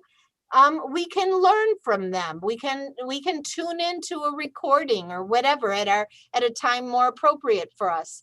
And so I think that is a way to address that. And like I said, I already mentioned some of the other things. I think we could all be more concise, and we should all work on that. Councilor Jimenez. So I think like I'm just trying to summarize. So I agree with the ad hoc committee for the budget. So if some things in the budget needs to be worked out, that this could be the space. Agree that maybe in that ad hoc committee we can go through the swaps conversation to get more or that. I also think that like we can use the Tuesdays, like the second Tuesday that we don't use for a special meeting with the budget, and just have the budget work and the city council don't bring any items on that. And if is needed, I think like I am okay with saying like in June, for instance, that is a lot of the budget discussion that we commit to not bring items on the agenda the first or the third Tuesday that we are doing it. One of these two times, and just also talk about the budget. I just feel like is a lot of conversation that needs to happen. Again, the stimulus is going to have, like we want to have a robust discussion about how we want to see this money to go towards, and in its time. I know that I had been taking a lot of time because I want to understand the budget, and I want to understand how the budget works and the finances. I had been asking a lot of questions, so I am aware that also I had been taking that time because I want to be informed, and this is why I will be happy to be in the budget ad hoc committee, because I am interested in knowing more and just kind of like look into the budget with more details. Thank you. Mr. Mayor, if I may. Go ahead, Teresa. I just want to reiterate one point that the city manager made, which is part of the need for additional meeting time is for closed sessions. That's the labor negotiations. There's a significant amount of litigation. There's some real estate transaction items and other types of closed sessions. We are very impacted right now with closed session time. So really do right now, it's not the kind of thing that, you know, at the end of your meeting, we just don't get through it. It's actually scheduling the time for closed session, either in advance of the open session, or to find another day to get through some of those items. Right now we are very backlogged and very jammed, and don't have enough time for closed session to get the items that we currently know we need to bring forward to you. And those items do evolve.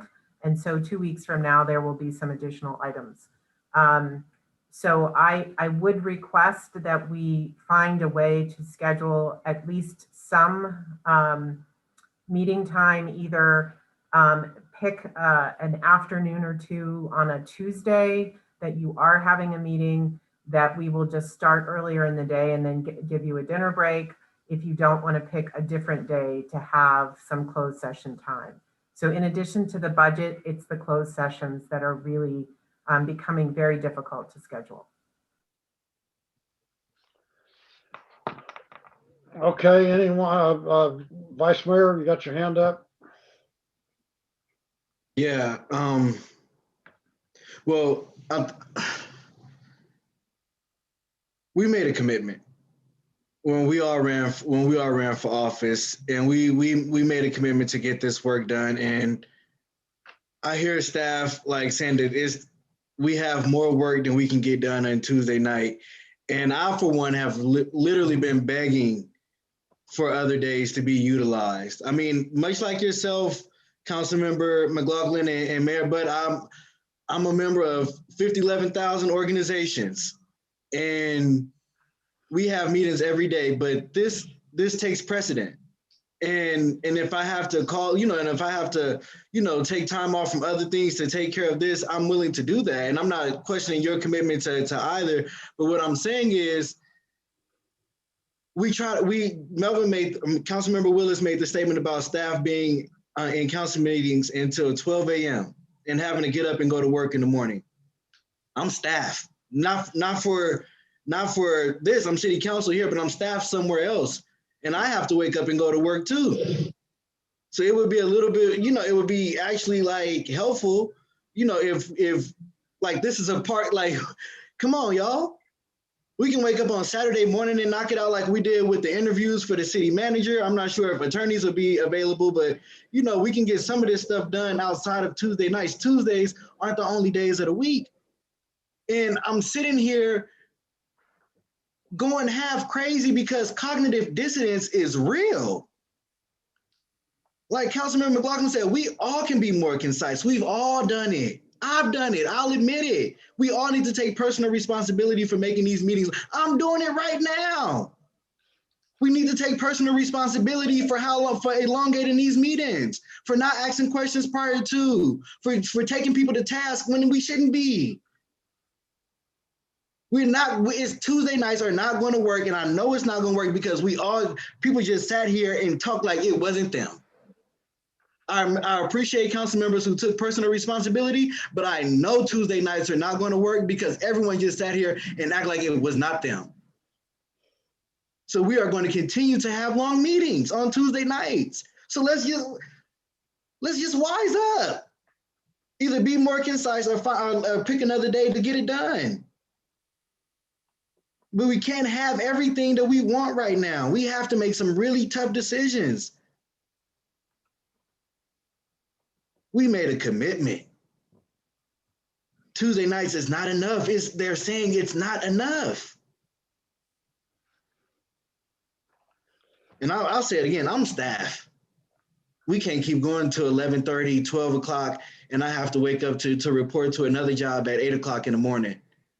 I'm taking the point of personal privilege now. That's unfair, especially when we spend most of the time doing what I'm doing now. So I'll stop. Okay, city manager, have you got enough feedback on this now? No, I'm sorry, I don't. I don't know when else you want meetings. I've heard not on Mondays. I've heard not during the day. I have heard one offer of Saturdays, but I haven't heard other feedback about that. So what about Saturdays? No. So I gotta believe that we can do this. Look, we've been doing this.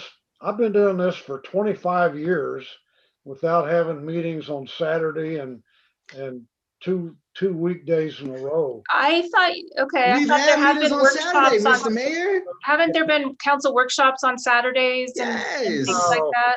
No. Yes. Never. Our last retreat was on a Saturday at the Marriott with Henry Gardner. We had continental breakfast and everything. That was once a year. It was a retreat that happened once every 2 years. But it was on Saturday, wasn't it, Mr. Mayor? I mean, look, that's okay, but I having these regular meetings. Anyway, whatever you guys want to do, Councilor Willis. I'm just gonna get ahead. I'm just gonna suggest that on Tuesday, the 27th, because looking at the time that we meet, do a special meetup early, about 1 p.m., 2 o'clock, just so we can start taking. I'm not really happy about that either. I usually go to Board of Supervisors meetings in that morning, but go ahead. I work from 8 a.m. to 4 p.m. Well, I know I can. Like I said, it's a commitment, and it takes precedent. But until the voters see fit to make us full-time council members, I would even suggest doing it this Saturday. The only reason I won't commit to it is because I got a weekend retreat, but even meeting on the following Saturday to take care of some of the backlog of closed session items and other standing business we weren't able to deal with at the next week's Tuesday city council meeting. I'm for doing it. I'd rather just try to take care of the backlog on the front end than us do this disciplinary, let's say our statements, how we feel, and make our decisions and move on from there. But I do think we need to take care of this backlog sooner rather than later, because it's only going to get worse from now until budget season, and COVID's still a thing, and other emergencies that pop up with that is still a thing too. So yeah, I'm saying for if not earlier in the day on the 27th, I'm proposing on Saturday the 1st, we meet up at 10 a.m. to have a special meeting to deal with any backlog, closed session, and other business that doesn't necessarily need to go in from a regular council meeting day. I'll second that just to get a vote going. And do we have any public speakers?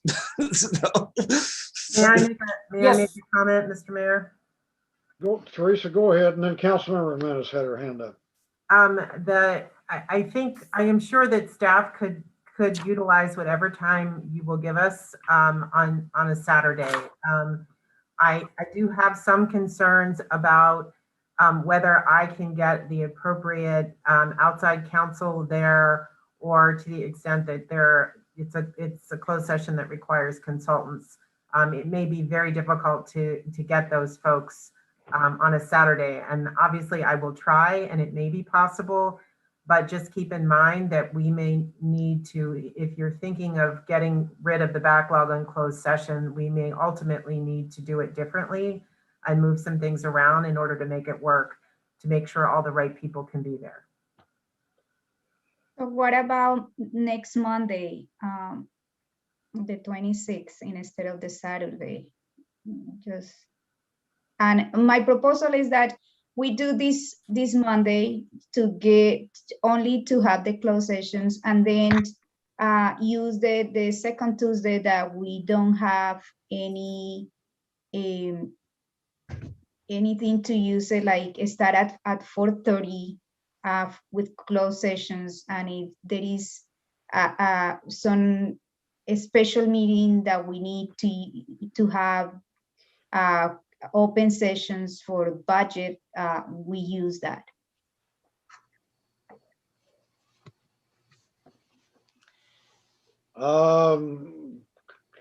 Councilmember Willis? Okay, outside of Vice Mayor Johnson and my motion, in terms of a potential friendly amendment, does that work with my seconder, and is that doable with staff to meet?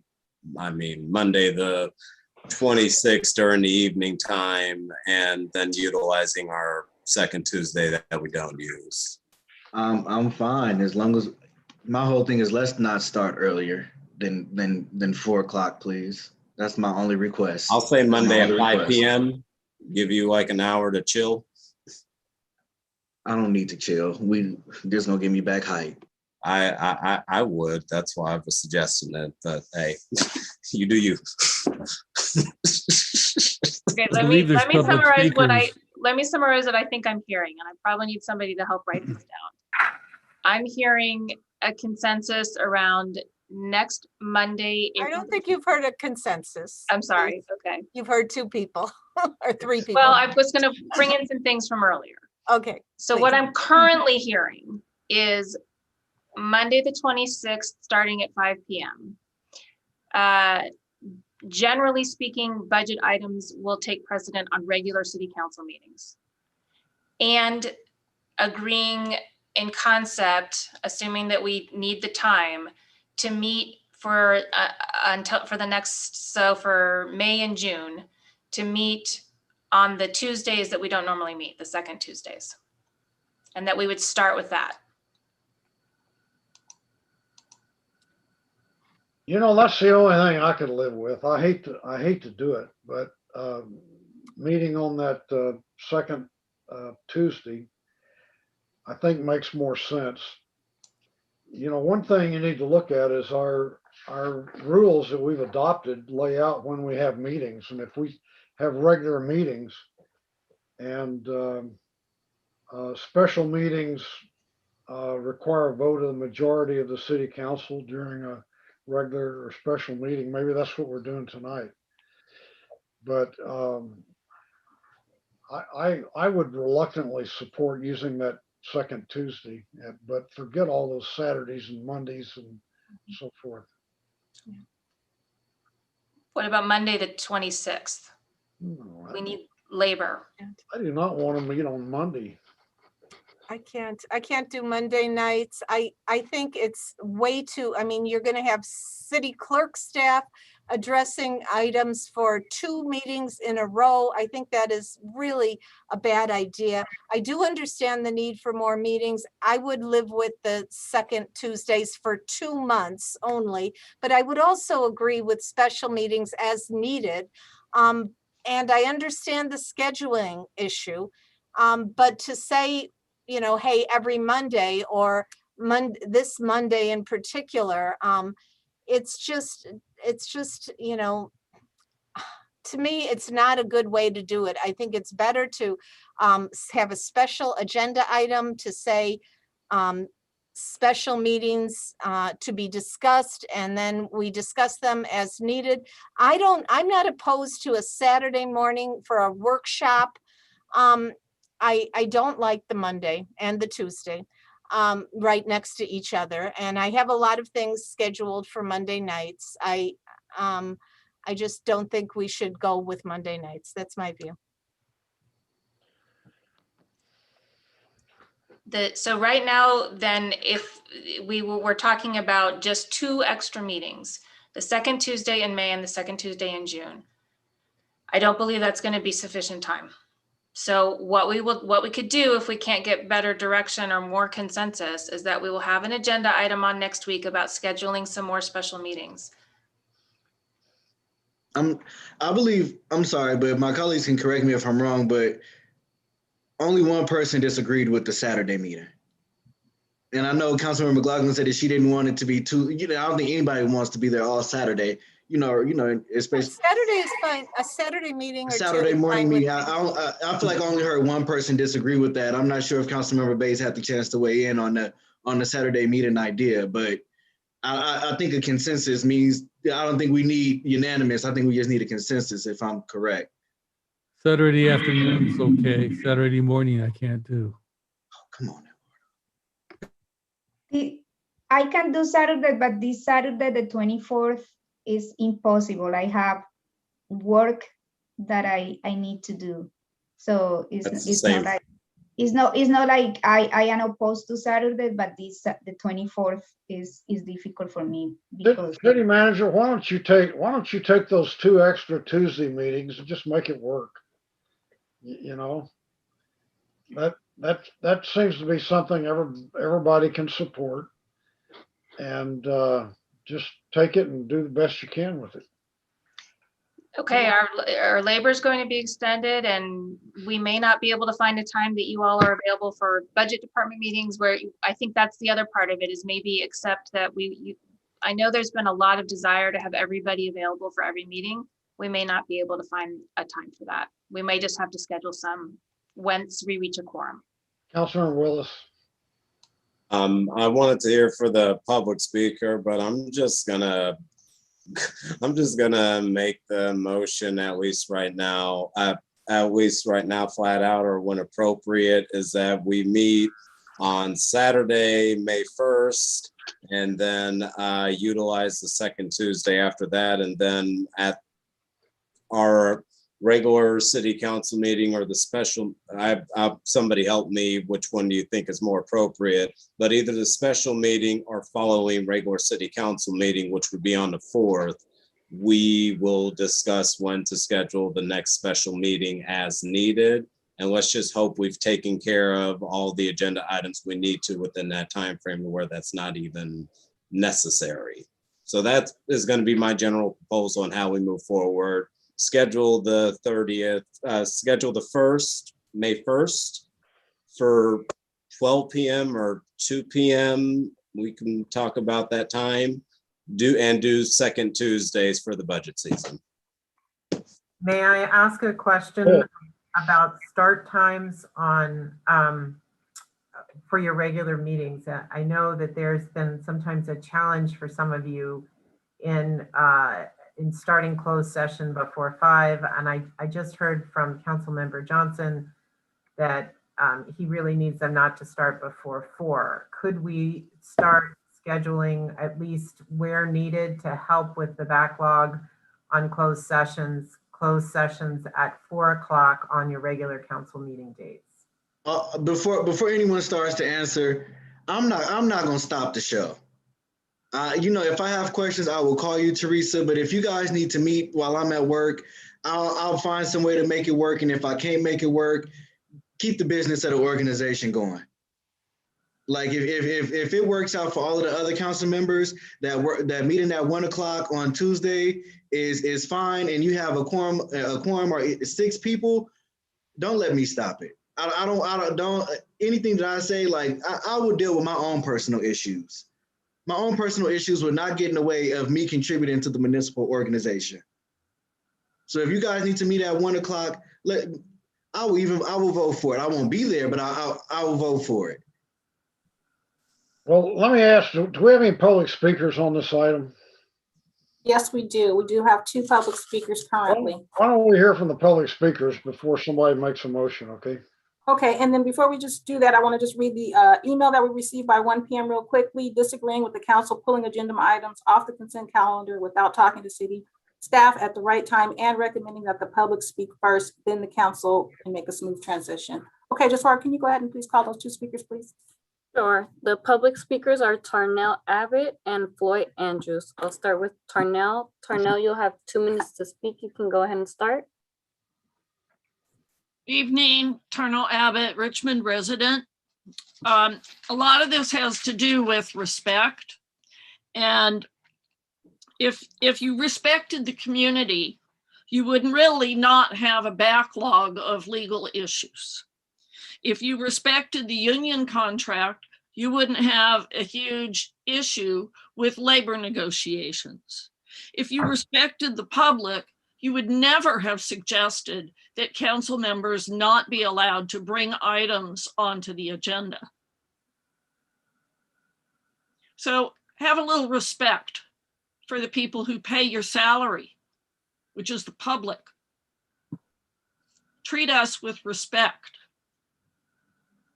You can settle these lawsuits and you can do it quick. You can settle your labor problems and settle them quick. You can take every Tuesday, which is what the council used to do. They used to meet every Tuesday and have a full council meeting every Tuesday. They did it for many years. You can also limit the mayor, including you should be leadership on limiting your fractious comments that nobody needs to hear, that serves no purpose except to insult the public. You need to stop it and set the tone by being respectful. You can do it. Thank you. Yeah. And the next speaker is Floyd Andrews. Floyd, you'll have 2 minutes to speak. You can go ahead and start. Hi, it's Floyd. I just wanted to actually send my appreciation for all of the incredibly hard work that the council members are doing and staff is doing. Our city is going through really an amazing time right now, a lot of change, a lot of opportunity, a lot of conflict.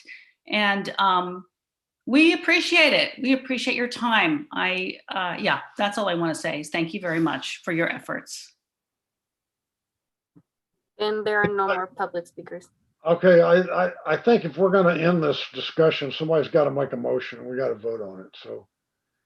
I make a motion that we meet on Saturday, May 1st at 12, starting at 12 p.m. and that we start meeting on second Tuesdays during the budget season, and that we also allow meetings to be scheduled at 4 p.m. on regular city council days.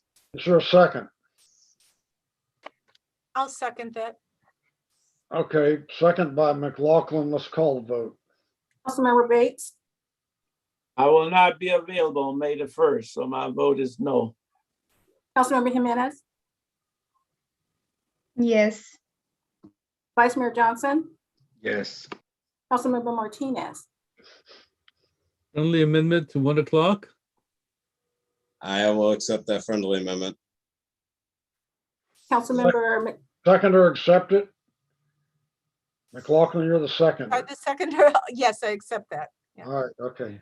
Then yes. Councilmember McLaughlin, Yes. Councilmember Willis, Yes. and Mayor Butt. No. The motion passes with Councilmembers Bates and Mayor Butt voting no. Thank you. Okay, you want to call the next item? Do you want to do a vote to extend the meeting? Mr. Mayor, do you want to call for a vote to extend the meeting? It's 11 o'clock. Yeah, that's a good point. Is there a motion to extend the meeting? I'll reluctantly move to extend to 11:30. Okay, motion by Willis. Is there a second? Second. Second by Johnson. You want to call the roll on this, please? Councilmember Bates, No. Councilmember Jimenez, No. Councilmember, excuse me, Vice Mayor Johnson, Yes. Councilmember Martinez, Yes. Councilmember McLaughlin, Yes. Councilmember Willis, Yes. and Mayor Butt. No. The motion passes with Councilmember Bates, Jimenez, and Mayor Butt voting no. Okay, call the next item, please. Next item is I item. thought that it requires a supermajority to extend the meeting. Oh, that's only if we go past 11:30. Item K6 is to direct staff to reopen and extend the due date for Department of Children and Youth grant applications to June 1, 2021. Okay, I put this on the agenda to essentially, I would say fix a problem. And I want to point, this is an example of something that never had to be on the agenda. It's something that staff totally screwed up. And in order to fix it, we got to put it on the agenda and discuss it and vote on it. And there's just too much of this stuff going on. So I think people know what this is about. It speaks for itself. It's an opportunity to extend the application period for children and youth grants because staff told department heads that they had to partner up with a nonprofit if they wanted to make an application for Kids First funds.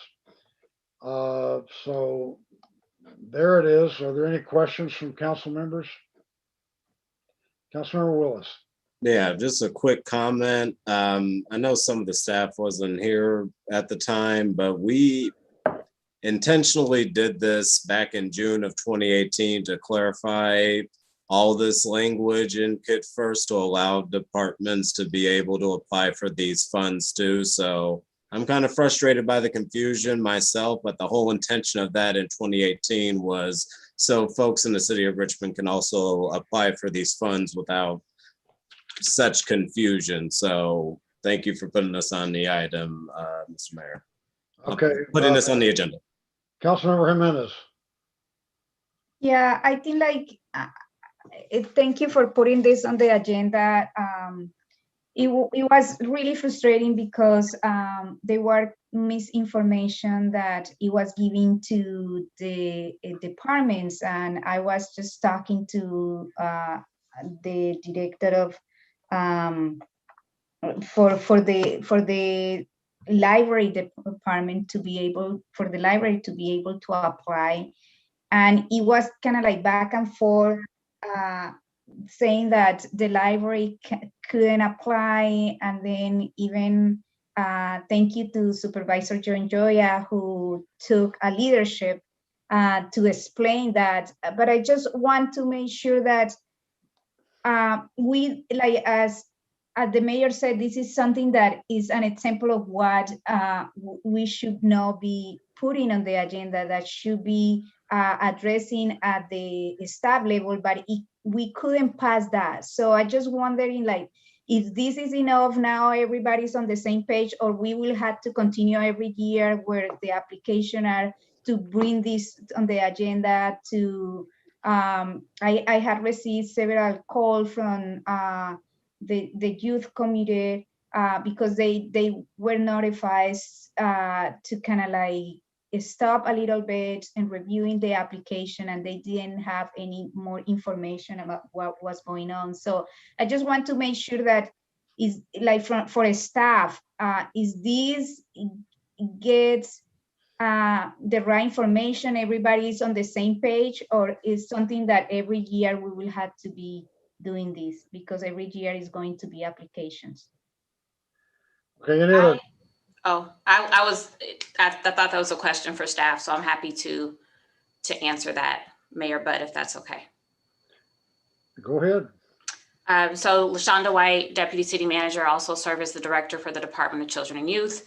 I just want to state that Department of Children and Youth staff, as part of the task of implementing what was written and approved by the voters, the word in which we're having this conversation about is about collaboration, and the word was never defined in the charter, and so staff had to define it, and obviously we defined it in a way that members that wrote the ballot measure saying was not their intent, but it was not defined at all in the ballot measure. Therefore, we defined it as part of the implementation of the ballot measure, and so it's part of the RFP. You know, for future RFPs, you know, we are willing to take, you know, any direction from staff. We really do appreciate the opportunity to define words that weren't defined so that we can have clarity. And this is the first application that has went out. And so staff is, you know, open, but I just want to state that I don't feel like that this was a mess that staff made. We really worked really hard to get the department up and running and to do the work that was needed through the community needs assessment and all the engagement that we did, the drafting of an RFP, the strategic investment plan. And so there was just, I just want to acknowledge the work that was put in by staff and by our oversight board to even get to this place. So for future ones, as long as there's clarification and clarity around it, departments were notified of what we thought was the what we interpreted as collaboration. What we notified all city departments really early on back in 2019. So departments had over 2 years to prepare and get ready to apply for this grant. But we will continue to do our work to be able to implement the initiative. Councilmember McLaughlin. Yes, I recall how this first emerged, which was a few years back, in terms of how we wanted to make sure. I know in 2018, when I wasn't here, is when you had that discussion of the specifics in regard to how this would get implemented. But when this issue first came up, the ballot measure first came up, we were concerned that it should not just be, as much as we love the wonderful youth nonprofits that we have in the city of Richmond, we were concerned that the ballot measure should not just be for youth nonprofits or for nonprofits, but it should be for the public, for the public government. So that means our city departments. Because even years before that, I had put an item on the agenda to have a certain percentage of our agenda, of our budget every year go to youth services, and that was city departments. So that kind of fell into a black hole. Staff never moved forward. Then the budget measure came forward, which was wonderful. And so I just want to encourage city departments to utilize this opportunity if we extend the date here for applications, and in future years as well, to take advantage and to apply and to get some additional money for your department to utilize for youth programs as city government programs. We have an obligation and a desire to serve our youth, while at the same time we want to partner with our nonprofits to continue to serve our youth as well. So I'm 100% in support of this. Okay, so are there any public speakers? We do have two public speakers currently. And for this particular item, we did receive one comment in the via email opposing the reopening and extension of the due date because it is too late in the review process and could delay summer programs. Juswari, would you like to go ahead and call the two speakers, please? Sure. The speakers are phone number ending in 7585 and Maribel Rodriguez. I'll go ahead and start with phone number ending in 7585. Please unmute yourself by pushing *6 and state your name for the record. Hi, this is Sean Stahlbaum from IFPT Local 21, represent about 150 City of Richmond workers. I just want to say, I guess, bottom line here, that there was a misunderstanding. And I think that the city staff did miss the intent of Measure E. I think the mayor and others are properly recalling what the intent of that legislation was. Local 21 was one of the funders of Measure E. And the whole purpose was to loosen the restrictions in Measure K, the Kids First initiative, to provide for that public entities like City of Richmond could provide services under Richmond Kids First initiative without being a subject to a limit of no more than 20% of the funding awarded to the applicants, and without being subject to the requirements of the Public Agencies Act in partnership with the nonprofit organizations. Given that there was a misunderstanding, the best solution is simply to extend the deadline and create some more time for the city departments to apply. I just want to state for the record that there's a place for some of these services to be provided by Richmond's outstanding community partners, GAP services, overflow services. Richmond's fortunate to have great community partners and organizations that can provide services to youth and should take advantage of that. And at the same time, Richmond city departments are equipped, to provide services, have done so, can continue to do so, and should be strongly encouraged by the city manager to aggressively apply to help provide these services. So I hope that the deadline will be extended, and hope that you all will support this item tonight. Thank you. Thank you. The next speaker is Maribel Rodriguez. Maribel, you'll have 2 minutes to speak. You can go ahead and start. Good evening, everybody. Thank you so much for having me tonight. First, I want to say thank you for bringing this item to the forefront. I am here just as a community member, trying to understand a little bit of what the process would be for those organizations, as a nonprofit organization representative who has submitted an application already and has made it through to the review process. I'm just wondering what the implications of opening up the review process, or actually the application process, for others to apply, and the implications of what that would mean for those of us that actually applied within those the original terms and on time.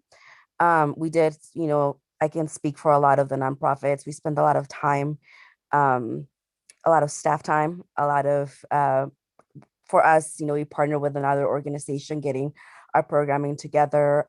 So we just want to make sure that whenever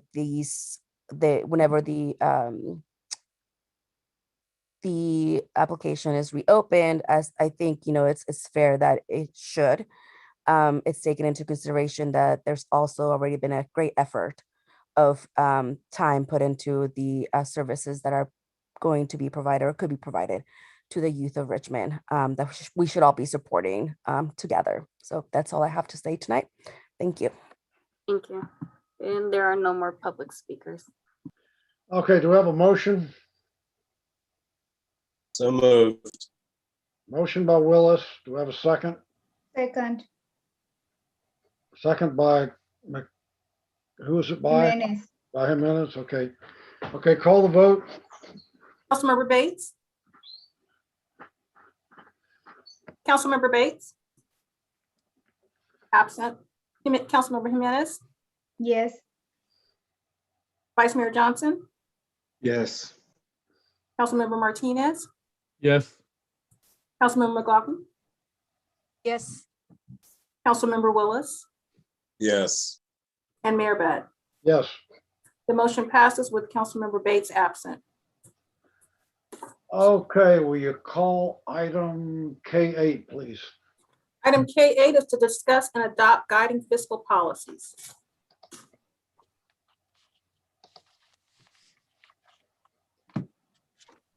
This is from council members Jimenez and Martinez. One of you want to introduce it? Yeah, thank you. So after discussing the budget guiding principles that were introduced by the staff, and then we heard a presentation of community organizations, we worked to have a proposal that took some of the proposal from both and other community members. The proposal presented tonight is intended to help council and the community at large to address community needs and services throughout the budget process. These guidelines were laid out in such a way as to make sure the public participation is maximized and requires city staff to work closely with the city council and the public in making sure the budget reflects the ideas, needs, and aspirations of the community. We believe the attached guidelines assure that a good process will occur going forward so that all segments of the Richmond community will have access to a transparent, deliberate budgetary process. I want to thank the city staff for providing feedback and community members and organizations for participating in the discussions to ensure that the principles presented tonight had input from different perspectives. It's important that the City Council adopt fiscal guidelines that reflect transparency, fiscal responsibility, and sustainability, as well as address an approach to good budgeting, both in good and bad times. We want to make some few amendments to the proposed budget guiding policies based on comments that we received this afternoon by the City Attorney's Office. So I want to just make this in the record. So in item 1, guiding budgeting policies in the section B, to put the to change the overspend by, instead of 1%, 3%. And then in the second, special funds, item A, add the city manager and special fund administrators. Then in reserve policies, which is the third, in item F, add also city manager and special fund administrator. And I believe these are, Actually, okay. And then in the debt management, and F, instead of the finance director, to put the city manager, and instead of the director, the city manager. And in objectives and prioritizations, which is a part of the capital and technology projects. And point 2, that says city council will determine how capital projects are prioritized to add after considering the recommendation of the city manager. And I believe these are the friendly amendments based on city attorney's staff recommendations of today. And Eduardo, do you want to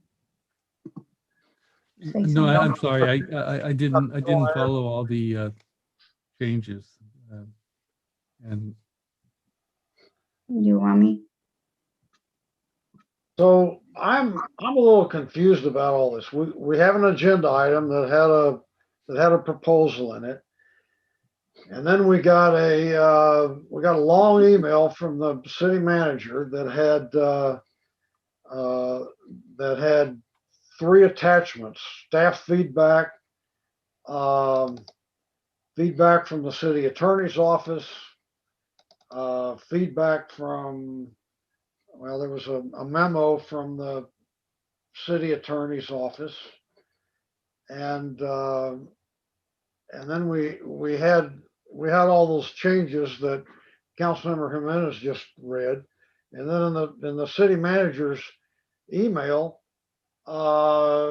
she said below is a clean list of those ones which try to meet your goals, including reinforcing council's ultimate authority, so on and so forth. So I'm really confused that it'd be nice to look at what we're looking at. If you've got, would you have any objection to bringing this back next week and having all the changes written down so we can see it? Well, the thing is that what the city manager sent to all of us was with the old version, which was not the one that we presented, which is the one that is on the agenda. Is the agenda that the item on the agenda has the new version, and some of these is included. So I think today the city attorney saw it and made some recommendation, and this is what we are doing, the friendly changes. And I think like we had been working on these, and I think like it's not like it's a lot of stuff that it needs to be changed. So I don't know, like I feel like we can't vote on these to approve these. Well, let me ask the city attorney and city manager, has in her proposed changes, has she addressed everything that you had issues with?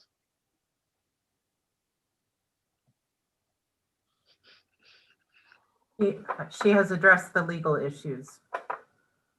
I'm sorry, say again. She's addressed the legal concerns. Okay. With the amendments that are being recommended right now.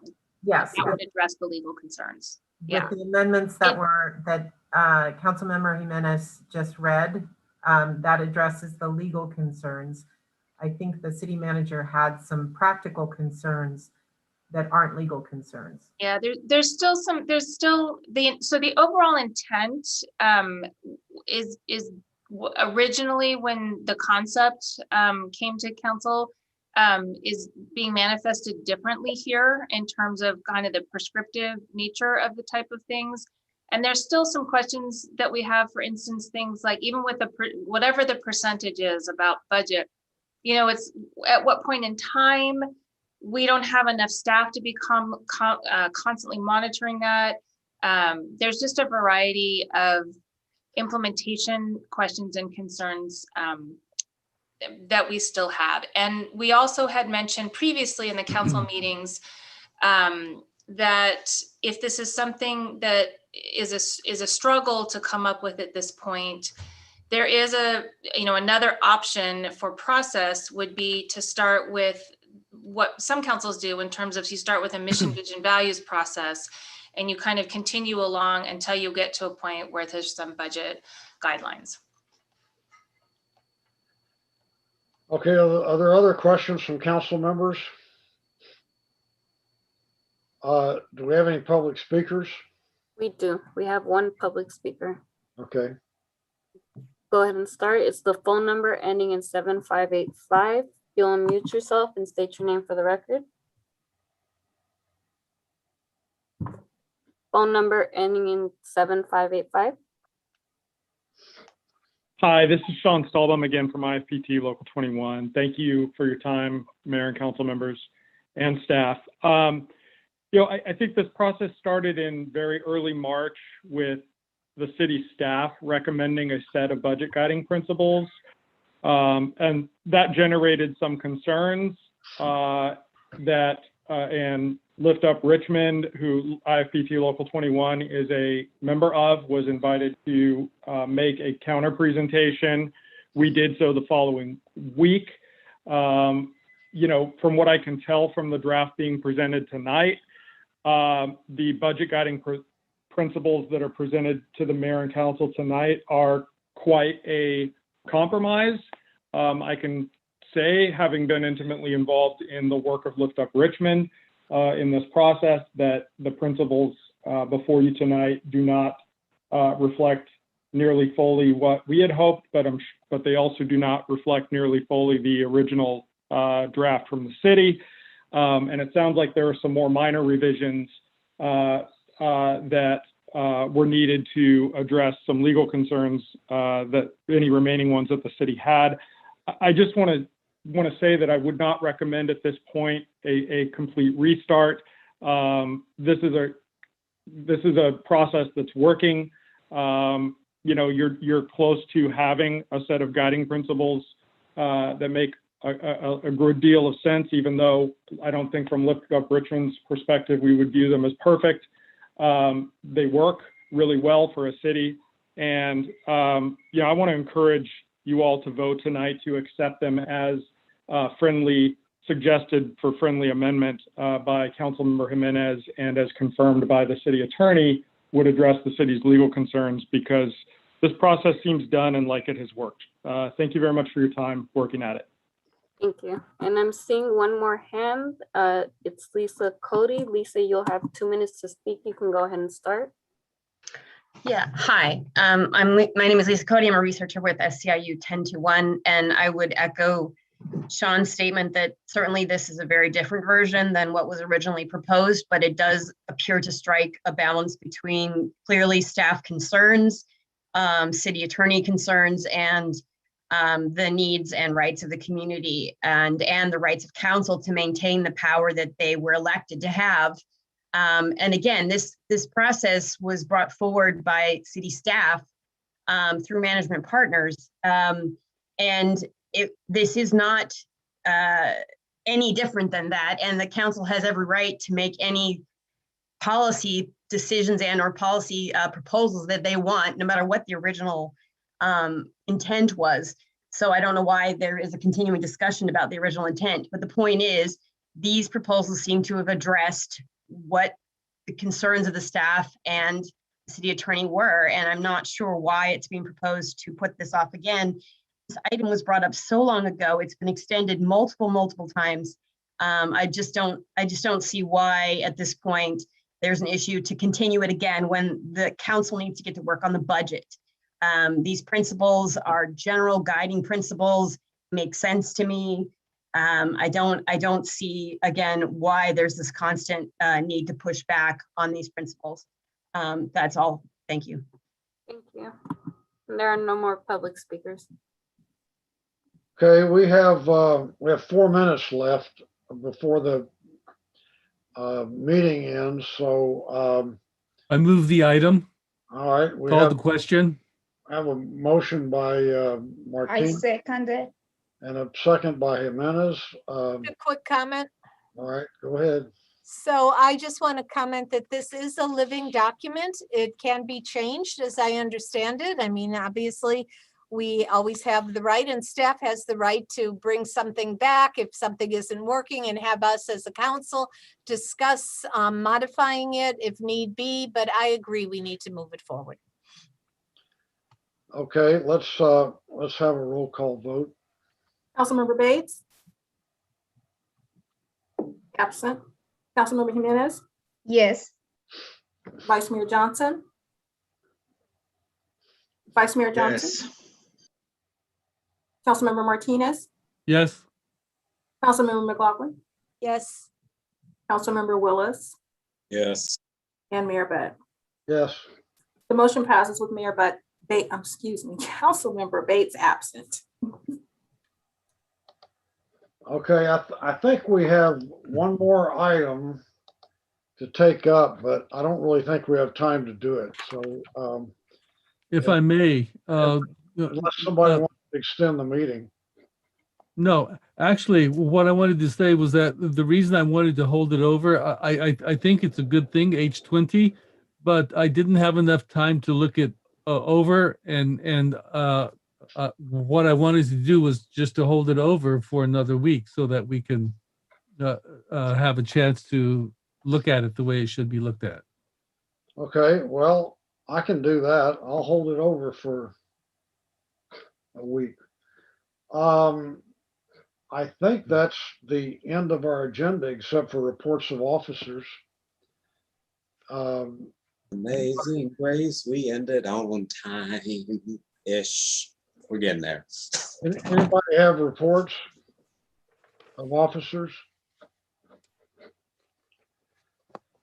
I don't see any. Anybody have anything else? Actually, there's something a report that I wanted, I'll share real briefly. I need to do more investigation into this, but check in with our community partners who are helping get out some of the rental relief fund to community members, because I heard something to the effect that they're getting feedback that some landlords are refusing to accept the funds that are applied for it on behalf of the tenants because they have that option. They would rather see folks get evicted so they can raise the rents. That's just something that came to me from recent meetings, and I want to reach out to our partners, but I want to put that out there for the rest of the council for your own individual inquiries. Okay. Mr. Mayor? Yes. I wanted to see if I can adjourn the meeting in memory of two individuals. They're not Richmond residents, but you know, just out of respect for who they are and the change they brought to this country, I wanted to adjourn the meeting in memory of former Vice President Walter Mondale. And although this happened a while ago, in light of today's guilty verdict, I would like to also adjourn the meeting in the memory of the ancestor, Brother George Floyd, as well. Okay. Anybody else? I have 11:30, and this meeting is adjourned. Good night, everybody. Good night, everyone. Right. Right.